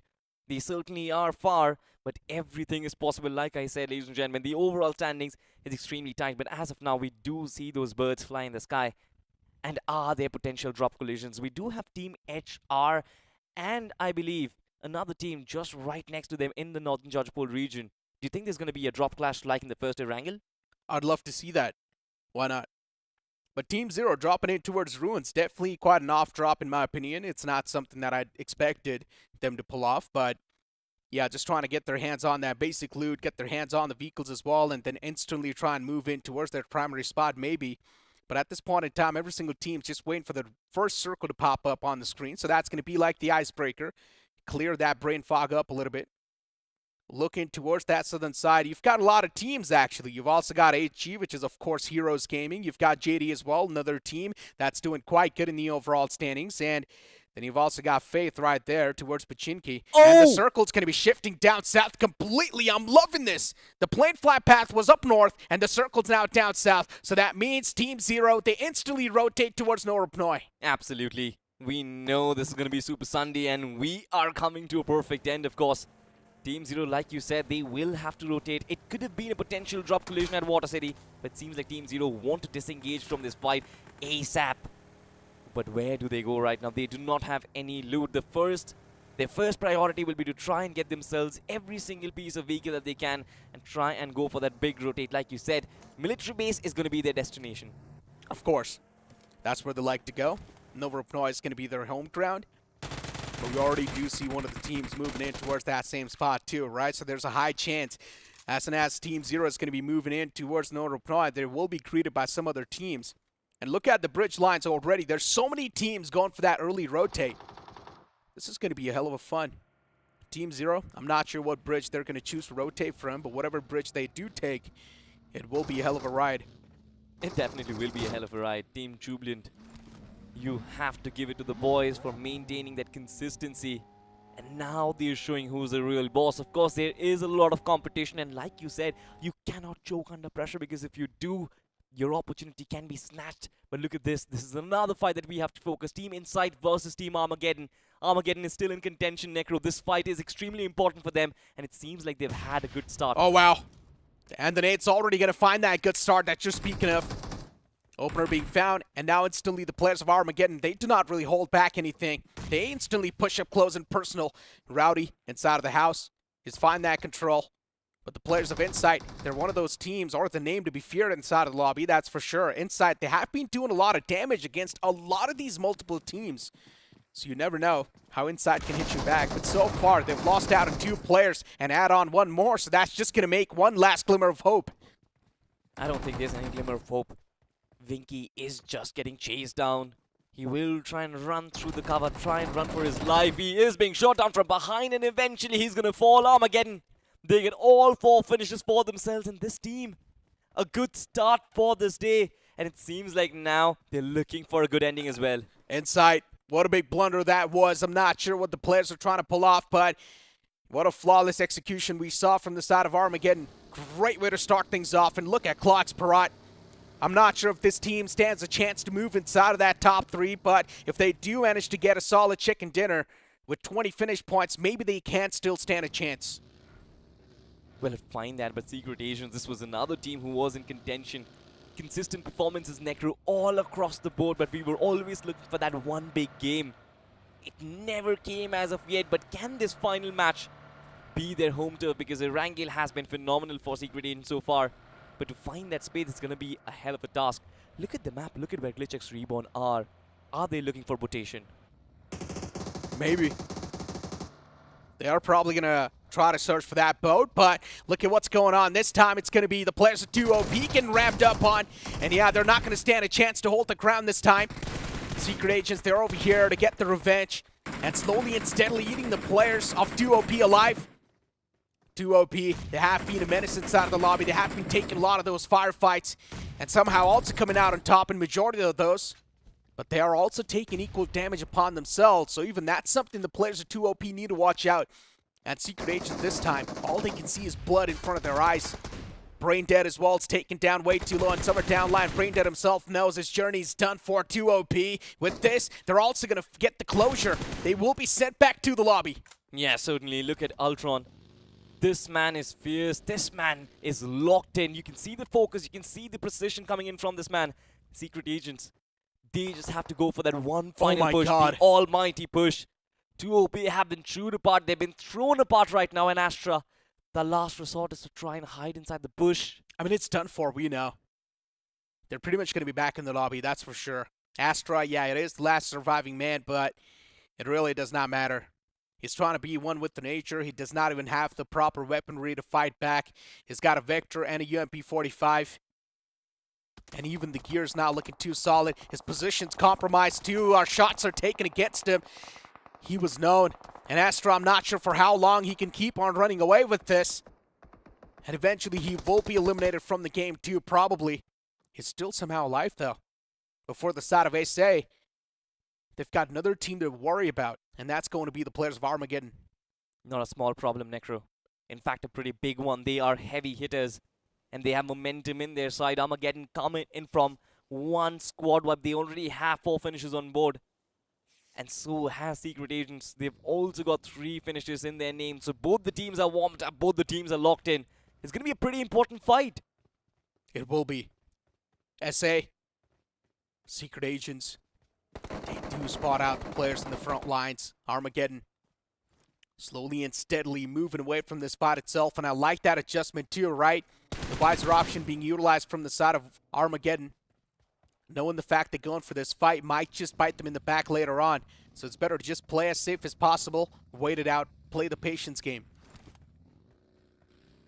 For both the teams, Secret Agents as well as Armageddon, whoever would have lost that fight, I think it would have been the end of the journey for them. But now, hope is still alive. And speaking of hope for FS Esports, this is not good because this team, they are potentially in the top 3, but now they are being pressured from the other side. Team HR Esports, all 4 players trying to shine up, and Trace God is going to be overpowered over there, Necro. Of course, HR, they strike down that man with ease. And FS Esports, I'm not sure if this team stands a chance to make it inside of the top 3, but already off to a bad start.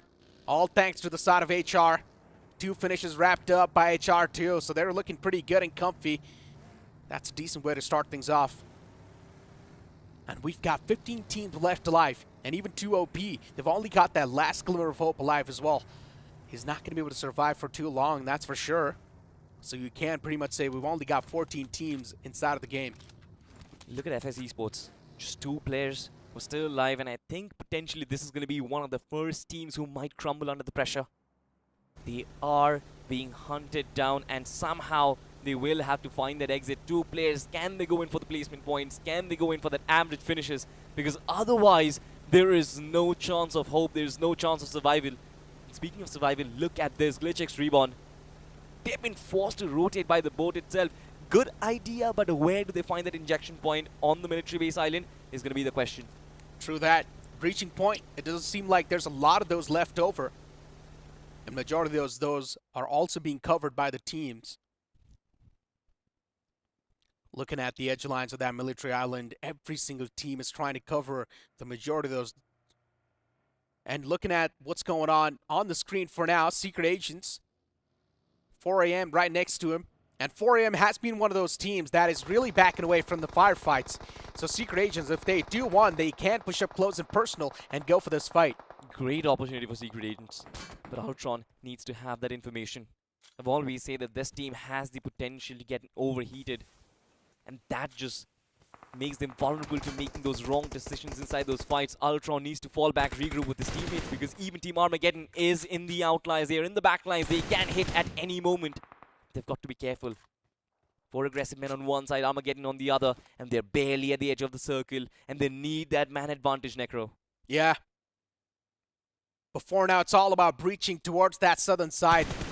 Not a lot of teams are able to make it towards that southern side, and now this is starting to be a big sign of concern. Time's ticking. The zone's moving as well. It's not going to be anyone's friend. It's going to be ruthless, and you need to follow it. Before the side of SA, they've already lost out on Ultron. Yeah, the confirmation follows up as well. 4 AM, slowly and steadily starting to claw up inside of this fight. While the side of Secret Agents losing out on that main string, Ultron not inside of the game. It's going to hurt them. It's not really a secret. We all know that once Secret Agents start getting amped up, they always try and get those finishes. And I think this is one of the reasons why 4 AM could actually get the benefit out of it, could take the advantage of that weakness. And now I think for Secret Agents, this is a very tough time because you are being sandwiched by two different teams and 4 AM is charging up against you. Look at the utility usage. The artillery strike does come in. But as of now, another knock is required for 4 AM to successfully go into the fight. And finally, Pradhan actually goes in for the move. The tires have been blown apart, but he finally has been stopped as well, Necro. Yeah, it's not looking too good. Pradhan almost on the verge of being kicked out of this game themselves. Before the side of Secret Agents, yeah, slowly and steadily, the opponents are now starting to feel comfortable, and that's not a good news. Secret Agents, all the three players in that one single building, that means there's not a lot of that breathing space left over, and they might just start to suffocate to death, and this is what I'm exactly talking about. Armageddon, from the surroundings, even they start to strike down the players of Secret Agents as Pradhan gets knocked out, and all thanks to Gaines. It's got that nice off angle to play with. And now Secret Agents, of course, there's a high chance they might just crack under that pressure. There's too much pressure on top of them. Exactly, and I like the fact that Armageddon, they're Oh just my God. waiting. A nade comes in from Maverick, another one to kind of double it up, and if it lands on top of Atlas, I think it will be lights out for Secret Agents. Dreams can be broken, it can be shattered, but this man has been the last ray of hope for Secret Agents. And I want to see something special. And look at Armageddon. They finally strike. They realize that this is the right opportunity, but they could not get in the finishes. Atlas has been confirmed by Gaines. But now 4 AM versus Armageddon. Is this a fight that this team should take? Yeah, 6 Iliums already accumulated. They're looking pretty good. Armageddon, it's going to be a 3v3 fight. And considering they're also looking much more confident, in my opinion, it's a good fight to take. 4 AM is one of those teams that's not being confident in their firepower, so you can't say it's better to press upon the charges and try and eliminate such team. They have been doubting themselves throughout the entire day. And look at Gaines. This off angle this man's got, it's really providing them some valuable intel. At the same time, it's giving them the openers. And Gaines right now spots out Maverick. Some crucial damage dished out. Maverick is still good for now, though. It was just a little bit of a tickle upon him. Gaines has been the main fragging man for this side, but look at this on the other side. Glitchix Reborn finally finding Team Storm, getting the first knock for themselves. Sekiro in the front lines, barely finding their space in the edge of the circle, but once they find the knock, I think they might just be able to push up. There is no other team, and I think Glitchix Reborn with this rotation can get themselves some valuable space inside the circle, but look at Venom. The spray could have been deadly, but finally missed some shots, whips out over there, and there is another lifeline for Glitchix Reborn. Yeah, I missed all the shots, actually. Hitman down and dusted. And now the side of HDR taken down to a two-man squad. Venom and Ace, the last two remaining players. And HDR, considering they are inside of that military island, you can't still say they're looking okay. Not in that good of a position, though. That's a whole nother story. But still, they're looking decent. Team Zero, I mean, they dropped in all the way towards Ruins and Water City. And now they've moved down south inside of that military base. So at least they found that clean rotation. And they're also in the smack center of that circle. So they're looking pretty comfy. Nobody's comfortable inside this lobby, Necro. No one is comfortable inside this lobby. True. Because the overall standings, the heat from it, everyone can feel it. It's been a long time we haven't seen Heroes Gaming as well, who are right next to Team Zero right now. They've got the favorites of the circle, and it seems like they might just be able to take a fight. I mean, I just saw FS Esports all the way out in the blue. I'm not sure what that team is doing. It's a big question mark. A late game rotation trying to be pulled off by the players, but I'm pretty sure the later they rotate, it's just going to get even worse. FS Esports, they need to be a little bit more quicker. They need to capitalize as quick as possible. This is not going to cut it. Next circle shift is going to be there on the screen soon enough, and it's actually going to shift down south right on top of the side of Team Zero and also the side of 8G. But out of nowhere, JD Gaming is also present. Jubilant Divine will have to find that opening, but they have the nice little corner, the southwestern corridor, all for themselves. But if Team Faith decides to charge up on them, I think that will be a different story altogether. But look at how long Claw has been holding that bridge lines for a while. It has forced Team Armageddon to kind of take this fight, because otherwise they would get obliterated. But I love Password's position. It is really good. Man's holding an off angle. He's got so much information to play with as well. Oh. And now finally catches one more man. But with that, Password position is also revealed. And there's 3 players in the front. Password, he needs to be super careful. Goes inside of that building this time. We see the positions being switched up. And now it's going to be the one to contest the prime spot. But still, in general, both these teams are outside of the zone. Armageddon, even they're starting to feel the heat now. At 4 a.m., we thought this team is probably going to be the one to lose out in this fight. And so far, that's what is exactly happening. Armageddon, they've got the advantage. And yeah, eventually, 4 a.m., they have been eliminated from the game. These 3 players, they're looking rock solid. But on the other side, Team Faith versus Jubilant Divine. We have been talking about this. Jubilant Divine, they had a great space for themselves, but it seems the Team Faith, they're looking to invade and they're looking to strike. Another player falls down, but look at the trade-off. Spear RX has been brought down, and it's not Jubilant Divine. It's actually Zenitix. That is true. Faith Esports, a team that has been super consistent inside of today's day. They did get one chicken dinner, but then after that, we haven't seen Faith Esports on the main limelight. Even this team needs to wake up. As you mentioned, even Jubilant Divine, this game's going to be really important. Taken down to just that one single man. I'm not sure for how long he can keep himself alive and his team's banner alive. But no matter what happens, Jubilant Divine, they should be surviving at least till the top 5 and get some decent elimination points to just keep that spot pinned down. And so far, they've only gotten 2 elimination points. One big concern is still going to be the fact, how is Armageddon going to cross over? Because finally the circle has dished the mainland. But now look at this, what is happening in front of our screens, the bicycle. Yeah. Interesting way to rotate, right? You're not really giving away a lot of sound, but you're also going to be quite vulnerable if there are going to be a couple of foes around you. But luckily enough for the side of HR, there's no one there. And they straight up just breach inside of that military base. That's even more gutsy. And they actually do find themselves a free building too. So yeah, you can't say that's the added benefit. GlitchX Reborn, another one of those teams that needs this game in the hand. They actually need a chicken dinner too to secure that spot in the top 3. And GlitchX Reborn, they can definitely feel the intensity. Yeah, but with 4 more players alive, I think GlitchX Reborn, they certainly can make it count. But the only problem is for Claw X Pirat, why are they not moving? What will it take for them to get inside the circle is the question, of course. But there's a massive cluster inside of this military base region. You've got Team Zero, you've got Team HR Esports as well. All 4 of them are here. And there potentially could be an urban warfare. This is military base after all. Keep that urban warfare aside. You spoke about the side of Claw Esports. And there's a high chance Armageddon, they're going to clash up against him on that bridge. But looking at this replay, right, this is how the entire fight escalated. JD, they took that fight. They actually did come out on top as well. But then later on, they also got third party by the likes of Faith. And luckily enough, one man was able to escape from that spot. But Faith Esports, some good capitalization on the fly, right? They got the right timing. They did so, but as of now, it seems like Necro, it's a calm before the storm. Another player, Viper, is going to find out players from Faith. Lunatic, they've been on the hunt. They're still in contention, Necro. And possibly another team who can qualify. But as of yet, I just want to see Heroes Gaming.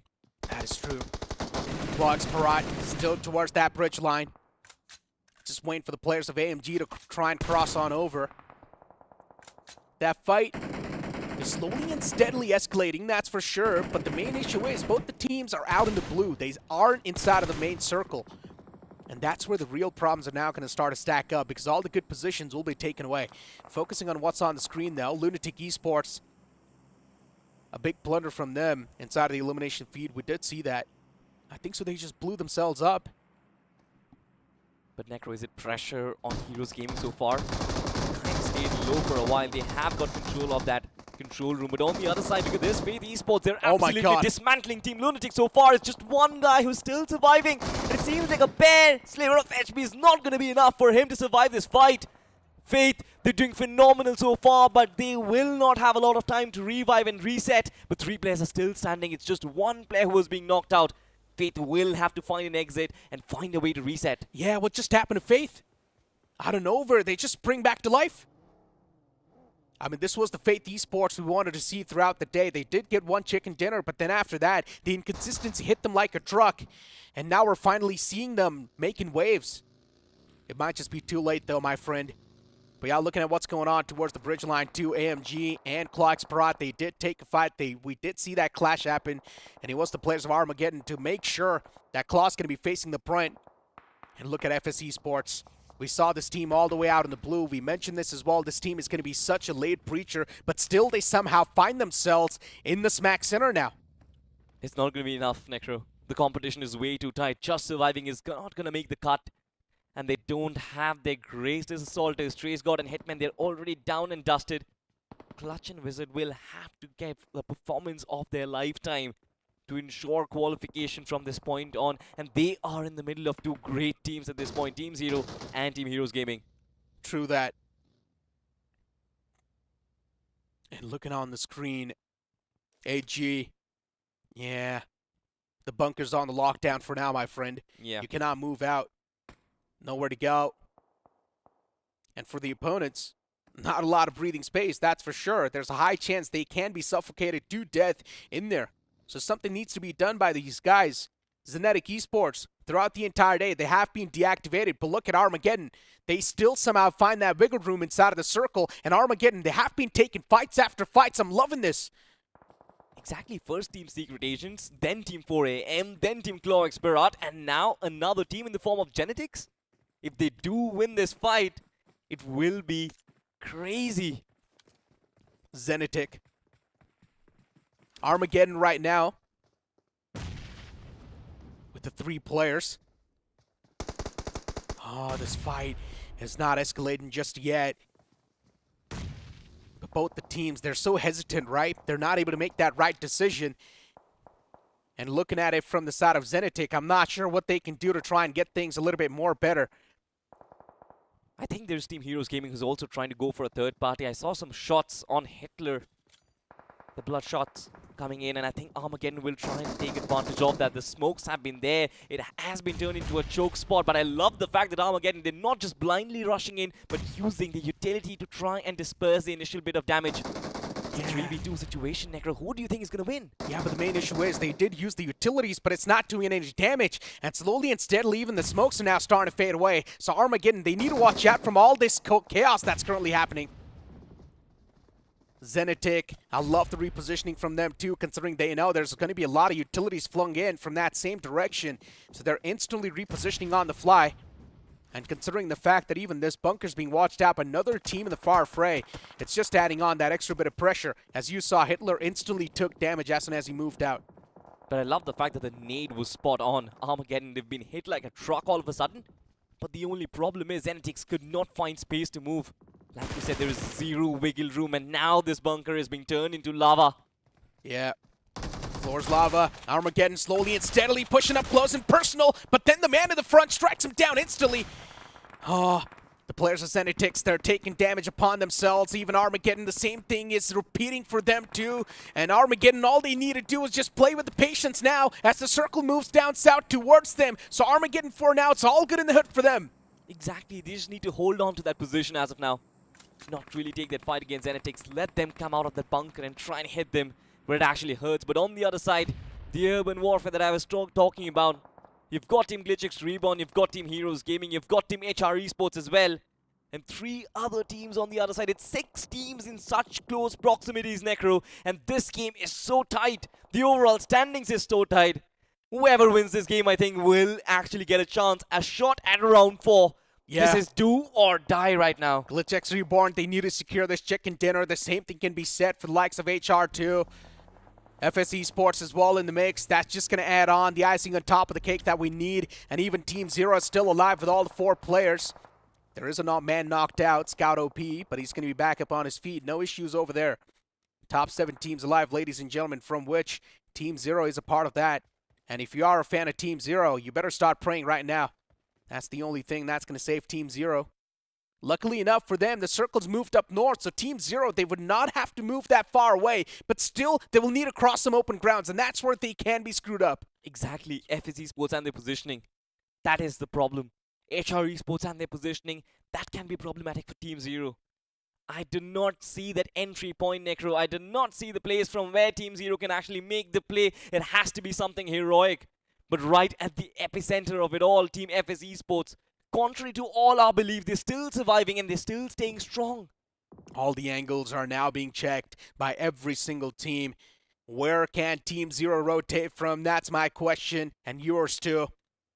They need to utilize some smoke grenades to try and provide them that extra bit of cover, but it'll be soft. Bullets can still penetrate through it.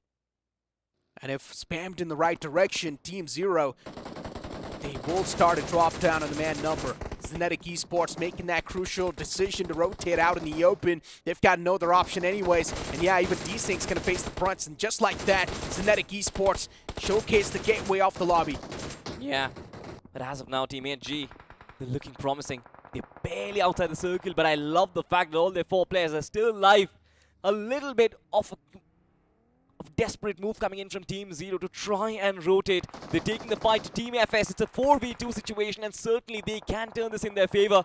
Team FS, they don't really have a lot of wiggle room, not a lot of space to move. The nades did come in, but I'm still waiting for the first initial bit of contact. That is true. FS Esports, 2 of the players still in that dip. All it takes is one single utility to be tossed to perfection, and everything will just play against him.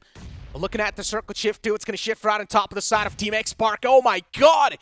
They've got the advantage now. Team X Spark, they're looking really good. All they need to do is just play the defense properly. FS Esports can be a big problem as well. And considering FS Esports, they've got the prime spot as well in their hands. Team X Spark, they would need to try and eliminate FS Esports right here, right now. And slowly and steadily, FS Esports, they are being eliminated as Clutch gets knocked out and another nade sails in. It gets the confirmation. It's all down to Wizard now. Exactly, it's all down to Wizard.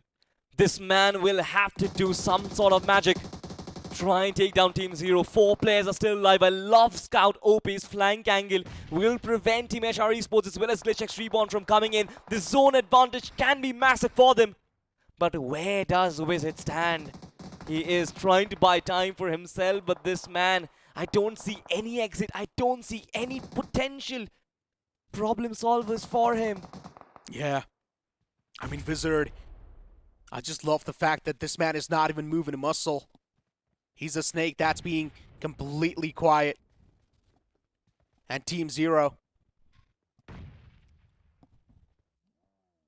not looking too solid. 3 players on that same spot.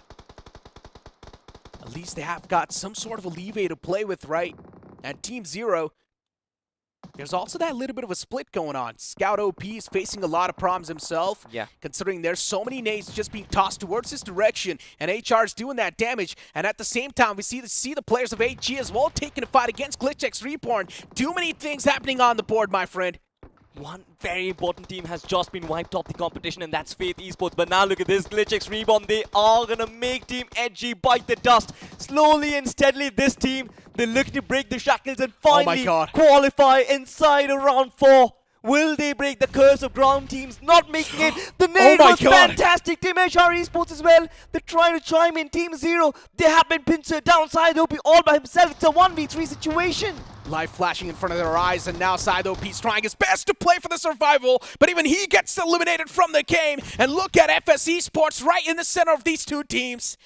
There's a high chance Wizard can be sandwiched, but his position is uncompromised, so you can't say it's all good in the hood for now. But then a nade sails in towards his direction, and that gets the closure. GlitchX Reborn, they need to win this chicken dinner. They've got 8 finishes so far in the hands, and GlitchX Reborn, if they get the chicken dinner, they might just move inside of the top 3. This is what it all comes down to. Even HR, they do stand a chance to qualify. The stakes are high, Necro. The stakes are as high as they potentially can. The pressure on the shoulder of these players, it's insane. This is insanity for now, but this is also the perfect ending for us.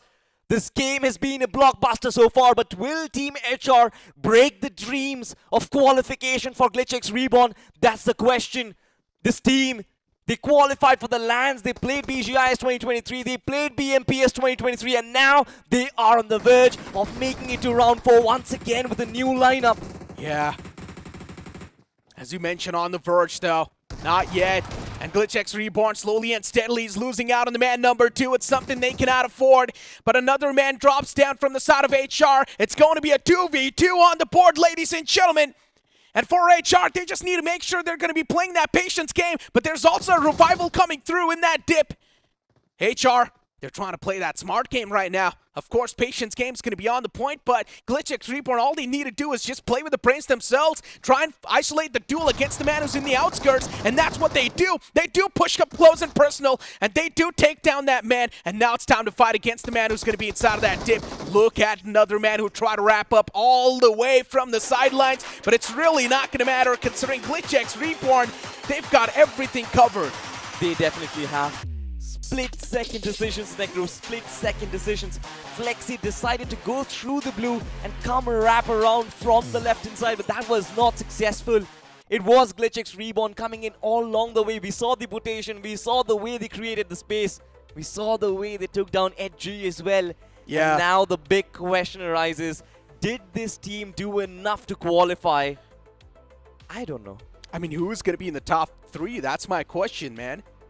Or maybe you can't say even the top 4 because there's a high chance they can also move in from the top 16 to the wild card. But focusing on the top 3 itself, X-Park was there in the top 5. We also saw GlitchX Reborn, HR as well. They had a chance to move in. Man, it's so confusing. Even Heroes Gaming was over there. One thing is for sure, Heroes Gaming have made it. There's no doubt about it. What about Armageddon, who had so many finishes in this game as well? Oh yeah, man. It's super close. It's super tight. And this is what we like, right? Just some points, barely making sure that these teams are not going to qualify. But looking at this chicken dinner moment, GlitchX Reborn, I love the fact that they isolated that fight on the man who was on the top or right next to him, and then later on went for the fight towards that dip. So that's really good news, and the fact that they made that decision on the fly too was a really good thing. Exactly, not crumbling under pressure. But speaking of pressure right now, I think the pressure is on us, the pressure is on them as well. We're trying to do all the calculations. Don't worry, ladies and gentlemen, the scorers are there. We have our experts as well, and I'm pretty sure it's definitely going to be very tough. Like we said, Armageddon racking so many finishes in this game, Necro. Team 0 as well. For them, this was a great game. And then how can you forget FS Esports surviving up until the top 3? Yeah, I mean, FS Esports too, I did not expect them to be there, honestly. I mean, they were all the way on the northern side. I did not even expect them to actually make the rotation all the way down south. How did they even make that happen? That's my question. Both the bridges were being camped by the teams. How did FS Esports squeeze themselves? They squeezed themselves somehow. They squeezed themselves for such a long time. It was just one dip that Wizard and Clutch were holding throughout the entirety of the fight. It was hell-bent left, right, and center, but this team still stood strong. But talking about standing strong, it was just one player, the MVP, who stood strong. Who do you think it's going to be? I think it's going to be from Armageddon. Oh, you think so? Yeah. I mean, Armageddon, they were, of course, getting a lot of elimination points, but there's a chance someone else can be there, too. And yes, it is going to be Gains from the side of Armageddon. This man has been there a lot of the times on the board, and once again, he will be there for his team, just stepping up and making waves. 6 finishes wrapped up, 46% finish contribution, and the map impact of 10%. Armageddon, one thing is for sure, they had a consistent finish, but was consistent enough? Or was a nuclear performance needed? A nuclear performance was needed, but I think this team might just have done enough. I have no clue, Necro, but let's just look at the next graphic. Of course, it's going to be the top 5 performers and Gains. Right at the tip of the top, you've got at 6 finishes, and then right up, we've got 3 players from GlitchX Reborn. Look at that teamwork. Zorupi, Jovish, as well as Sekiro, 3 finishes all across the board. And finally, you've got Ankit from Team HR Esports. I mean, I'm just not sure what to say at this point, man. Looking at these stats slowly and steadily just revealing in front of us, it just keeps on making things even more confusing. But you know what? Let's look at the point standings. Maybe the blurry vision can be cleared up a little bit more as we do see the point standings. 21 points accumulated by GlitchX Reborn. That's a mega performance right there. HR Esports on 14, Armageddon on 14, and Team 0 only getting 8 points. Look, the top 3, I think so. It's sort of clear for me. All right. We will come back to the conversation as of now. Let's just go on and have a look at the entirety of the point standings. So, right, you've got Faith Esports as well. On the other side, you've got Zenetic Esports on 4. Jubilant Divine Esports on 2 points. This is not nice. Lunatic Esports as well. Destroyed in the early stages of the game at 0 points as well. I am not sure, because we talked about 3 teams and the points difference being minuscule. I think this game turns it, flips it upside down. That is true. I'm not even sure what's going on at this point, man. Jubilant Divine, even this team needed to get some points in the hands, but unfortunately, things just completely fell across. But ladies and gentlemen, This is the moment we all have been waiting for. It's time to look at the overall standings of the round 3 for the last time and for this group as well. And the top 3 is in front of us. What? Heroes Gaming is on the 3rd spot, FS Esports on the 2nd, and Glitch X Reaper on the 1st, and Jubilant, they were tied up. But just because the positioning points were more in the hands of Heroes, they qualify. Oh my Metro god. 3 teams on 45 points, Heroes Gaming on 45 points, Jubilant Divine on 45 points, Team 0 on 45 points, HR Esports on 44 as well, Armageddon on 41, Lunatic, they were in the top 3 in the last game. This game, the debacle, destroyed their hopes and dreams, and oh my goodness, what a scorecard do we have. Of course, we'll have to follow up. Secret Agents on 36, Faith Esports on 35, Claw Experat Esports, a lot of expectations were on them, pinned on them, but 25 points is not going to be enough. 4 aggressive men, the finalists of last season, this time around they will be eliminated in round 3. It all came down to the placement points, my friend. Oh my god. This might just sting Team 0 and Jubilant Divine when they find out what exactly happened in the overall standings. But how the hell is FS Esports in the top 3? I did not see them coming there. FS Esports, the amount of points they got from this game was 5. Yeah. Imagine if they were eliminated and they did not get any placement points from this game, they would have also tied up at 45 points. This has been the most intense group of the week, ladies and gentlemen, but also the perfect ending of the most competitive round of this entire BGIS 2024. This is round 3 for you, and this is an ending and a half, Necro. Exactly, as you mentioned, the most competitive round in this BGIS 2024 was definitely round 3. It was the toughest to qualify from, considering only the top 3 will be having a chance to make on forward towards the round 4, and we have been witnessing a lot of these games so far. And I'm not going to lie, we have also witnessed a lot of the upsets. And one thing is for sure, considering the cutoff was not a lot inside of this group, I highly doubt we might just see anyone from this group inside of the top 16. No, exactly right. I was talking about it. I thought that the top 16 potentially might have a cutoff around 43, 44. 45 might just be able to make the cut. I have no clue, but we'll find that out, of course, ladies and gentlemen. One thing is for certain, you will have to go up and follow Crafton India Esports to get to know who will be the top 16, because that is where the overall standings will be kind of published, to get to know which are the teams who kind of qualify for the next round. Make sure and you go follow all of Crafton India Esports and their social media handles. And another good news, even Vikendi is going to be there in the round 4, so that's just going to be the added spice we all have been waiting for. The podcast hours, the good old days, going to be back once again, right? But yeah, focusing on the previous moment that we just saw, man, FS Esports barely making it inside of that top 3 too. This is one of the most competitive groups that we've witnessed so far, but at the same time, it was so entertaining. It was so entertaining. I think this is what BGMI Esports is all about. You know, every single team just giving it their all. Yeah. And I think this will continue. And as we progress through the tournament, I think the intensity is just going to be the rise. There are going to be so many new players who will come and make waves, of course. But the next round, I think, is going to be even more competitive. No eliminations, but there will be certain teams who will progress towards a wild card where it's going to be absolute wild, wild west. It's been a phenomenal day, ladies and gentlemen. I wish you a good night. It's been Super Sunday. I'll see you next week, same place, same time. Bye-bye.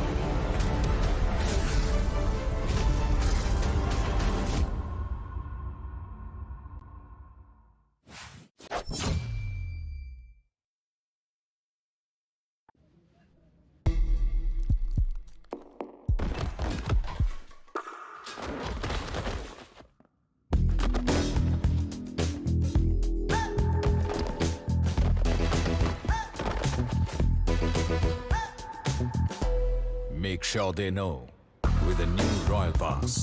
Get epic skins. Catch unique emotes. Collect exclusive rewards. Don't be default. Wear your cred. Battlegrounds Mobile India. ये है बदनसीब लाल। इसने अपना नसीब बदलने के लिए काफी टैक्टिक्स ट्राई किए। अरे यार, कब चमकेगा मेरा नसीब? पर नसीब चमकता ही नहीं, क्योंकि हमेशा थर्ड पार्टी हो जाता है। इनका आज का दिन कुछ टफ सा लग रहा है। Just like every other day.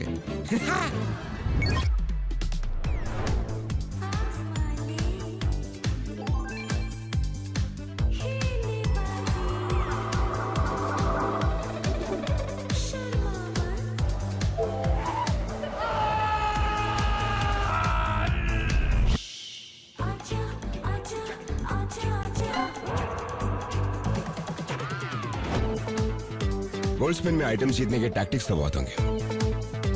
तू मेरी मान, बस स्पिन करता जा। अरे मिल गया।